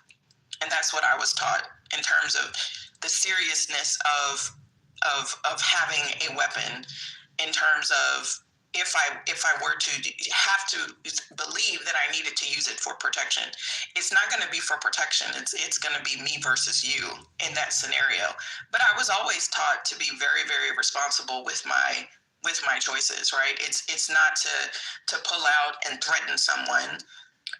It's not for someone breaking into my vehicle. It's for someone that's threatening my life or those of my loved ones. Right, because that's a very serious thing to take someone else's life. And I don't think that people really think about the implications of that. But yes, Ms. Sandra, I'm glad that you at least have that option now, and that you have also educated yourself and become informed about being a gun owner So, and I pray that decision never happens. But, you know, you're probably better situated than 70% of gun owners who just think that, I've just won and I'm just going to use it when the time comes, because that's not how it works. I've done this my entire life since I was a child. I want to make it clear that I'm not anti-gun whatsoever. You're kind of spinning a narrative. Because Marshall can attest to this. We grow up with guns being in the back of our grandfather's trucks on the gun rack, right? Like it's just a normal course of life. I grew up on a farm. I had the exact same experience as you guys. 100%. I want to say, as another northerner to Sandra, I am so sorry this country has put you in this position where they don't give a fuck about people, about children, about schools, and they let the permissiveness of guns go run rampant all over the country. And I'm sorry that this country has put you in that position where you feel the need that you have to get a gun, which is your right, by the way. So people want to have a gun, and that's totally fine. But I'm sorry you have to do that, Sandra. I'm glad you were able to do it and take lessons and all that stuff. But I'm sorry that this country is sometimes a shithole with a lot of fucking choice. And we're put in this position. It's not like I said, I'm absolutely not against guns whatsoever. I have do you guys know what I have a sniper rifle from the Boer War. Marshall will probably know what it is. It's one solid stock from around 1865. It's a sniper rifle. I've got a bunch of different guns, actually, and I grew up with them, and I've been shooting shotguns since I was like 6 years old. The first time I shot one on my shoulder, I completely dislocated my shoulder. I grew up. Tear you up. Yeah. That's not what I'm against. What I was saying of culture is caused from these information systems, and that needs to be changed, in my opinion. Because I really, and again, I think that people are so completely malleable. I think the way, when you look at yourself in the mirror, I think you see yourself through how the media portrays you. I think we're that malleable. I think we're that influenced. That's what culture is. I disagree. I think we're so removed. I think we're so removed from the reality that if America wants to stop gun violence in this country, they would easily make the manufacturers of weapons mark every single gun that is sold to the retail stores that these guns are getting to. They can track every single fucking gun. They can do it, but they won't. You know why they won't? Because it's business. America says if you put out more guns, hold on. Let me finish though. They put out more. All they gotta do is go to the manufacturers. These guns are not in our communities unless the manufacturer makes them. When the manufacturer makes them, why isn't every single gun in the hands of young men? Right? No, Chicago is, right? In America, right? So I think that is, excuse me, just let me land. It's designed to be that way, man. That's what I'm illustrating. If you're listening to the gun manufacturers, I want a mark on every single fucking gun that comes out of this fucking warehouse to what retail store and where and how many, so that way when you look on the news and you see this person got shot, where did that gun come from? Easily that is the person that is held responsible. Because if it's an illegal weapon, that company that manufactured it is held. You listen to these lying motherfuckers that say, we're going to stop guns, gun violence, bull fucking shit. It's easy. It's designed to be that way. I know. So let me say, sorry. I'm sorry, but that's not the likely issue you face by doing that. The likely issue you face is a violation of the Constitution. One that comes off the top of my head right away is your Fourth Amendment rights to be private. The United States government could pass a law in which we created a federal registry, which would probably be sued over, and you'd probably have some Fourth Amendment claims. The large reason we haven't done this is because of that. The other reason is, in a lot of ways, guns are protected as national security arms. You don't want to be buying your weaponry from other places because you've sued your gun makers into oblivion, which is oftentimes why they're given protections by states. Okay, I disagree with that premise because, again, right, the number one right in America is the right to bear arms. Second Amendment, right? Second Amendment says we have the right to bear arms. Fine. Every citizen of the United States of America has the right to bear arms. So that right to bear arms means that whatever legal process it takes for you to obtain a legal weapon, go through that. But for some reason, these manufacturers are Arms does not go into places and advertise free 6-shooters today. I'm sorry, that's just not how that works. Okay, now I gotta hop in this conversation because that was the most insane comment I've ever heard in the last 10 months. No gun manufacturer is giving guns to criminals. That's insane. No. What I said specifically. No, it wasn't you. It was the one before you, Marshall. It was the one before you, because you supported that fact. No gun manufacturer is giving guns to criminals.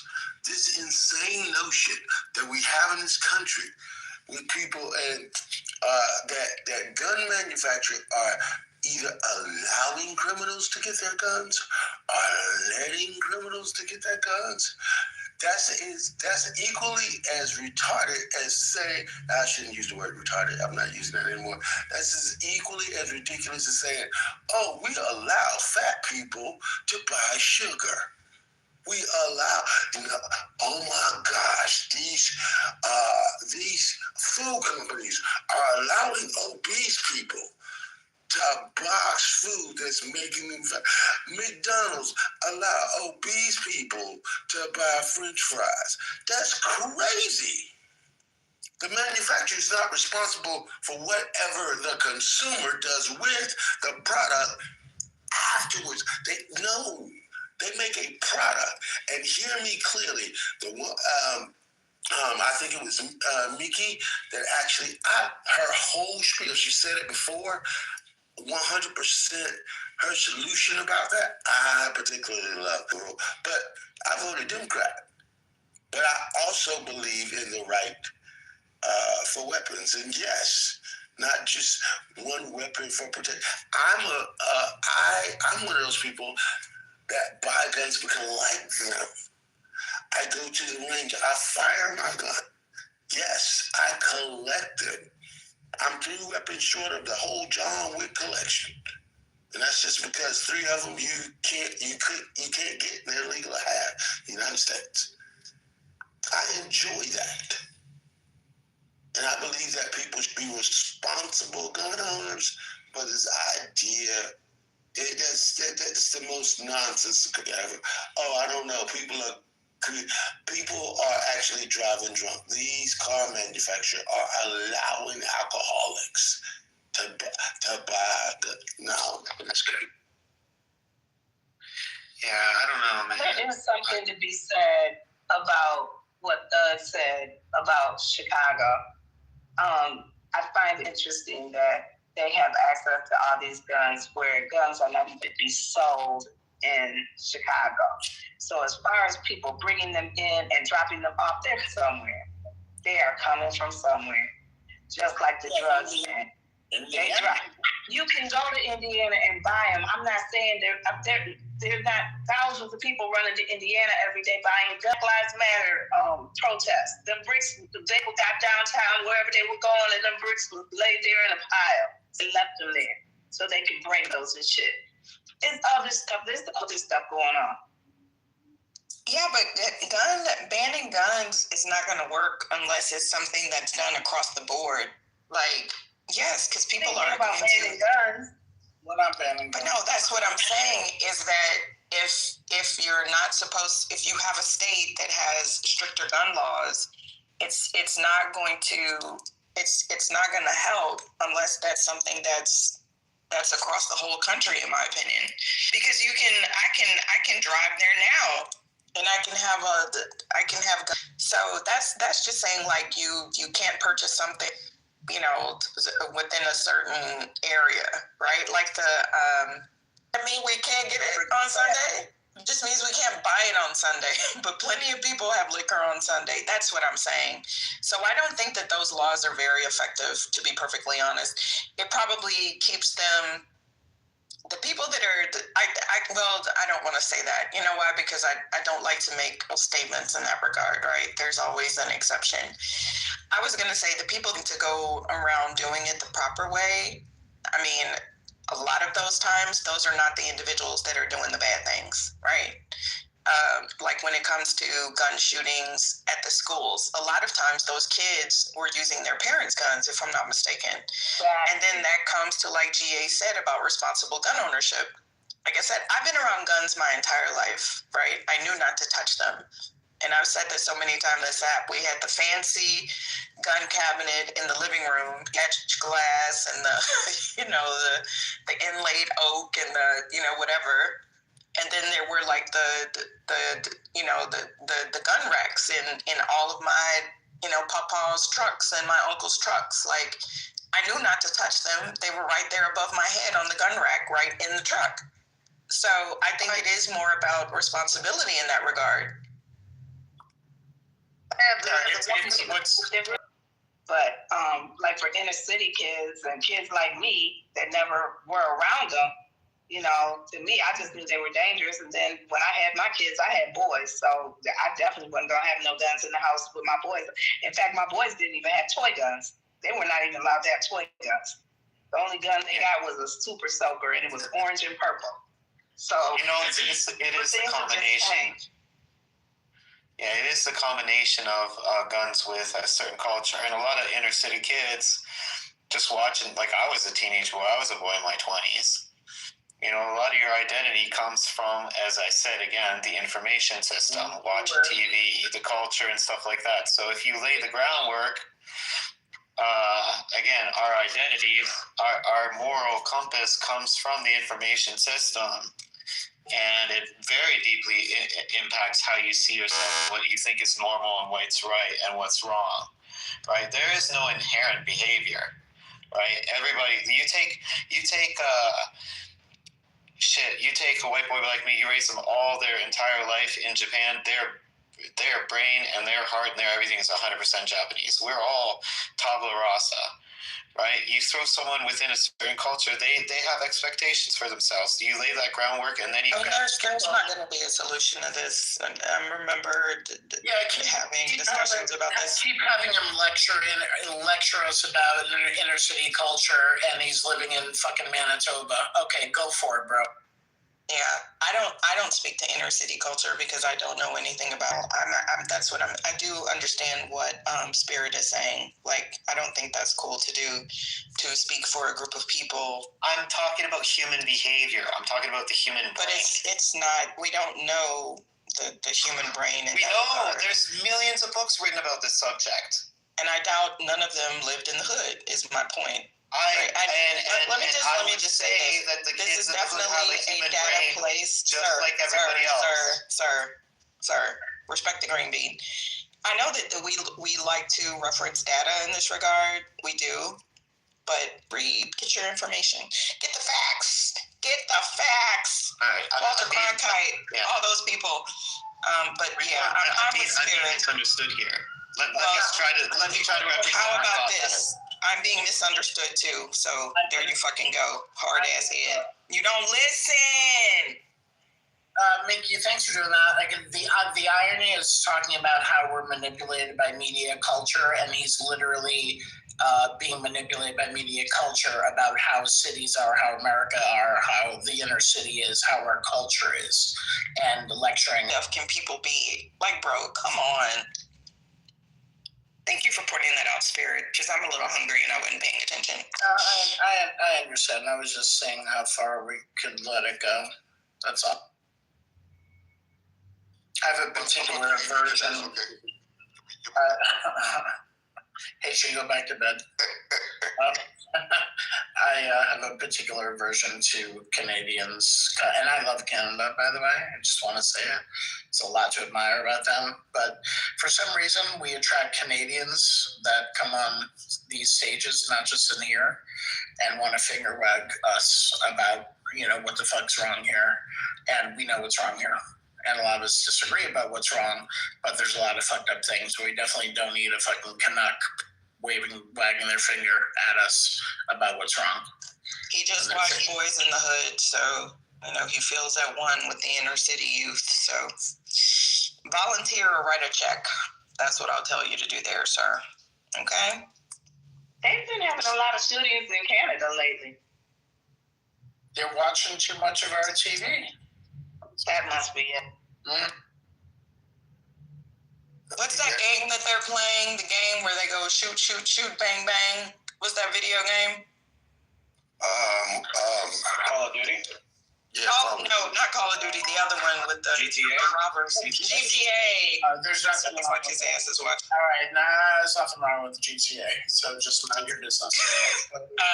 No. It says you're not coming for GTA. You come for a lot of things. I never let my kids play that. I saw a friend of mine playing that, and I was like, oh my God, did they just drag him out of there? It's really weird. Not Spirit playing GTA. I was like, oh, hell no. I'm not saying they're not unfamiliar with it. They're not doing that anymore. But you can, of course, carjack a car, drive around the city, and listen to fucking fantastic music, including your oldies, Mickey. I know, but when I saw the blood, I was like, what the hell? Well, Mickey, I don't know. Now, back in our day, you talk about blood. I was shocked by the things you could do on GTA. You just walk up to random people and beat them in the head, or you can carjack people out of prostitutes. I was shocked by that. And I had all girls that didn't really play video games. But as far as the blood, I graduated in '89. Mortal Kombat was pretty bloody back then. It was pretty nasty. I mean, you could snatch out somebody's spine. You could snatch out somebody's whole spine and show it towards your screen. So yeah, it's pretty bad. But at the same token, I mean, I don't know. I played that growing up and wasted a lot of quarters at the arcade. I know I'm ancient because there's not. I was playing Miss Pac-Man, so. Oh my God, Wonka, Wonka, Wonka. See, you put me out of this. But I mean, I played that and I grew up. And my point I wanted to reference is growing up in '89, when we drove to school. I grew up in the South. They had gun racks in their back of the truck. The kids did. I said that, yeah. And there was and the kids drove to school with the gun rack in the back of the truck, and there was a gun on the gun rack. We didn't have mass. White people didn't start this mass shooting shit until the 80s or 90s? Like the teen angst hit an all-time high. White people started really feeling insecure as fuck. I'm just keeping it a buck. Wasn't it Kent State that was one of the first mass shootings? Yeah, it was Kent. Yeah, that's Wait, no, it was Columbine. The UT tower. No, this is before. Before it was Kent State. Wasn't Kent State in the 70s? I mean, I just read that. The National Guard. But that wasn't a mass shooting. It was a political protest, and the students were shot. Students were shot by the National Guard. Vietnam War protest. They were shooting students. The National Guard. Here we are, 1970, Kent State. I wanna ask, has anybody? And now we have National Guards in the city. Because if they come here, I'm leaving. Oh, you ain't Tell that to the National Guard family who lost a 20-year-old family member. Tell that to them that it was necessary. It was not necessary. She should not have been there. You're all overreacting. You're all overreacting. I'm not overreacting. I don't even fuck with cops. I've never even had a ticket. So why? Okay, I don't be around those. Don't tell somebody who lost their kid that they overreacted because their child died. Don't do that. Don't do that. You're wrong because you don't know what I'm saying. You're overreacting to. You're overreacting again. That's what I said. No, you're overreacting. Don't tell too much. You don't know what I'm telling you because you don't know what I'm saying. You're overreacting to. You're just responding out of thin air. So what I'm saying is about the part about I'm speaking to is how people are saying that the Columbine and all these mass shootings they're not because these criminals have committed these crimes. These are law-abiding citizens up until the point they committed the crime. These are people that had every legal right to obtain firearms. That's who these people are. Okay, how long we gonna let this go? Could you please just let me land? I'm talking about the kids who take their parents' guns to school. Oh, those are not citizens. My God. Those are not, I mean, seriously, God, they're kids. They're not their own guns. This is the overreaction you're doing, and I'm trying to make a point. What's overreaction? You just mentioned school shootings. School shootings are done mostly by children. You just want to respond emotionally because that's how you feel. That's not the law. Why are you yelling at me? Why can't you're interrupting me? What do you want me to do if you're interrupting me? Wait 1 fucking minute. Because if that was the law, why in Michigan did the parents of that boy get sentenced to prison? Here in Michigan. Because they gave him the fucking gun, and they're in prison now. They gave him that damn gun. And they knew he was crazy. I'm telling you the truth. I'm here. I live here. So I know what happened. Can I do a truth too? Can two things be right at the same time? Because I've been trying to speak and you just talked over me for nothing. You said absolutely nothing. Okay, make your statement. To the phone and beat my ass. Let's just allow him to say his statement. Let's just allow him to say his piece. Go ahead, Doug.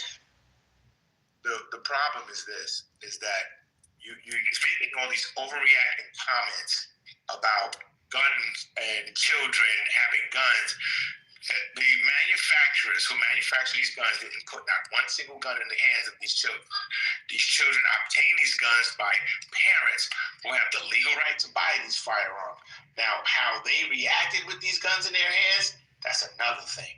If your child took your gun out of your closet and shot his little brother, who's the fault of that? The manufacturers? Is it the government? No, it's your fucking fault. The person who had the right. The same person who had the right to own a gun in the first place. That's who's right. Who right is. And that's what you don't want to deal with. You want to silence me and tell me things is stupid because you don't want to deal with the fact that the ultimate person who has the person who has the responsibility to these weapons is the parent. Exactly what I said. And I said they both went to prison because they let that boy have that gun. And you're still cutting me off without letting me finish. I'm just reiterating what I said. No, you don't have to reiterate. You act like you didn't hear what I said. You don't have to reiterate. You just said the exact same what I said. Don't worry about just reiterating. Just make your point. Just make your point. Yeah, he's not on stage anymore. Sandra, go ahead, please. You guys heard me. That's exactly what I said. That the kids were getting the guns from their parents. The parents are locking up the guns. That doesn't make sense. Nobody had a problem with that, but what I did have a problem with, and I will address it, because the ridiculous conversation that bristled, that Chapman had, was literally somebody just said, we were talking about school shootings. We were talking about loss of life in school shootings. And his response was, you guys are overreacting. What you're not going to do is dismiss or minimize the loss of life when somebody just lost their child. Even when we were talking about no one is going to sit up here and minimize the fact that the National Guard killed somebody's child at Kent State. You're not going to do that. You're not going to do that. And that's what I was responding to, is the minimization of the loss of life in those particular areas. In addition to that, it is not a legal right for a child to possess a firearm in the proximity of a school. That's not a legal right. This is ridiculous. Nowhere again, Thug, now I'm talking. I encourage people to stay on mute. Literally, there is no legal right and nowhere in any constitutional law or amendment law that it is a legal right for abiding citizens. That's no legal right to do that. They're not law abiding. Because not only did they have their parents' weapons, but it was in the proximity of a school. That in itself is breaking a law. Now, the people who own the gun, I think everybody in here, except the people that don't actually, most of us are in support of the Second Amendment. And gun reform is not something that we push back against. I literally support the fact. I think the gun owner, I just spoke a few minutes ago about responsible gun ownership. I believe that if your child has access to your weapons, then you should be held accountable if your child does something with your weapons. The parent, the gun owner, whether it's a parent, sister, brother, uncle, whoever, is responsible for that. Everybody in here agrees with that. But those are the three areas that I vehemently disagree with and that we cannot do or allow. That's what makes you a responsible gun owner. You are responsible. So you know where your guns are. You know if they're locked up. You know if they're loaded. You know if your kids have access to them. You know all that shit. So that's a responsible gun owner. I was married to a dumbass gun owner. And unfortunately, his second wife had all of his guns removed from his home by the fucking police department because he's crazy and a dumbass gun owner. So there's that.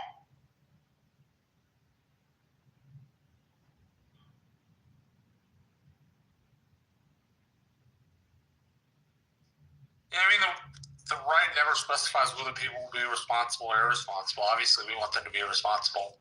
I'm very much with GA and Reformed on that. Can I get an amen? Amen. Thank you. With all hearts and minds gathered. And I'm just. Why it feels so late tonight, y'all? Why does it feel so late tonight? Yeah, like it's only 9 o'clock here, and like it feels like 11. Yeah, well, it is 11 here. It's about to be 12. Like the 23rd or something. Oh, okay. You coming back soon for the holidays? Yeah, you know, gotta come back for the holidays, and then you're going to see some man. Actually, not to be the family. What? No. No. It's because of Kalisha that everyone know you know what. Let me. Wait a minute. Stay focused. Yeah, you're not my fault. You do that. Reformation, you find yourself doing something else.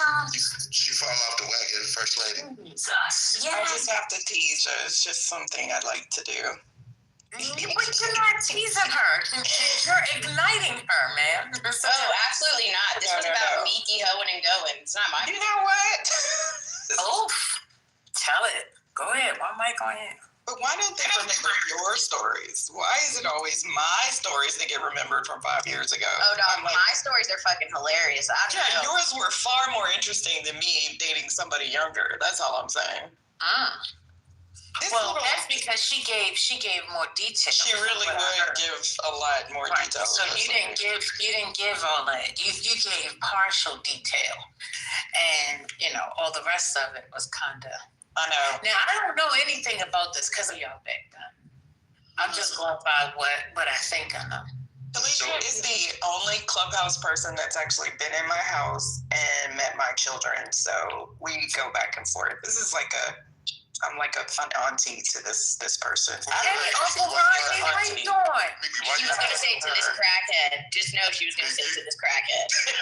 She restrained herself. It's with love, though. I call Lou crackhead, too. It's with love. It's the stories of the Niggurachi that I'm enjoying. Niggurachi is crazy. Lord. Yo, there's nothing more real I've ever heard than nigga babble. We don't even have a conversation. What's going on? What are we getting into tonight? Nigga babble is diabolical. Yeah, I don't want to read. Little girl. How about everybody go to the shower, get dressed, go out and go Excuse me. somewhere? I'm just getting back in the house, sir. What you talking about? I just woke up. No, the night is just starting. The night is just starting. For you, sir, you're in the age prime that Absolutely not. That nigga is like 75. What's going on? And the prime that I'm in. Out of here, 75. You're jealous. You're jealous. I'm 87. But really, Thug Bully, how old are you? You're 60? You 62? I'm 55 and proud that I still spend money and enjoy my life. Yeah, I'm 55, handsome. I got all my hair, my dick don't itch. Yeah, that's right. I'm in shape. You're 35. That's right. Wait, what did you say? He said he's got all his hair. What about your dick? My dick don't itch. I don't really want to hear about God bless. Penis. God bless. Well, I wanted to know what he was saying, but I wasn't I ready didn't for know that. you had itchy dick. So I don't have itchy dick. I bet your boyfriend has itchy dick, though. I don't have a boyfriend. I'm a nun. One thing Thug is gonna do is take a picture in some polo from Ross. But anyway, I'm just wondering how I get called old by people that are on Medicare and Social Security. But anyway, that was nasty. This is interesting, y'all. Let's give a happy birthday to banking. On this day in 1791, America's first national bank, the Bank of the United States, opened. It immediately went on a wild credit binge. Shout out to Debt is Bad. Lending largely to speculators in the emerging U.S. stock market. Yes, the stock market goes all the way back to the 1700s. Then it overreached and stopped lending almost entirely. We sold on that market? Yes, we've talked about that too. So we have learned absolutely nothing since 1791, y'all. Isn't that crazy? Anyway, wow. We've learned absolutely nothing. We keep repeating the sins of the past, so we're doomed. Why So anywho, does this look so goofy? What the hell? just a little FYI there. Yeah, now Central banks has been constant in our system. There's always been a portion of our population that's hated the central bank.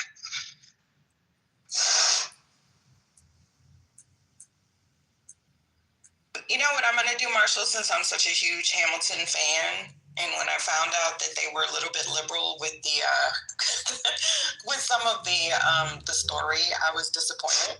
But I want to research. Of course, I got like 100 other books sitting here because I'm always on Clubhouse and not reading as much as I usually do. So I want to really look into Hamilton, and because he's seen as the father of modern banking. Yeah. And he was an immigrant. Shout out to Hamilton being an immigrant. I do love that part in Hamilton where they say, immigrants, we get the job done. And then the house always erupts into this great applause. If y'all haven't seen Hamilton, it's also on Disney, but it's one of my favorite productions now. I like the part. I got to see it 3 times. Lay down my burden. But anywho, I didn't know that. Kalisha, sing us a song. Sing us a song, Kalisha. Look, I'm trying to file. I don't want to hear what you working. You got time to run your lips. You got time to sing them too. Go ahead, sing us a song, Kalisha. Mick, you ever heard? Reform. You ever heard Kalisha sing? Yes. I'm not singing. I'm not singing. I can't, and I'm sick too. The last week. Fine. Go ahead. What's wrong? No, I still have a cough. It's like not cute either. That's not a weed cough? It's not. Okay. I have to ask. That is a really good question. Y'all, and now I have to shady as hell. That's not a weed cough? I'm like disappointed because Kalisha is no more, y'all. So what is she? What happened to Kalisha? She's retired. The account is no more. Like, I'm about to do some real shit, and I can't have people trying to ruin my life. Well, you're either going to remove the app. You and me both will just disappear into the sunset. I'm not removing the app. Do you see? Now my name is Stupidho. Oh my God, you did change. That is you? Oh, Lord Jesus. That's cute, though. I like that. Thank you. Yeah, so, they're not going to find Kalisha, but Stupidho is right here. Lord God. I thought it was just a burner. Yeah, I was like, I hear the voice, but I rarely look at the stage if I'm in the chat. Isn't that great? Lord. Child, I damn sure didn't know. Hey, Rodney, is you my cousin, Rodney? Is that my cousin, Rodney? Rodney's here. First lady, I don't know him. I never. Oh, okay. Well, welcome to Clubhouse, Rodney. I can't believe people are still coming on this app. That's crazy. Hey, Rodney. No, I've been listening to you all, That's cousin Rodney. all the time. But you know, You said, what's my real You job? only have one friend, though. Like, don't you have a, yeah, you have a job. Like, do you, like, everybody does, like, what's your thing? Like, I never knew what you do. I don't do anything. Oh, you ain't got a job? All right, women, let us pray. Let us pray. Let us pray. Oh, not right now, bro. It's not that bad, but I'm going to tell you, what I'm going to say, no one really want to hear. But the only way to control gun laws is to totally ban guns. Yeah. That's the only way. That's a fact. That's going to be the only way. We can come up with all the solution about, put it on the manufacturer, put it on the people who own guns, make sure they be responsible. That's not going to happen. We all control guns is to ban guns. The only people that should have guns is the military. That's my own first belief. Believe it or not, I was raised in the country. I have used guns before. I have owned guns before.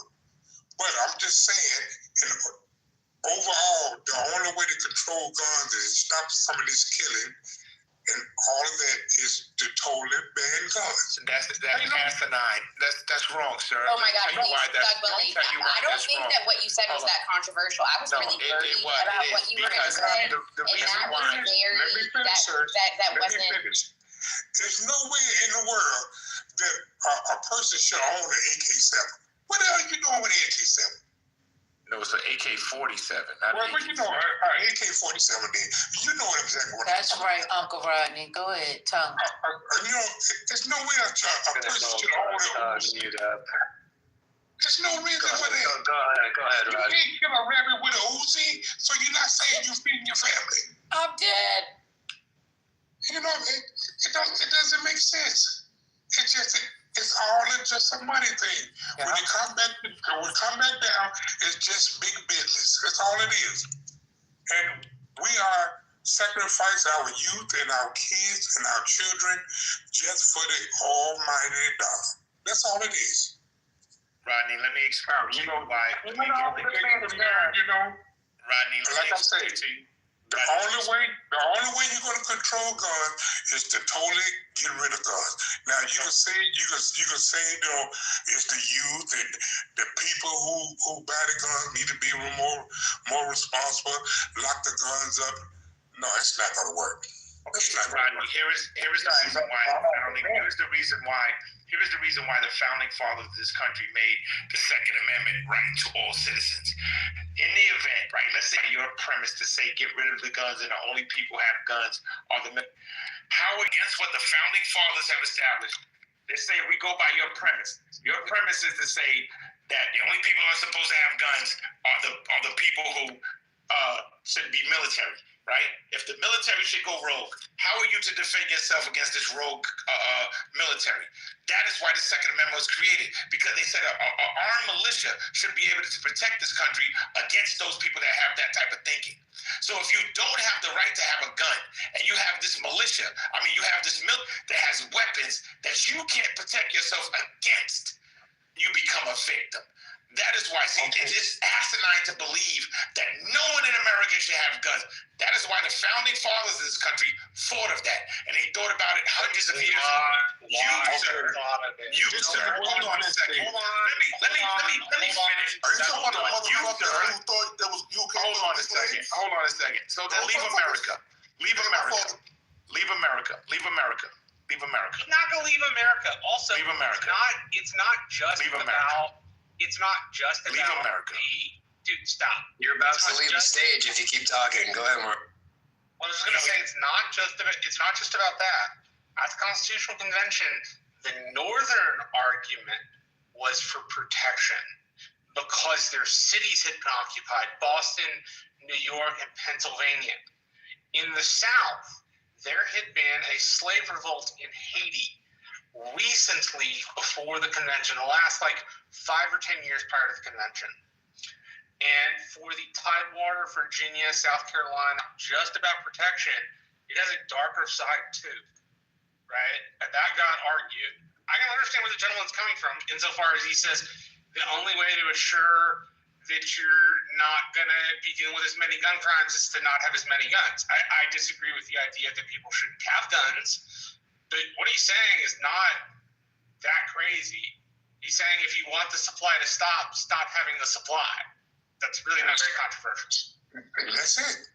That's it. I mean, that's the only way to stop it. Can you imagine if there wasn't any guns at all? Can you imagine the crime rate would just, the bottom would fall out? Rodney. They would go back to the old time where it was just fist fight. Rodney, respectfully, in those countries that don't have guns, there's a high rate of stabbing. So you're not going to sleep that. Stabbing is so much more personal. You can't. Wait, Rodney. What I'm telling you from a data point, you're not going to say get rid of all the guns and then you're going to skip that and go straight to fist fights. That's not how that works, and that's literally not how it works globally. There's a high rate of and multiple stabbings. Crimes of passion increase because of stabbings in that sense. So you're not solving the violence problem because Rodney, listen to me. No, Rodney, hold on for a minute. I'm not done. Bro, I'm going to throw it right back to you, bro. If 20 or 30 people get shot up, it's the innocent bystander. And thinking you do it with a knife. Rodney, we gotta have Rodney, that's not the point I'm making, Rodney. We gotta have GA be able to finish this. And Rodney, respectfully, that's not the point I'm making. The point I'm making is violence comes out of the persons that's perpetuating the violence. I'm not talking about the fact that he can spray 30 people by taking guns off the market. Now, I'm not saying left, right, indifferent, whatever. However you want to say that. And I know there are people that feel like if we take all the guns off of the street, then criminals won't have them. Or if we outlaw guns, criminals won't have them. That is my pushback to that, is criminals are still going to make them, sir. Do you understand what 3D printing is? You can't take all the guns off the street when you can 3D print them in your basement. They're not going to outlaw 3D printing. They're making houses.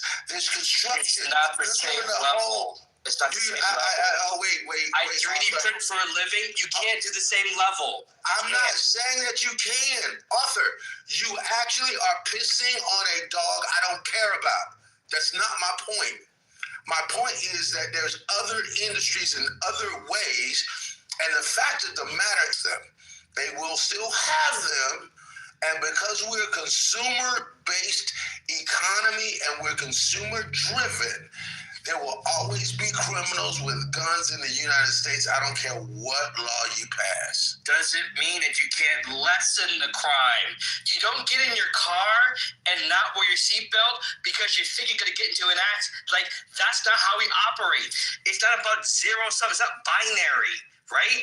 You can still reduce. That's what we're talking about. It's not going to go to zero, but it will reduce. That's simply what he's saying. That was actually not the premise that he was actually talking about, but I will say that your point, Arthur, you sit by what? Let's say 6%, 7%. Let's reduce that. And the military are the only ones that have guns. When the mass shooter that's underage has gotten hold of an illegal weapon and goes to a school, instead of him actually is all, now they can actually wipe out 150 because no one has a weapon. You're not going to taser him down. You're definitely not going to baton him down, and you're not going to stab him down. But now you've taken weapons out of everybody's hands except the military. There's whole swaths of the country that does not have a military presence anywhere. There's not a base there. There's not a regiment there. Oh, let's wait and let's gather the National Guard. That'll take how long? What I'm saying is there's so many situations across our country that is completely untenable for especially with the culture that we have now, that it just doesn't make logical sense. It does. Okay, let me say this again. In my opinion, bro, just give him my opinion. You gave yours. In my opinion. What are you guys saying is just like alcohol. He can make excuses after excuse after excuse. But as long as he get that alcohol, he's able to drink. So what you're doing is just, you're making excuses about guns. If you totally get rid of guns, crime would not be there as bad as it is right now. Totally. You can say what you want. You can come up with all kind of scenarios about, they going into the schools and they shooting and nobody else have guns. If you totally get rid of guns and you make a law where if a person, you get your life taken also, see, we need to make different crimes. I mean. Kill a whole bunch of niggas if you do that. Like, no. Harsher punishment is not, it's not a deterrent. It's been shown to not be a deterrent. I just think that will instead be used as an excuse to exterminate a large swath of the black population. Yeah, just go on a black people hunting trip. But you got to remember this. Black people's not the only one that own guns. Black people are the only ones that get We're the ones that, even though we have these alleged protections, are still being, are not being afforded those protections and are set longer sentences in jail because of selling crack cocaine. So you're not going to pretend like that they're, in Atlanta, in Houston, in Chicago, in Detroit, and that's going to be, or New York, and that's going to be ground zero of hunt down the gun and put the niggas in jail. You're not going to pretend that that's not going to happen. Quit playing, Rodney. You live in here. What's your solution? What's your solution? Don't be wrong now. Can we just acknowledge that we're cooked? We are cooked. We are cooked. We've been deep fried. We cooked, okay? So now it's just a decision about how we season this food, because we are cooked, okay? Next. I'm worried, we are now picking fights with other random countries. What about when motherfuckers start shooting back? Because you can only fuck around for so long before you find out. This Trump thing is coming. The finding out's coming. The finding out. It will be present. I was in the 90s, so it's not like you can't do it, right? But I think it's very unlikely that we repeal that amendment. Oh no! You know something? I doubt if it would ever happen in our lifetime. I'm just saying, the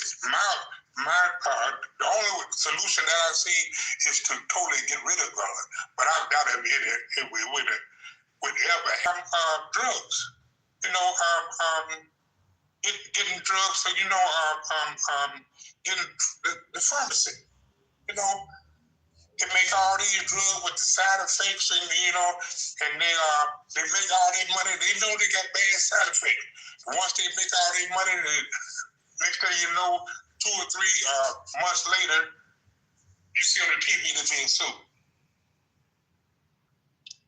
It's just big business. They paying all, the lobbyists. They paying all that money out.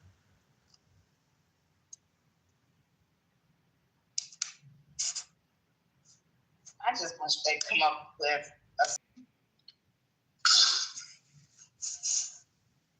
Now, Rodney, that's the only thing that I would be an advocate for stricter, for harsher punishment. School shooting. That's because it's white people. There's also a mental health issue. Speaking of school shootings, y'all saw that the last one at the Catholic school. That kid was drawing pictures of Satan and himself as Satan.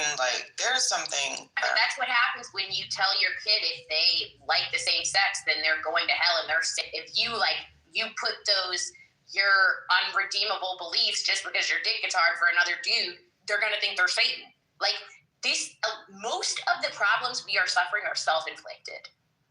Oh, absolutely. I agree with you 1,000% on that. Most of the problems that we had are completely self-inflicted. Most of the problems we have actually done to ourselves. I agree. Aghastness, if I was to make up that word. When the DC sniper was a black person. What? I saw right. It can't be us. What? We don't even do that. We just, when I tell y'all, we all collectively, Black America was like, oh, that ain't us. That ain't us. No, that's somebody named Kyle. That's not us. We're aghast because we don't do that. We don't do that kind of stuff. Do you actually believe he did it? Because, it's something fishy about that. I just don't. There was weird ass shit going on between him and that. Yeah, he groomed that young man. Yeah, and he was abusing him. Unfortunately, yes, that was a black person. He was disgusting. It ruined a young person's life too, because once you were part of a mass shooting duo, you're never going to be the same. And he was sexually assaulting him. He groomed him. Yeah. It was, terrible. That's sad. Because I'm like my man.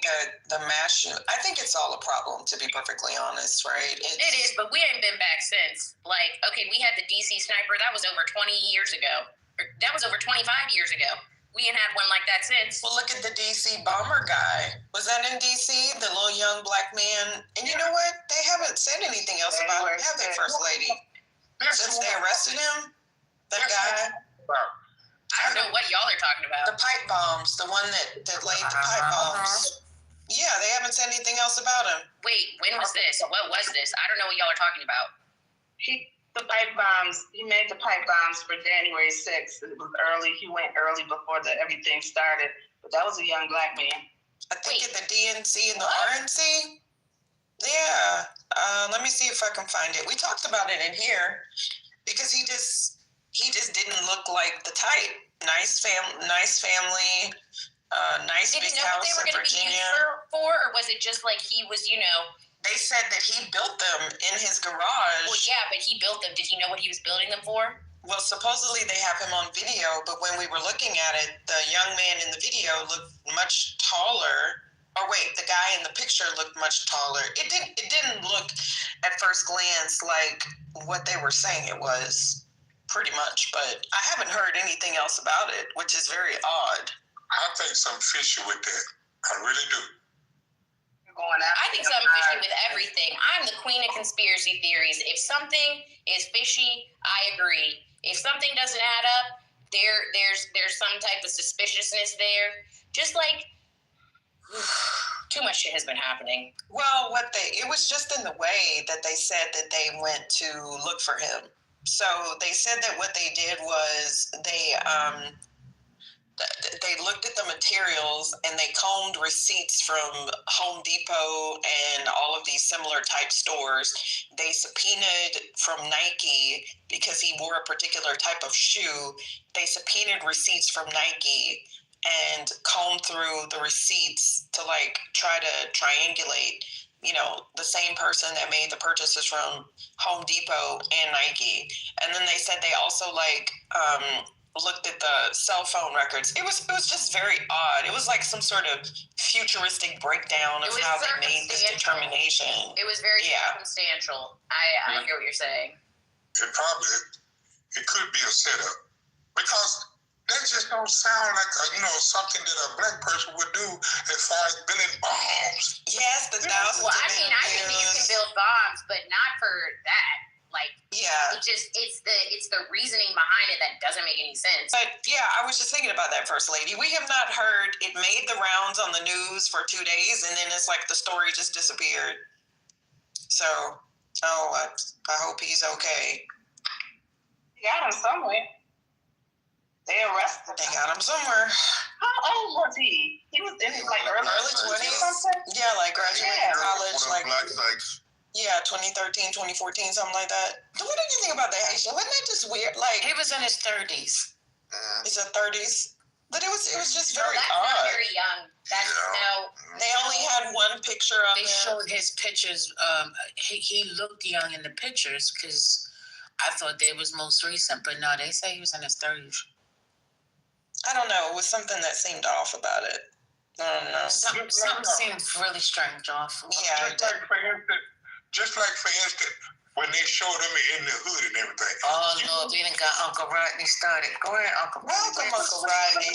I like that old Southern voice. I bet Uncle Rodney gonna say the prayer for Sunday for Yeah, Uncle Rodney definitely has that, like, you have a radio voice. Thank God for chicken. Uncle Rodney sound like the country pastor. I know. He the pastor. Go ahead, Pastor Rodney. Lead us on food prayer. Go ahead. You notice that he didn't show any skin at all. You notice that? You didn't see any skin. You didn't see any kind of color skin. I mean, you know what I'm saying? That's right, except for the shoes. Not only did you not see the skin, the thing is, usually they catch a glimpse of them capturing the person, putting them in the car, mugshot. Did y'all see any of that? I didn't see none of that. You know what he looked like today? He had on black Air Force Ones. That was the giveaway. There you go. I'm just saying, it's mighty strange. Nah, they wearing them shoot out. They call them uncle shoes, bro. They done did a whole lot of research. Don't wear black Air Force Ones anymore. That's the quickest way for them to try to send you to jail. Mm-hmm. They did all this research, and they liked the news. Why wasn't this guy captured in the pictures of them putting them in the car? None of that. All we saw was the cars out front of the house. We saw the house. Did y'all see it? I could be wrong. Did y'all see anything? Was it out there? First lady talking about the conspiracy. Haitian, I hit you upside your head. And you know I love it. No, you're not supposed to love it. You're supposed to change. What's going on? That's what's wrong. It look real good. It just don't, it's something about it. I just can't lay my hand on it, but it don't feel right. We're gonna lay our hands on it. Lay your hand. Yeah, we're gonna lay our hands on it. Yeah. My voice is not the same. Let God use you. See, you wouldn't have said, I used to sing gospel. Go ahead, sing gospel. Okay, wait, I'm sorry, y'all. I'm sorry for interrupting.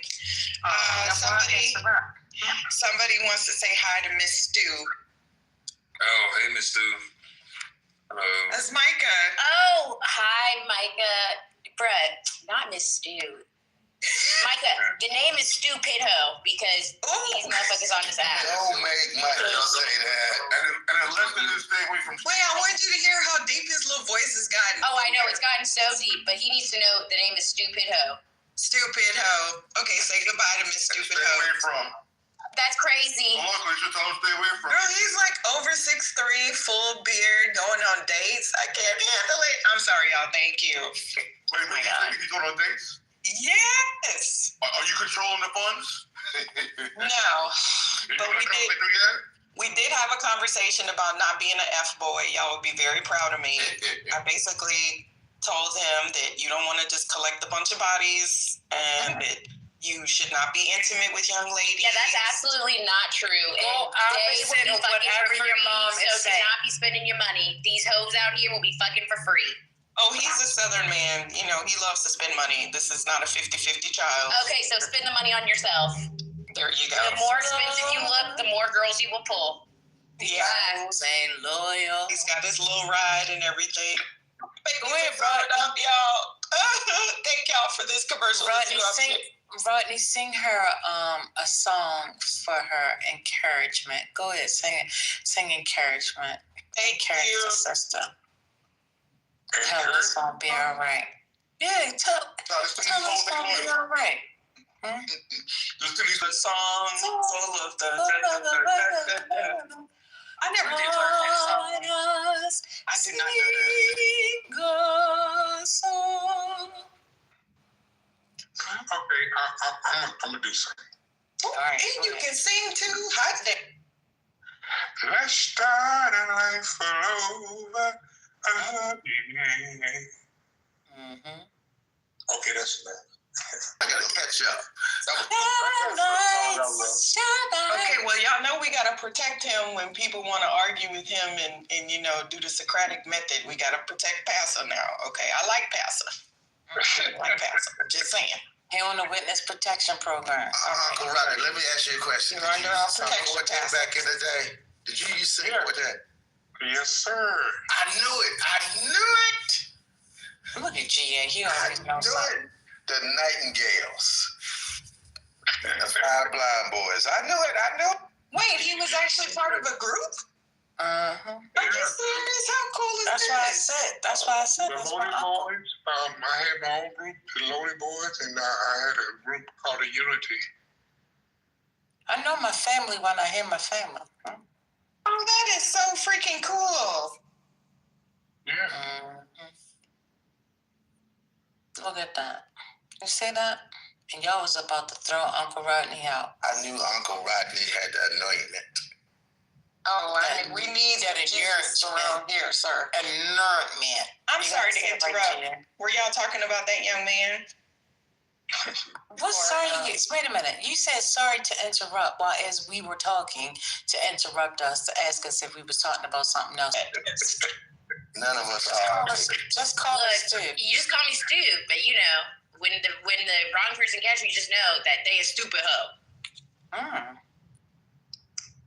You know, in 2026, what would you like to leave behind, Stupidio?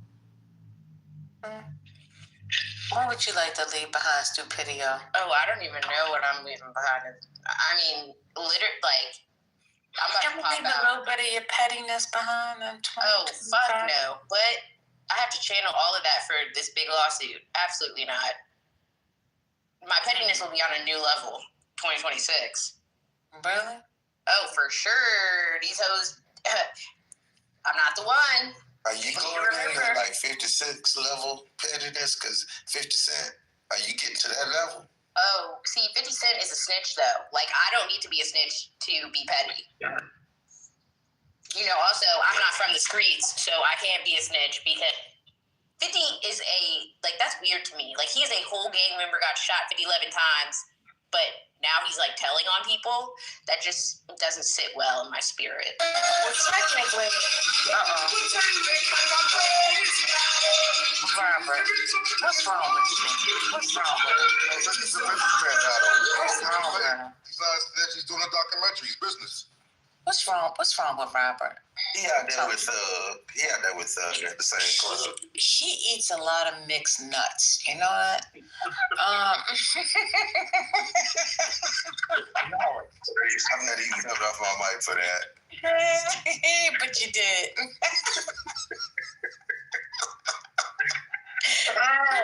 It's full of a bag of mixed nuts. A lot of times I be listening to y'all late at night, 2 or 3 and 4 o'clock in the morning. Y'all be cracking me up. All you can do is pray for him, Uncle Rodney. That's all you can do is just pray for them. I'm telling you, they all need help. I'm not one of them. I can't even fall asleep. I be just killing myself. They crazy. You see how she pushed that off? Talk about they crazy. That's a shady first lady. They wild. Y'all, what is a white name that starts with a J? Jonathan. Jasper. Oh, I already have a Jasper. Johan. Jason. I have a Jason. Jack. I have a Jonathan. Jackson. I have a Jackson with an X. I don't have a Jonathan, so that one works. Jojo. That was my first one, Jonathan. Okay. Joey. Joey. Okay. That is not white. She said Jared. Oh, I know one. Jarrett. J-A-R-R. Oh, I have a Jared. I'll say Jared. Jared can be black. Jerry? I have a Jared too. Jerry? Jerry is Oh, I do more have a Jerry. I don't know. Do I have Joshua. My son, one of my son's name is Joshua. That is That's Joshua Caucasian. Joshua doesn't really give. That's a Bible. Jaheim definitely ain't white.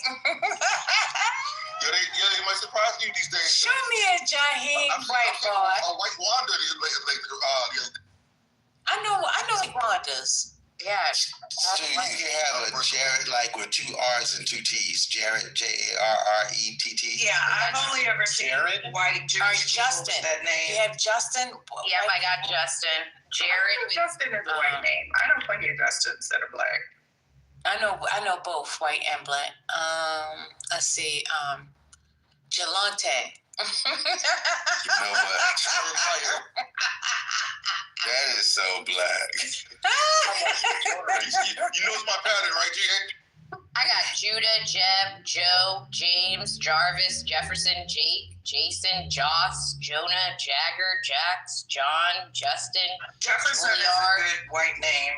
Jared. Oh, yeah. Come over here, Jefferson. Joel. Damn, how many more do you need? Jared, Joseph, Jonathan, Jasper, Jansen, Julian, Jory, Jacob. Jansen is a good one for white name. What? What's a white name? Joffrey.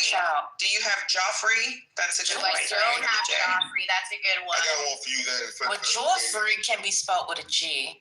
Doesn't matter. All these are starting with J. Yeah, so we got Judson, Jalen, Justice, Jackson with an X, Jet, Judd, Jet with an H. Jace, Jamie, Jameson, Chase with an X, Jeff, Jester, Johnny, Jace, that's a good one. Jalen, Jay, Joey, Jareth, Jethro, Julius, Jordan. Wait, Jalen is more of a black name. This is giving me anxiety. This is overstimulating me. When does this end? Oh, I have a Jedediah. I have a Jedediah. Jed, Janice, Jax with 2 X's, Jericho, and Jerry. Okay, praise the Lord. Thank you. You know what? You said Jameson. It just hit me. Why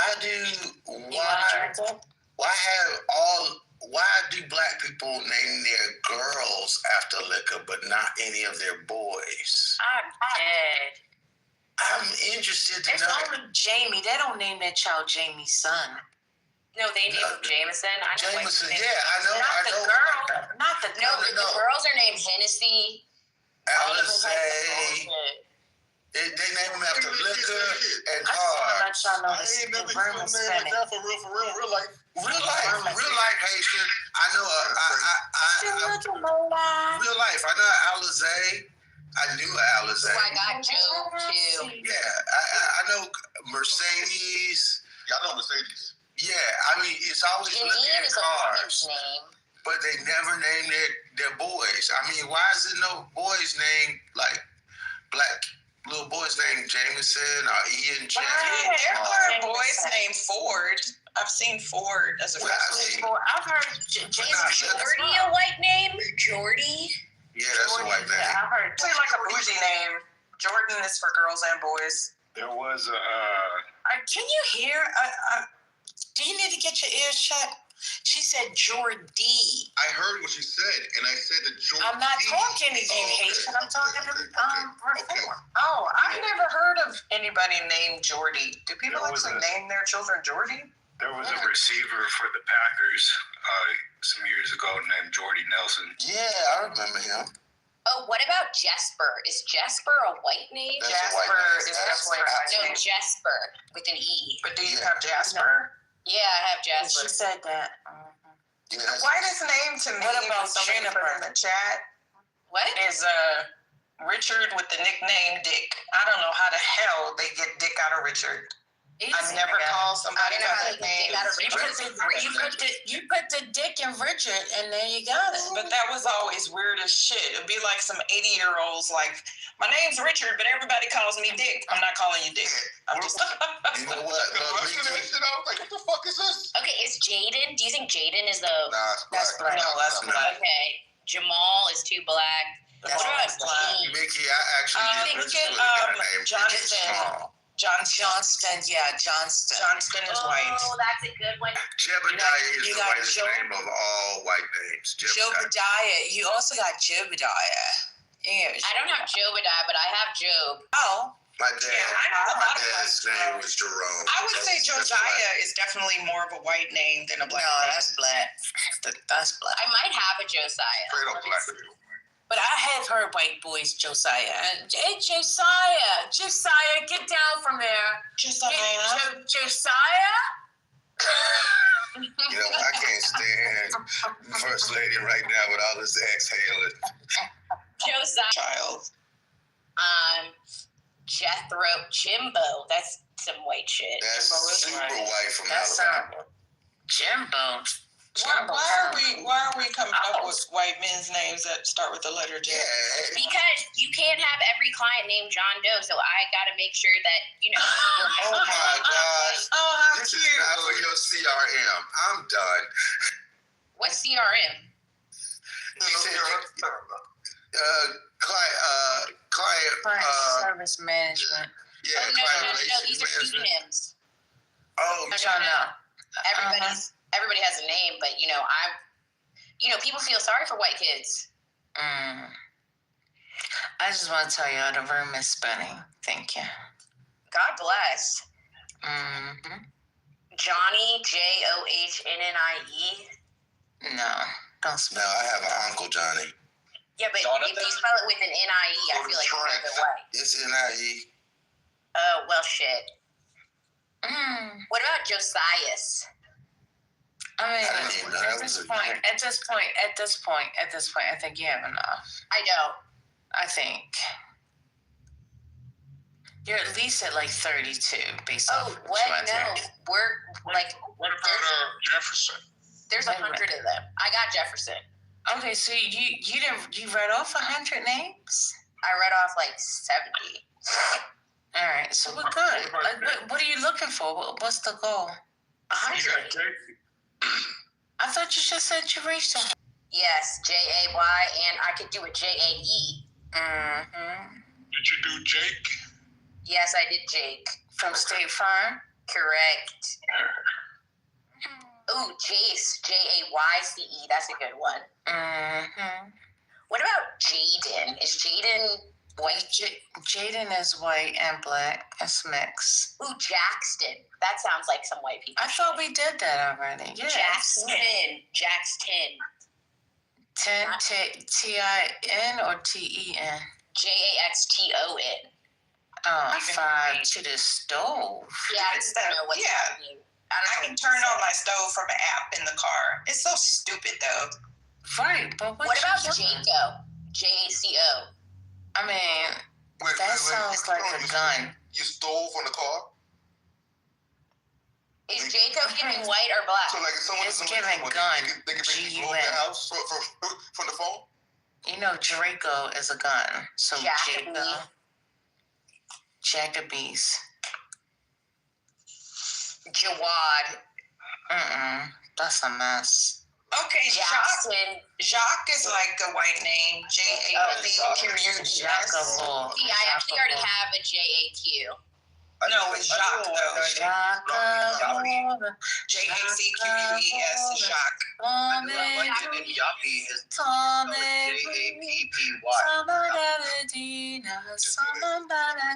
Wait, what did you say? Jepson? Yappy. JAPPY. That was my song, yo, bro. I love Jiminy. Is Jiminy? You guys think Jiminy's pretty good? Yeah, Jiminy Cricket, right? Yeah. Girl, you ain't got that many. Well, I guess you do need that many. Why do they need people white?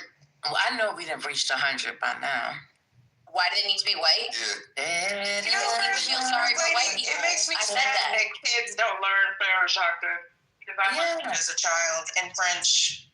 Yeah. Is JAL, JAEL? I like that. Jael, is that black sounding or white sounding? It sounds white. It sounds like you created a Superman. No, well. JAYR, Shire. Girl, if you don't chat GPT this. I have been checking GPT it, but we don't always just give you enough white names. Go to Gemini then, go to Claude. I'm going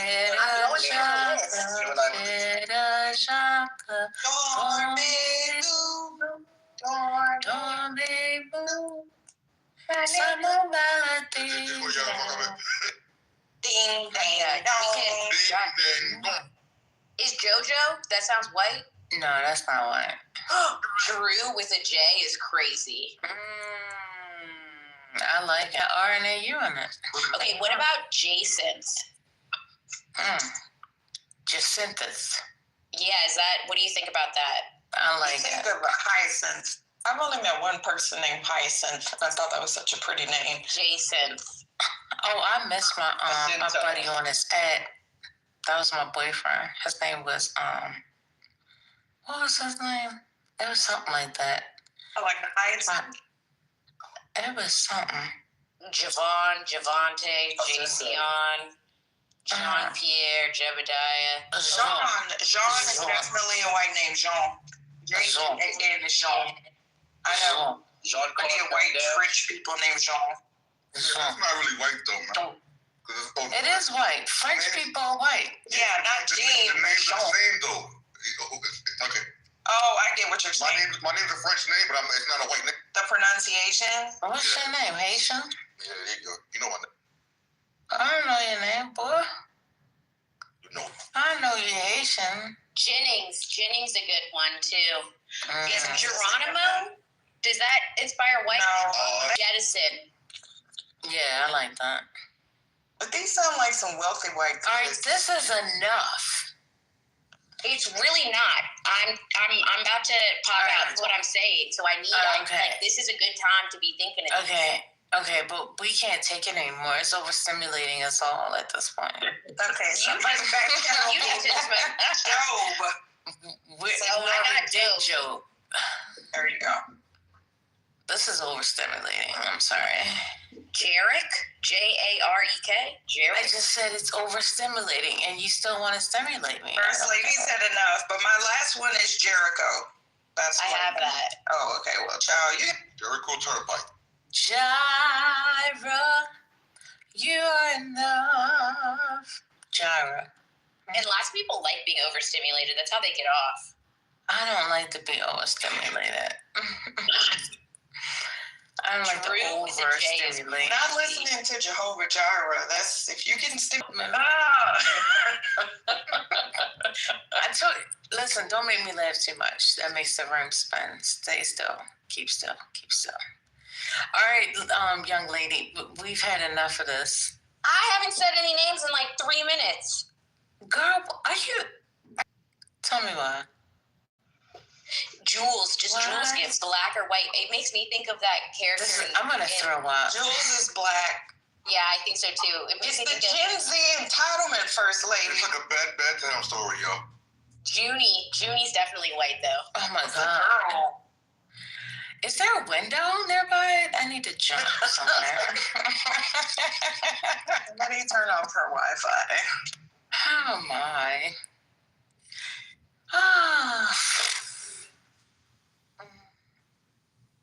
Let's wake me up. It's 57 there. It's 57. Where's she at? Remember when he won the R&B album of the year and people like were mad as hell? Who? Michael's the Wham guy. Wake me up. Michael Keaton. Yes, even though that was a fire ass album. Father Figure. Oh, I listen to that bitch all the time. I will be your father. It's your turn and love Georgia. To the end of time. What does British white people have so much damn soul though? Ain't they can sing. Cause It's because he had good hair. He always had good hair. Oh, he did have good hair. Yeah, he had good hair. And it's not like we didn't know he was gay, but we really wouldn't have cared. He was sexy though. Oh, hell. Because I gotta have faith. I didn't know he was gay. Was he always gay? He lost his little mind. He was jacking off in the bathroom somewhere. Hey, Mickey, I ain't gonna hold you after that album. That's what you get. Put that Jada back off. I got some pointed boots to go with my Z Cavaricis back in the day. Oh, hell yeah. I love Z Cavaricis. Oh, I love Z Cavaricis. I love Z Cavaricis. That was the best Louisiana GX Z Cavaricis was the shit.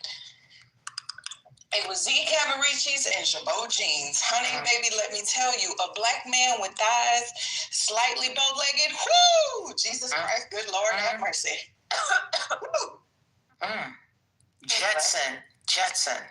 I feel sorry for you, Gen Z and millennials, because we didn't have these men wearing these little tight-ass clothes tighter than their baby brother's clothes, okay? Oh, bruh, you know what? I think it also really impacts their sexual development because their balls can't breathe and the testosterone can't breathe their body. No. Y'all need to stop lying. Back in the 80s, they used to wear them coochie cutter shorts with the balls hanging out, like literally. I've seen so many black balls in my life. Playing basketball. I can see the hair, the pink, white, gray hair on white men's balls. Oh, but that was white men, not the black men. Get with the black men. I ain't wearing these little bitty ass shorts. It obviously came with the baggy ones. But I used to love seeing a man in some Chabot jeans and Z Cavaricci's. And those was tight too, because Jordache jeans for men. Look at Eddie Murphy. We just went raw. And he had them tight red But that was leather. That was different. Yeah, but he was old. He wasn't old back then. What's wrong with y'all? You know what? I was in high school. We weren't wearing that. He was young. PTR picture you. I bet you had a starter jacket, some baggy ass jeans, and some Timbs on. I had Timbs and stuff when I started working. Absolutely. That shit. Okay, well, early 20s, because, oh my God, I used to. Did you have a Sherlin? I had a Sherlin. Did you have a Sherlin? That does sound like a bad cough. Do you have like a. Did you take something for that? She just wants your attention. Yeah, Tootsie stuff. That cough is fake as a $17 bill. She never coughs. And a little bit of bourbon. That's what you need. Listen to the mama telling the baby to get some bourbon. I can't be cussing everybody out, First Lady. I gotta be the mama sometimes. I don't think you should be recommending bourbon either. A little bit. That's what you get high all day. What about Jubilee? Jubilee. I think that's a beautiful name. Jubilee. I'm gonna name my son Jubilee. If I get pregnant again, that's what we're gonna name it. Jubilee. Have another little thing. Yeah, that doesn't sound white. Yes, it does. I think I knew a girl named Jubilee, but I think she was white. But her I feel like I knew a girl named Jupiter or Juniper. Jupiter, I've heard Jupiter. Juniper is a flower. Mm-hmm. You can name him Juniper. Junip. How about Junip? I leave the off.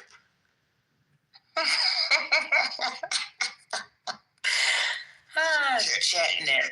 It's a weird thing that these celebrities name their children like they can't just be called, Mary and Jonathan. That should. I'm sorry, Beyonce naming that child Sir and Apple and all those celebrity names. East, West. Yes, Saints. That shit's weird as hell to me. Like, if you don't give them children regular names. 7. Ain't that her daughter name? What's the baby name? I'd be afraid to name my child 7 because that's like an evil demonic name. I know. I feel like 7 is a powerful number, but it just ain't that Andre 3000's kid's name? I think that is. That boy looked just like his daddy. My goodness. Well, then at least it's his daddy.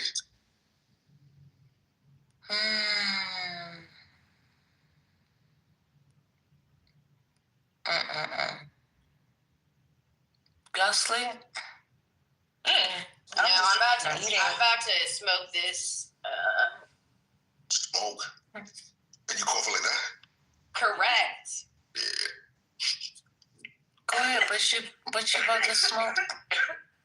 Don't you have a hookah? What are those things called that nebulizer? Yeah, but the one that like you can put the water that comes out at night. A humidifier. Humidifier. Son of a bitch. Humidifier people used to say. This is bad advice. This is bad advice. On my face, get the trick move now. No, That's bad advice. Are you going out tomorrow? You plan on going outside? It's in California. It ain't cold. How much? If you stay in the house until at least about 4 or 5 o'clock in the afternoon, then you should be good to put the fix app on. Oh no, this cough has been for like 2 weeks. And you've been putting Vicks on? Oh no. I mean, that's what I was saying. Lemon, ginger, garlic, and honey. I have throat coat tea. It numbs your throat? Something like that. See, something else was throat in your coat in your throat. See? Was it milky? It's very inappropriate. Oh my God. Has anyone seen like That's very inappropriate. Has anyone seen like the fake cum lube? Like now the thing is to like have lube that looks like cum. Has anyone seen this? Oh my God. It's so strange. It never touch it. First lady. What? I'm just saying I don't like sticky stuff. Like I can't touch syrup. Like for pancakes, it can't touch. I just if it touches my hand, I gotta get up. I gotta go wash my hands. I gotta get it off. I can't touch it. Touch the bottle. Lick it? Oh my God. I can eat it, but not lick it. We had a conversation about lube, and they almost ran me off the app. So I am never going to talk about lube on Clubhouse. What did I come back to? Do you like to touch it? Do you like to touch it? I never used lube before, so I don't know what it feels like. Oh, you never touched it? Never had to. What am I?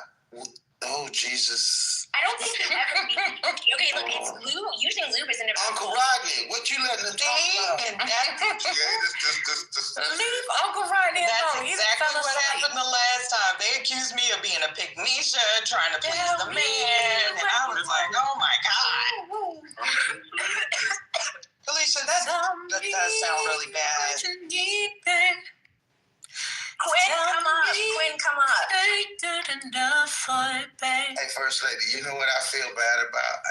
All of my kids are grown, and I missed out on the trend of punishing my kids by, give me 100 Drew Hill. Social media. I didn't get to do that. I know. You can still do it now. For Christmas when y'all get together. Look, eventually they're going to have grandkids, and then you can punish them. I can do it then, yeah, because I grandkids though.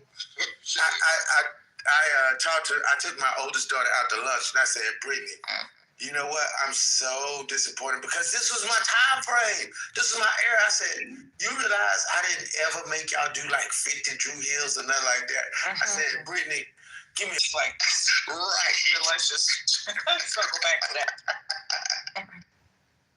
She said, you miss your window of opportunity. I said, what happened to have some grandkids? She said, these dudes out here is trifling, Dad. I don't know what I'm going to do. That's a fact. I get if you ain't never speak the truth, that's the truth. I feel like there's enough time now that my whole generation can redeem itself, okay? Because we have been embarrassed on the public stage. Everybody has seen it. Niggas ain't shit. You can turn this around. You can be sagging.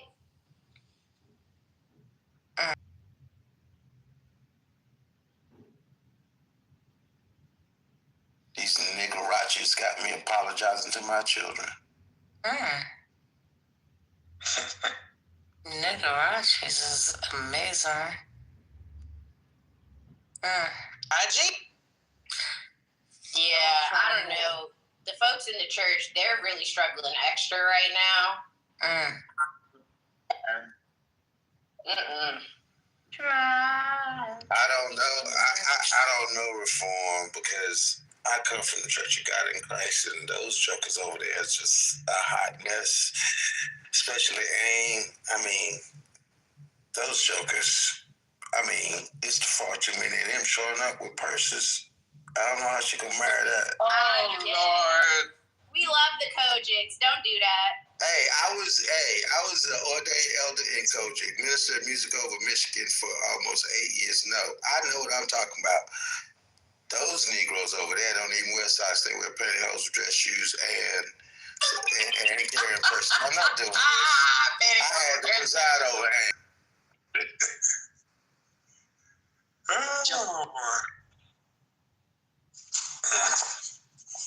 I did mentor somebody at Morehouse, and he was like, this dude showing up to class in a full face of makeup and high heels and bags, and he was like, you know, it is what it is. Yes. And I was like, well, you know, you gotta accept and love everybody. But he was like, that's more women for me. I don't mind. That's exactly what he. But you know, Reform, I'm like, look, I love everybody for everybody, but do you have to sit on the front row on the convocation? Really? Is it necessary? I'm sorry, but you're being a hater. Like, don't get in the way of their Jesus. I am being a hater.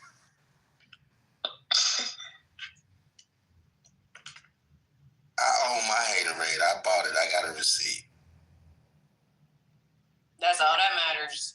That's all that matters. Now, do you have a receipt for the alcohol, or do you have a receipt for something else you bought? Just a haterade. Just a haterade. I get my bourbon delivered.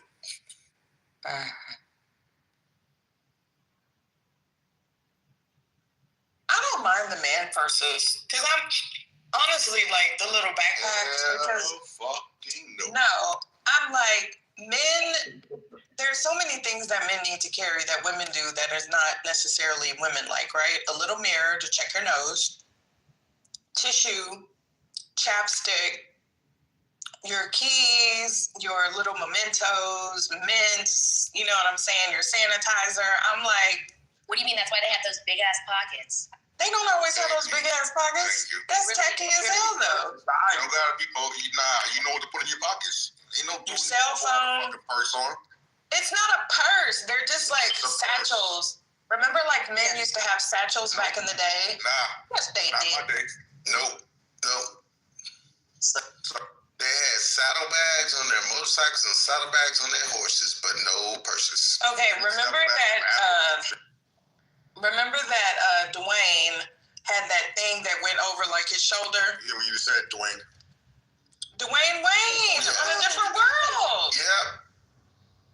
He was a geek, yo. That joker had 4 lenses on his head at the same time. Thank you. Well, I'm sorry. Everybody that I date, they get one of those, and I love Coach because it's affordable, quasi-affordable. They get one of those things that you can do like the crossbodies, because I don't always feel like bringing a purse. Sometimes I just want to bring like a little thing. And I don't always want to carry all of those things. That's fine. You some crossover shit, but do this not. You need to do times. You know what? I like them. The only pass that I give a dude is when he's carrying a book bag. If you got it cashed up, put a book bag on, bruh. Yeah. That's all you get. On your head. Bag and briefcase. Book bag, exactly. Thank you, Uncle Rodney. I see men wearing heels now and everything. Oh, hell yeah. You will go get a pedicure because y'all toes be crusty as fuck. There is nothing wrong. There is nothing gay about putting a pumice stone on them crusty ass feet. Looking like Denzel and Glory. You love them. Oh, hell no. Oh, I love a metrosexual man. Your nails need to be buffed, cleaned, and well manicured. There ain't shit wrong with that. Hell no. No, I'm not saying something wrong with being clean. Christina, you better tell them. Y'all better go get a damn pedicure. Well, if you're trying to compete with your woman, that's the best. That's not competing. Nobody wants to rub on them crusty ass feet. Yeah, reform. And Mickey, you don't have a real man if he can't start a fight fire between the heels of his feet. Oh no! I'm And just then kidding. you know what? I'm just kidding. Y'all want to go there? Y'all be fucking up the sheets. Rough, crusty ass toes. Oh my God. Rough, crusty ass heels. What the hell? Y'all know what I'm saying. They be peeling your sheets because y'all be, you know what I'm saying? When she up there doing her business and you got your feet, you know, spread eagle, fucking up the sheets because your ass don't want to put a pumice stone to them goddamn crusty ass heels. Oh hell no! You gonna take your ass to the pedicure. You don't have to get them polished, but you are gonna let Ming Lee pumice out them goddamn rough patches on your goddamn feet. I tell you that. You better do it at home. Okay, I don't mind giving my boo a pedicure. I can get the little thing you soak your feet in. You know what, Mickey? I'm not okay, well, all right. Then Mickey, I'm not gonna hold you. I'm Ling Ling take good care of me. I like to go and I put my feet in a little thing with little fishes, and the little fishes like get that's so what I'm saying. No. Yeah, I'm gonna sound real bougie. Never mind. I'm gonna leave that alone. Yeah, you're right. I'm gonna leave that because I'm about to get real bougie and. I mean, it doesn't matter how bougie you are. It's like because of the bacteria. Yeah, that's fish shit in that water. Yeah, that's only when they don't change up the water. No. They don't change out the water in the fish, but and definitely a good tip for cleaning out that toe jam. Yeah, nasty asses. I do get the facial treatment, the beard treatment, the skin treatment, and do get a hot stone massage at the same time. So that's what I'm talking about. Be soft for your woman. Don't be crusty. Oh my God. You want your man to be soft all around for you, Mickey? Oh. Mickey, want your man to be soft all around? Absolutely not. Exactly. No, but Haitian, is that weed you grew? It's not weed. It's hemp. Oh. But yeah, it's legal. But you don't have to be soft. There's nothing wrong with having like soft skin. Like, see, I'm fucking with you. Your ass have never been pampered. I will have you sitting in your pink bathrobe. Okay, I'm just saying. Yeah, no, I'm clean cut. But you know what I'm saying? When it's time to be your man, I'm not doing them cats that be like, oh, I need to go shower. No, but if your woman is in the shower with you and she's washing you and then she's straddling you on your back and she's putting that lotion and massaging that lotion into you and then you fall asleep like a damn baby, you're going to be like, so baby, you not going to put that lotion on me? You know what I'm saying? Yeah, you're going to get addicted to that shit real quick. Yeah, she'll get addicted too. It's not Mr. Soft. Oh my God. But y'all, please use lotion. Ladies, aren't we tired of them? Thank you, Miss Sarita. She said, I exfoliate now. That man got some soft. There you go. Exfoliate that man. Nikki, I got some good lotion with CBD. Okay. Oh, sorry. Let me get back on you. I'm talking about just good lotion. He was coming from a clean, wholesome place, Mickey. Anyway, I don't know how we get on this topic. You know. Yeah, but men. Y'all watch Secret Lies and Mormon Wives? Nah, what, they freaks? I can't oh my God, about that insane. Show. Y'all really need to watch. It's just white people gone wild. Why they drinking piss? I don't know. They call it Fruity Pebbles. Yeah, that's fucking crazy.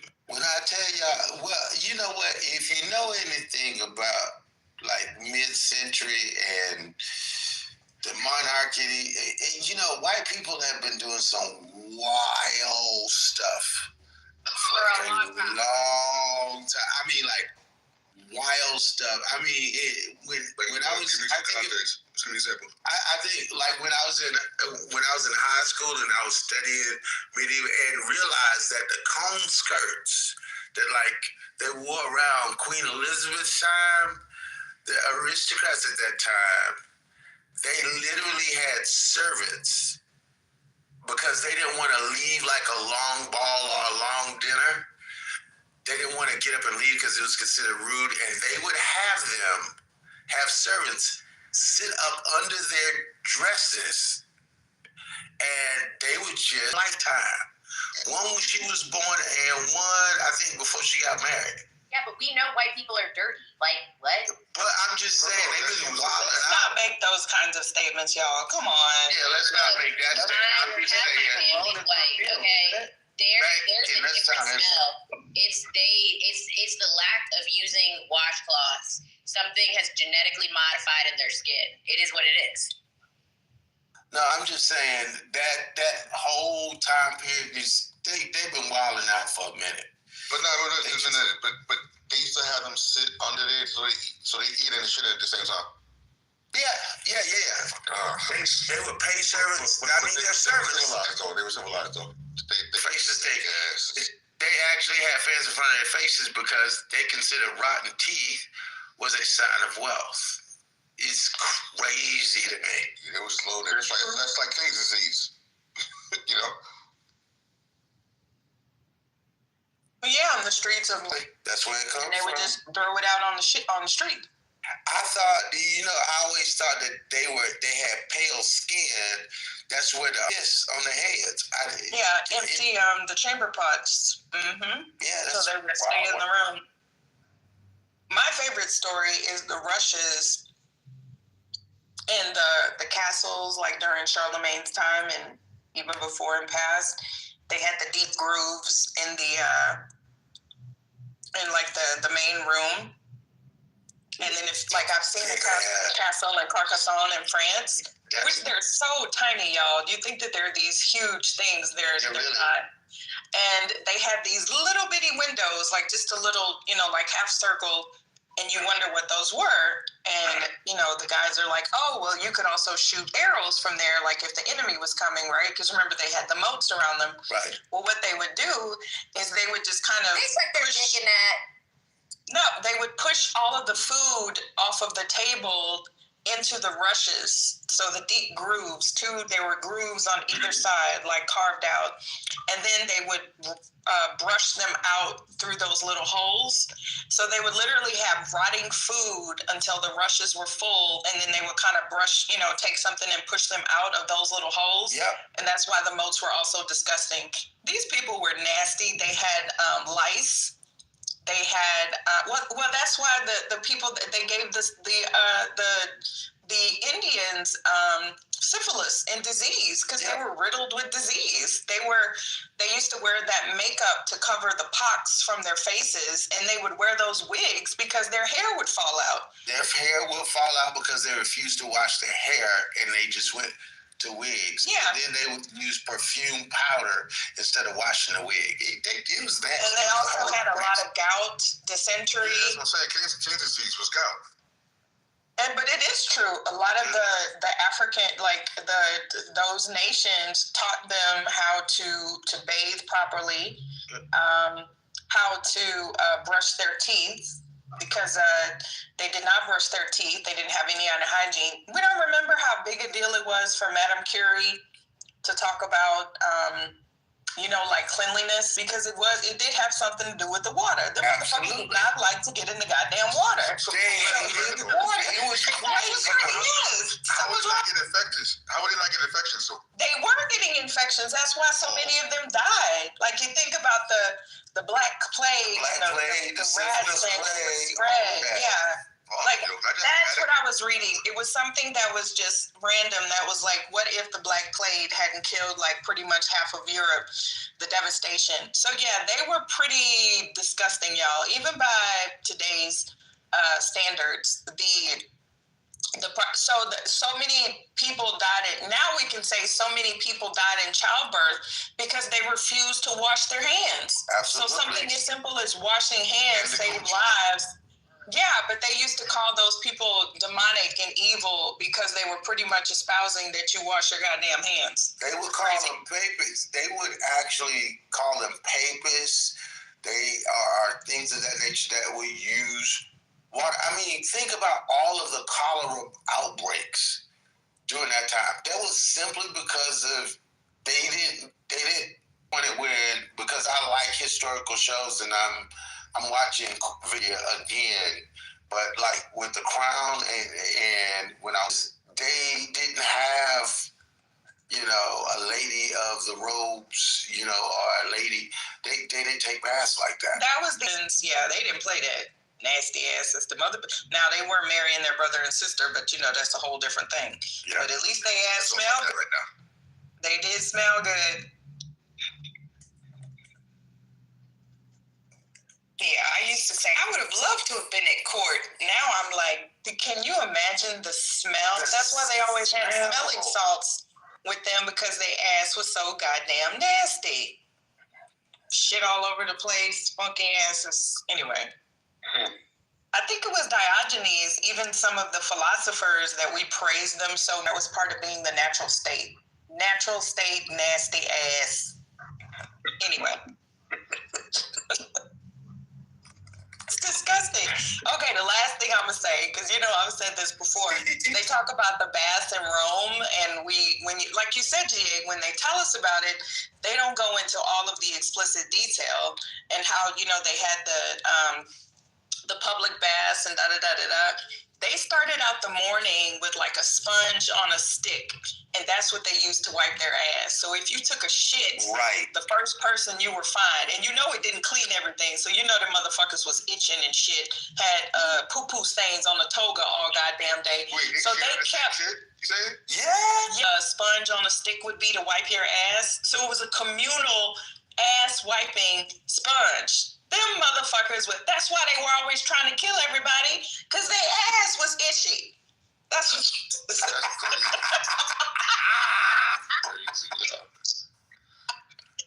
Okay, I'm done, because now I don't want to eat the rest of my food.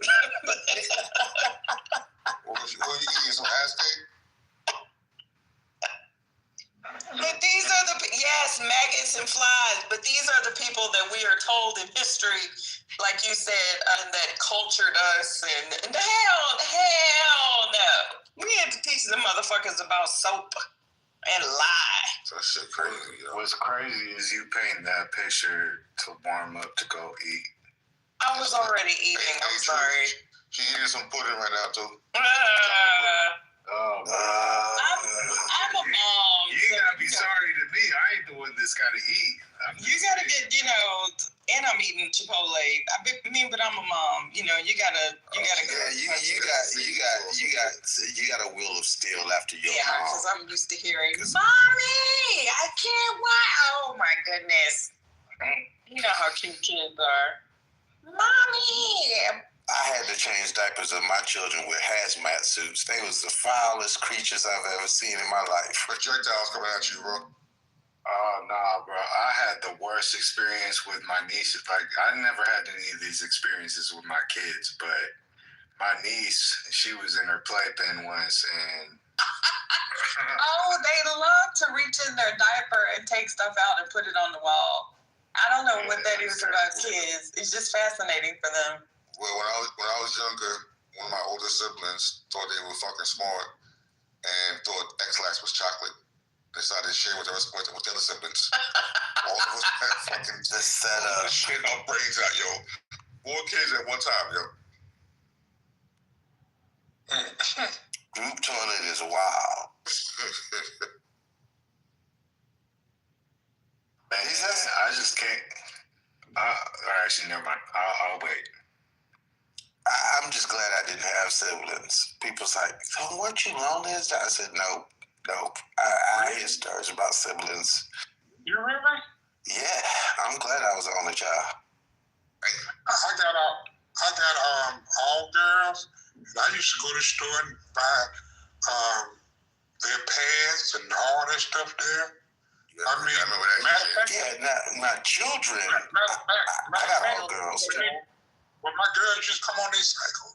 Instead of they telling their mom, they would tell I don't want something different. But Rodney, by the time I don't know how many, I got 4 girls. I got 6.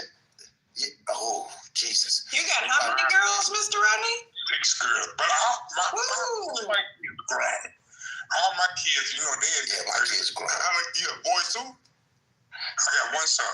Okay, that's what's up. Oh, I know he's spoiled. Yeah. Actually, all my kids are spoiled. To be honest, I was I was a hand-on dad. Let me tell you what, I had all girls, and by the time the third one came along, I was a pro. But that first one, yeah, I did all of that. You know, I took my girls to buy their first bra and all of that kind of stuff. I did that. But that first one, man, let me tell you something. I didn't know what I was doing. I didn't have no clue. She said, and at the time she called me because I had my own business, and she was like, "Dad, you gotta come pick me up from school." I said, "For what?" "Dad, you gotta come pick me up from school now." She's crying. So I went pick her up from school, and I said, "What's wrong?" And she said, "Dad, look." And she took her jacket from around her waist. She was like, I said, "Oh my gosh, what do we got to? Well, Dad, we got to go to the store." And I went to the store, Rodney. It was shameful, man. I didn't know the difference between the wings and I bought one of everything, Rodney. I said, "We gonna figure this out." Man, I'm gonna tell you something. I love my girls. You know, hey, you damn right. I'd rather be buying this than buying Similac. And you going down there. Talk about it, sir. Talk about it, sir. Shit. I always help confused men in the store, especially when they're in the diaper aisle. They just look confused, like they scared to call their wives because she gave them a picture and everything. Yeah. And I'm like, "How old is the baby?" Okay. And then sometimes they're like, "I'm not sure." I said, "Okay, do you have a picture of the baby? Now, is there a certain brand?" And then they're like, "No, it doesn't matter." I'm like, "Sir, what's the colors on it?" And then they remember the colors. I'm like, "Okay, so that's Pampers, that's Huggies," because you can't come home with the wrong brand of diaper. But they look so confused, bless their little heart. I always try to help them out. Now, I'm gonna tell you something that's real funny. You ought to meet some guys on Valentine's Day when they're running late and they're trying to get their card on Valentine's Day and it's late in the evening. And everybody be there. When they come in the store, especially if you got a store like Walgreens or something like that, you're trying to find, they done pretty much picked over all the good Valentine cards, and you see every guy come in like, "Damn, man, I done fucked up. I forgot today was Valentine. I'm trying to pick out a card." We be trying to help each other out and shit. It'd be funny thing. We say this fake fucking holiday. Yeah. We talking plenty shit. That's why you can never get Give us the fucking grill. The grill on our day. Yeah, we grill. Yeah, we grill on that all day. day. So sad.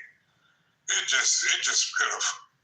You don't really get anything. Always, they want to give you a tie and a pair of socks. Just Mother Day, they just go all out. I'm like, shit. It just be so pitiful on Father. Y'all don't ever want anything. I want something. I told my What kids. makes y'all think we don't want anything? I tell them to give me stock for Father's Day. Give me stock. Buy some stock. Because y'all wear the same clothes, the same pants, the same shoes. Nah, you crazy? What do you mean? Y'all not adventurous. Y'all don't want to go to a new restaurant. Y'all don't want to leave the house. My shoe game is tight, yo. Don't be wrong. Same shit, son. Check this out, First Lady. I guarantee you that every man in here who's a real father got something that their kids gave them when they was real little, and they still got it. Yeah, I got some ugly cufflinks that my daughters bought me that I never wore, but I kept them. Oh God, they were god awful ugly. Because they got me the cufflinks with the handkerchief and the necktie. Y'all, it's hunter green, brown, and yellow. I don't know who wears that together, but I still got them. I got every card my kids ever made me. Every card. I mean, just on a piece of paper. They folded it. Happy Father's Day, Daddy. I love you. I thought they was shooting. So embarrassed.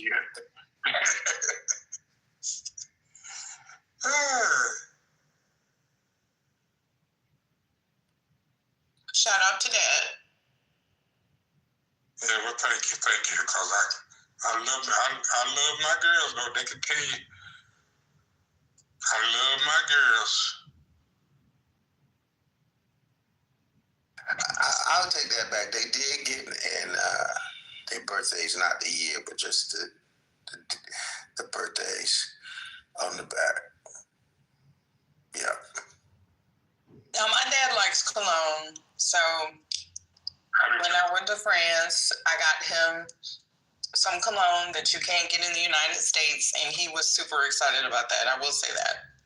He loves cologne, so.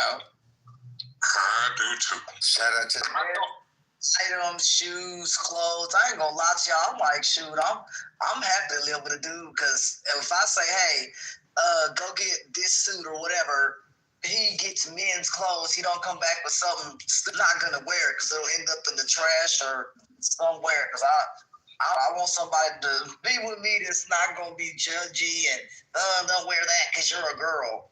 I don't wear perfume or things like that. I like, I like what I like, but I like nice suits and things that fit me. And, a lot of men's clothes, like especially shoes, they last a very long time. I like buying men's shoes and suits. Y'all, shout out to y'all dudes off the chest. Some women's stuff I have, but I generally like the suits and stuff that y'all men wear. They cool.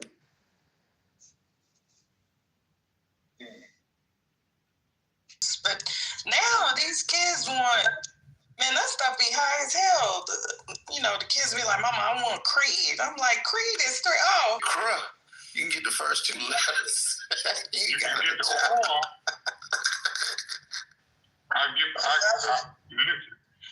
You can buy them the oil. So I have a little story about these kids. I was on the PTO for my baby's high school, and they wanted to encourage the parents to join the PTO. So I said, okay, we can have kids bring back the form, we'll give them like a week or two to have their parents sign off on the form. Because, when you get in high school, everybody goes through that bag because, you have that little folder that's from the teacher. But when you get in high school, I don't know if people just forget or the kids don't give it to their parents, whatever. So I was like, they just have to get their parents to sign up, get an email. So I was telling them, I was like, he looked at me, he said, Mama, Coach? I said, yeah, I like Coach. Coach is nice. He said, no, Mama. He said, my friends like Gucci or Louis Vuitton. And I was like, Gucci or Louis Vuitton? Okay. I guess. Child, when I went to the damn Gucci store and I saw them bets was $1,000, I said, oh, hell no. For some goddamn high school kids. And he was like, Mama, there's no point in doing Coach. So I was like, cash? He was like, they're going to incentivize them. I was like, you telling me that these kids have Louis belts on in the 9th and 10th grade? He's like, yeah, they beg their parents for it. That's like the only thing they get all year. I'm like, oh, y'all are doing too goddamn much.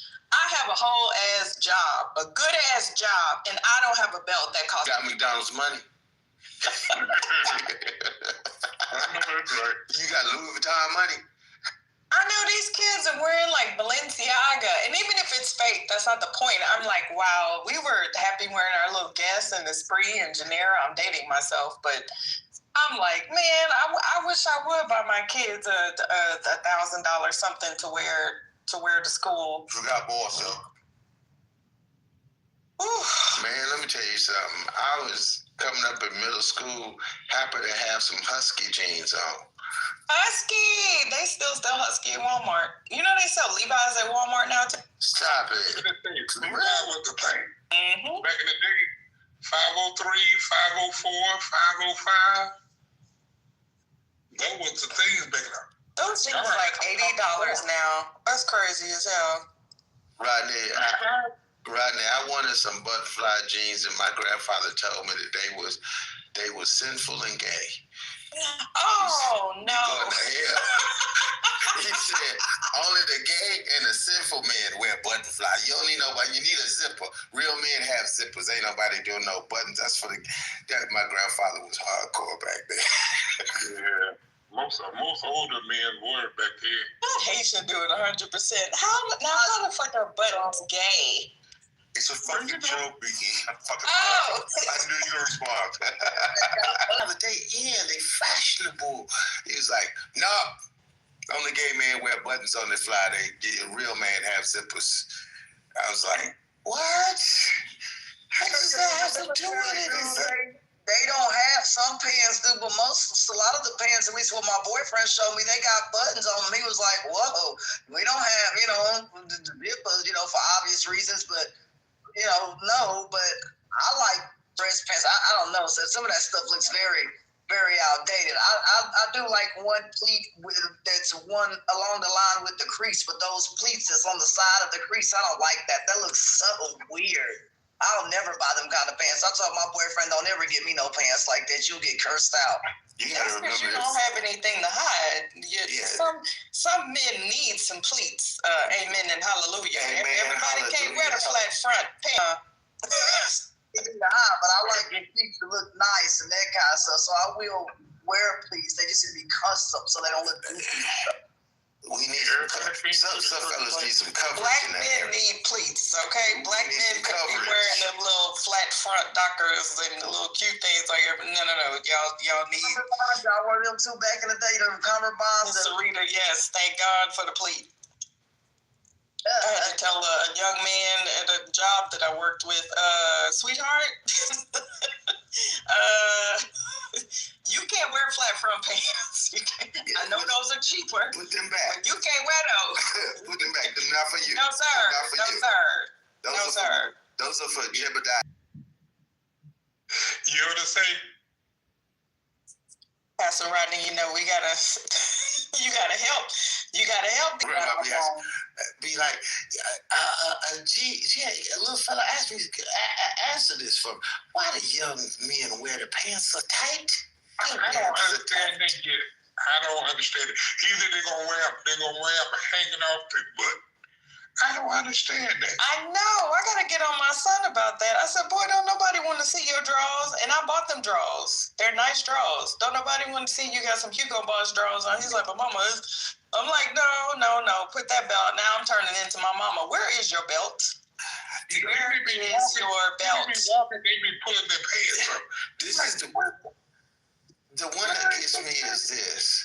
How this okay, back in the 80s and the 90s, you got NWA, they sagged a little bit with the Dockers or whatever, but they were baggy pants. Explain to me, how do you sag slim fit jeans? Somebody do the engineered explanation on how these young fellas are sagging slim fit pants. I don't understand it. My ex-husband would let the boys wear skinny jeans. When they were in middle school, he said, absolutely not. He said, no son of mine is going to wear skinny jeans. But when they got in high school, but my boys are perfectly suited for skinny jeans. They were tall and skinny.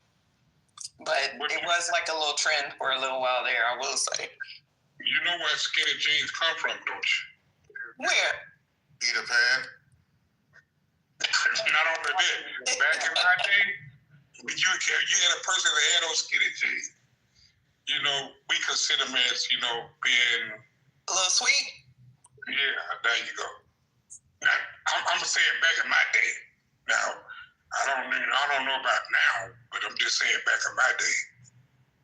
But Pastor, it's like a throwback. Remember how, so I'm remembering New Edition. Yes, but remember New Edition, how you had the fitted polo and the fitted khakis, and then they went to the baggy, whatever, and then they went to fitted again. Because there was a time in the 80s you had the fitted. Now I kind of I will always love the B-boy look, right? Like I said, dark starched jeans with the Timbs and a baggy jacket. Remember with the Carl Kanai? That is one of my favorite times. That's a down south thing. We don't do that south. That is a down south thing. We don't play starch. What's the down south person gonna do is starch them damn jeans.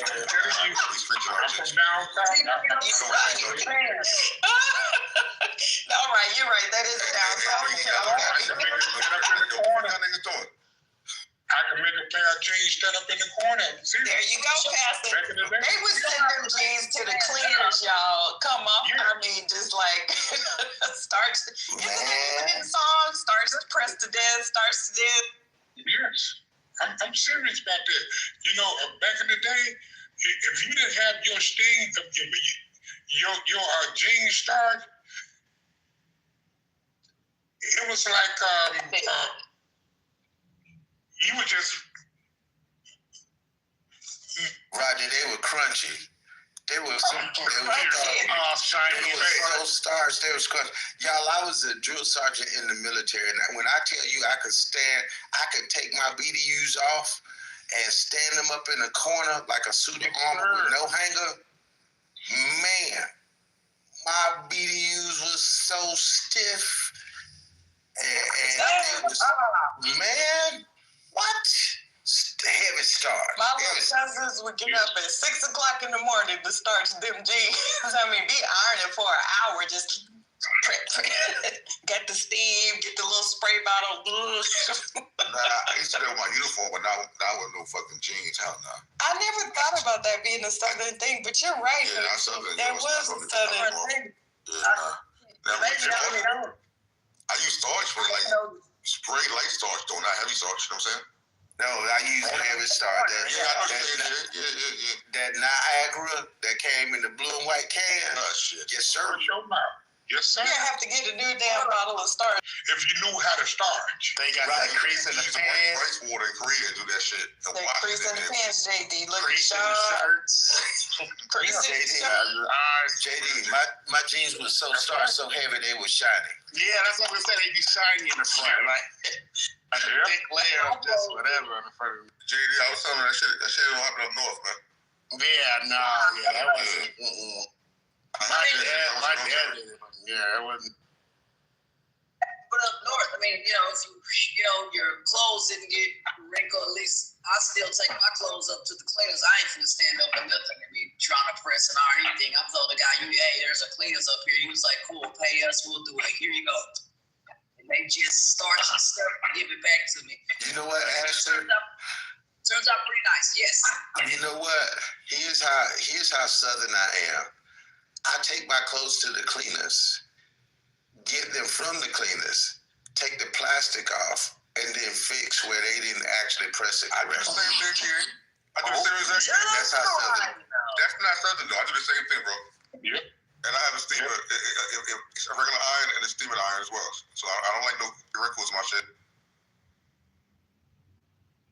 Beautiful iron. I bought a really, really nice to them.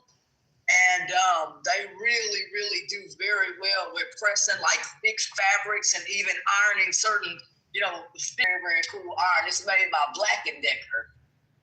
I love my Rowenta irons. Yeah, I have one too. I'm a Rowenta iron fan. Oh, you bougie, GA. See, I'm telling on myself.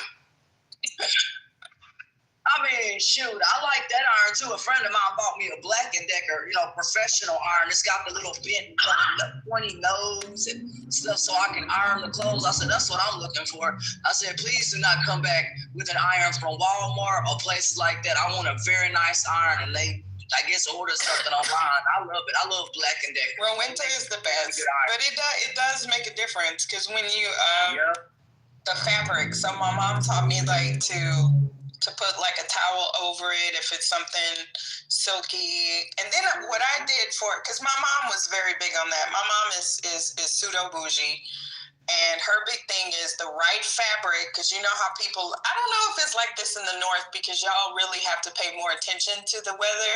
We don't. So my mom was very much you can't wear white after Labor Day. Jesus Christ. That was like insulting the Lord. Insulting the Lord if you did that. You can't wear linen after Labor Day. Mickey, I still don't wear white after Labor Day. And see, that got on my nerves because that's my mom. Certain fabrics are only for the winter. You can't wear linen after Labor Day because I hated fucking wearing linen. He was like, you're defeating the purpose of linen, right? And I was like, what do you mean? He said, linen is supposed to be an easy, breathing the whole purpose. He was so frustrated with me. Hey, did you iron your socks? Did you iron your socks? Now, who ironed their socks? Now, JB, my grandmother. My woman be trying my throws. Okay, I was gonna say my grandmother used to iron my uncle's underwear when he was at LSU. Wait, okay, so tell me, you're from a bougie household. Whose granny and mama used to iron the sheets? I was just gonna say. Oh, absolutely. 1,000%. The sheets and the curtains I'm not ironing no goddamn sheets. I'll be like, Mama, why we gotta iron the sheets? What the fuck? Crazy. And she hung everything out on the line. Oh, we did have a line. My grandma, I had a picture of it. Actually, we would put it when my mom got her first apartment in Houston. We put it on the little back porch thing, and it was for underwear and bras. But I will say, there is nothing like sun-kissed, sun-dried. Oh my God, the sheets. My mama used to put it with them little them clips that we would harass our cousins with, and clip it on their clothes and clip it on their skin. You know, the clothespins, the clothespins. Yeah. And you would, yes, that's, you woke that up. That's one of my favorite memories of seeing my great grandmother, because they had the wash house. So that's what had the washing dryer and the washing machine. It was like in the little outhouse. It wasn't part of like the house, because I'm really from the country. Yeah, so it was like down the little way, and then it had like the clothes thing, and I would see her out there with the basket, and she would be hanging up the sheets, and that was like one of my favorite memories of seeing her. And you see how the wind used to just, because it was up pretty high, because those sheets would hang. Yeah. Oh, you done woke that up. I remember seeing that as a little girl. I'm going to tell you. Yes, Miss Sarita, coffee, community coffee and hanging sheets, Louisiana girls. That's right, Miss Sarita. That is. You know, one of the times that my grandmother smacked the devil out of me was she had the line in the backyard and hung the sheets out and stuff, and me and my cousin came in because we would spend summers with my grandmother, and we came in from playing outside all day. Came in, and she had washed that day and put fresh sheets on the bed and everything, and came in and we ate and everything. She says, I know that y'all not gonna get y'all little outside smelling behinds in that bed without taking a bath. Y'all, I had the unmitigated gall to tell my grandmother, where does she smell like outside? Why can't I smell like outside? I found myself getting up from up under the coffee table. I know she beat your head. She smacked the snot out of me. I slid across the floor. God.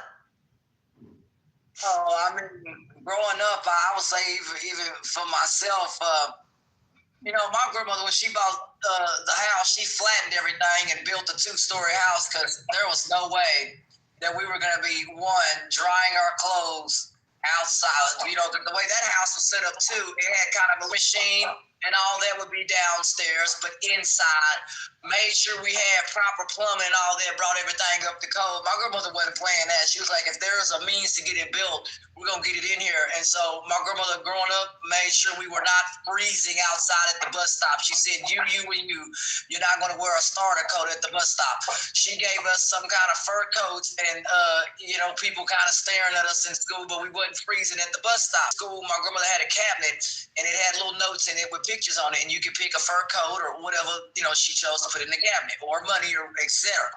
So I picked the fur coat because my grades were good. And so, I think growing up, that's the parts I miss.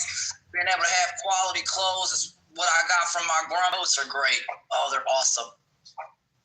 Animal people hate us, but I don't know what to tell these animal people that's come along in the last, don't do this. You can't have this kind of fur. I literally had a person tell me one time, it was freezing cold out here, and I have my fur coat. Why you got that on? I look around, somebody telling me to take off a fur coat. I said, what you talking about?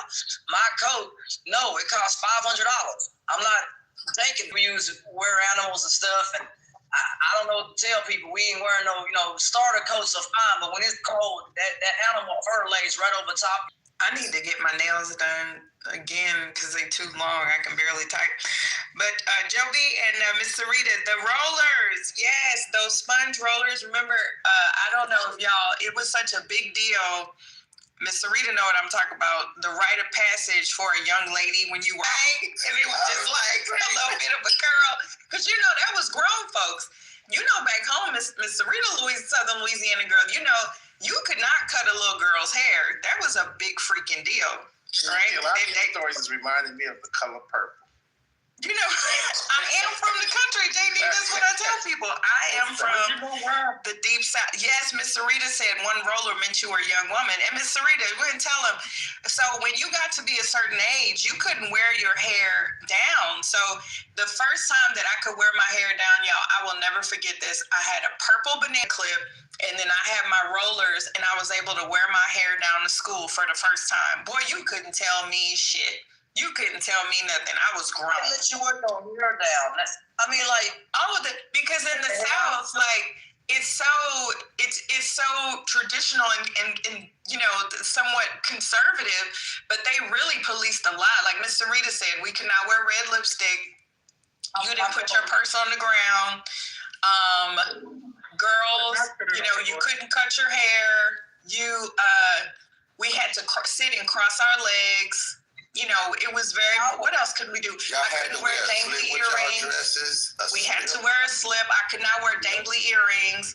I could not be like in front of a bathing suit or something. I don't even think the men came with us when we went to the beach because if you couldn't even show like a bathing suit in front of your grandfather.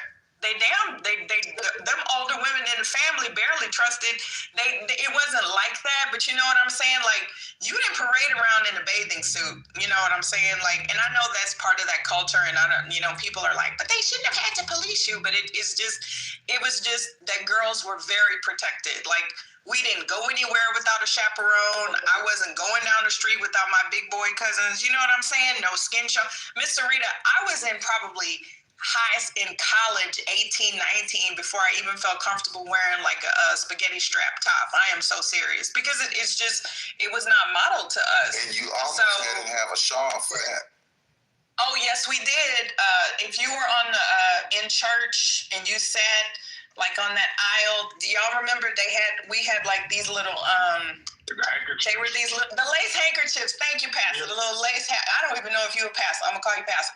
The little lace handkerchiefs that you put over your knees to hide your stuff. Yes, sir. Lap scarf. I remember all of that. Yes, sir. I seen that before, y'all, and I swear, I told somebody, I said, I will never. I'm just glad I live in this era because I don't know. I mean, you don't know any better back then, whatever. But now that I know, you know, the descriptions and all that, my grandmother told me, she said, sweetheart, if you don't want to go to this church or you don't want to dress like this, my grandmother was ahead of her time. She said, look, you can be all that you want to be. I said, I don't want to dress like this and be this. And she didn't make me wear women's clothes and beat me into submission because I don't wear, if you don't wear this. My grandmother, I'm glad she let me be whatever I want to be. If I want to be masculine or whatever, she didn't tell me that. She said, just follow the laws and don't do nothing stupid. That my grandmother was had a lot of freedom in my household. You know, of course, come home before dark, of course, that kind of stuff. You don't do nothing stupid, stuff like that. Obviously, come home because you were a kid. You can't be out here at 12 o'clock. It wasn't going to happen. And if you use my grandmother's car, which she would borrow the car, but you couldn't do no joyriding or whatever, of course, my grandmother let me do that. But other kids, when your grandmother let you borrow a car and I forgot, I would never hear it from some people. Your grandmother letting you drive and da-da-da. Yeah, what about y'all? We got to ride bikes. Well, my folks let me borrow their vehicles. So no, actually, in the country, you would have had your own car, baby, at 15. You wouldn't have been borrowing grandma's car. Like, my cousins could drive when they were 10. You could drive. My cousins were driving 18-wheelers when they were 10 years old because it was the country. You could drive when you were 13. You had 6-year-olds riding a tractor, so it wasn't anything like that. Yeah, everybody was driving early. Yeah, that wasn't a problem. I started driving when I was 9 years old. When I was 13 or 14, I had a car and a truck. My dad gave me a truck and I bought my own car. It was a used, but I still bought it myself. Yeah, I'll tell you like about the one. kids can get a license at 15 in Louisiana. So yeah, most people were probably driving by the time they were, like you said, 12. Because nobody was gonna police you. Everybody knew everybody's family. But yeah, you started driving. All of my cousins had cars by 15. So I was the little. Ashton, you said you said you was masculine with a skirt above your knees? I don't wear. Am I the only one that heard that? What happened? Nah, no. I said I will not wear. No, you heard. Did you be with those Oh, Joe B, that is so cute. Not the little plaid dress. Yes, I remember those. The little plaid. Remember you had like the little you had the little skirt, playing school. the little skirt ladies and the little the little what did you call them things, like a little smock? Yeah, the little smock dress, yeah. Yes, look at Joe B. Well, Mickey, you see she had a little wispy little twist on the side in front of the ears like the girls had back then. You know what I'm talking about? You couldn't tell us nothing when we got our first bangs, boy. That was a big deal. Bangs. That was like a rite of passage. They cut them so dang short. You're like, whoa. I know. You cannot roll them up. We had that one little roller, and you couldn't tell us nothing. And then the first time, we were talking about the aunties and the grandmas with the rollers. Well, who remembers, they would go to the beauty shop on Saturday, and it was torture to go with them because they would be in there half the goddamn day. Jesus! And then they had those silk scarves with all of the designs of Big Mama and them scarves with them rollers going to Piggly Wiggly. With them rollers and the scarf was tied in the front. Yes. Top. Yeah, talk about it. Them curls were for the Lord. Them curls were for Jesus. And they didn't get a perm either. They got their hair pressed. Oh, we were all pressed, sitting in the kitchen, standing still. Don't move. Talk about that hot comb. That hot comb. And then you couldn't do shit. You couldn't play outside because I would get my hair messed up. One time my cousin sprayed some water on my hair. I thought they was about to get sent to the afterlife because they sprayed me with the water hose after I got my hair pressed. Ooh, y'all waking up some memories right now.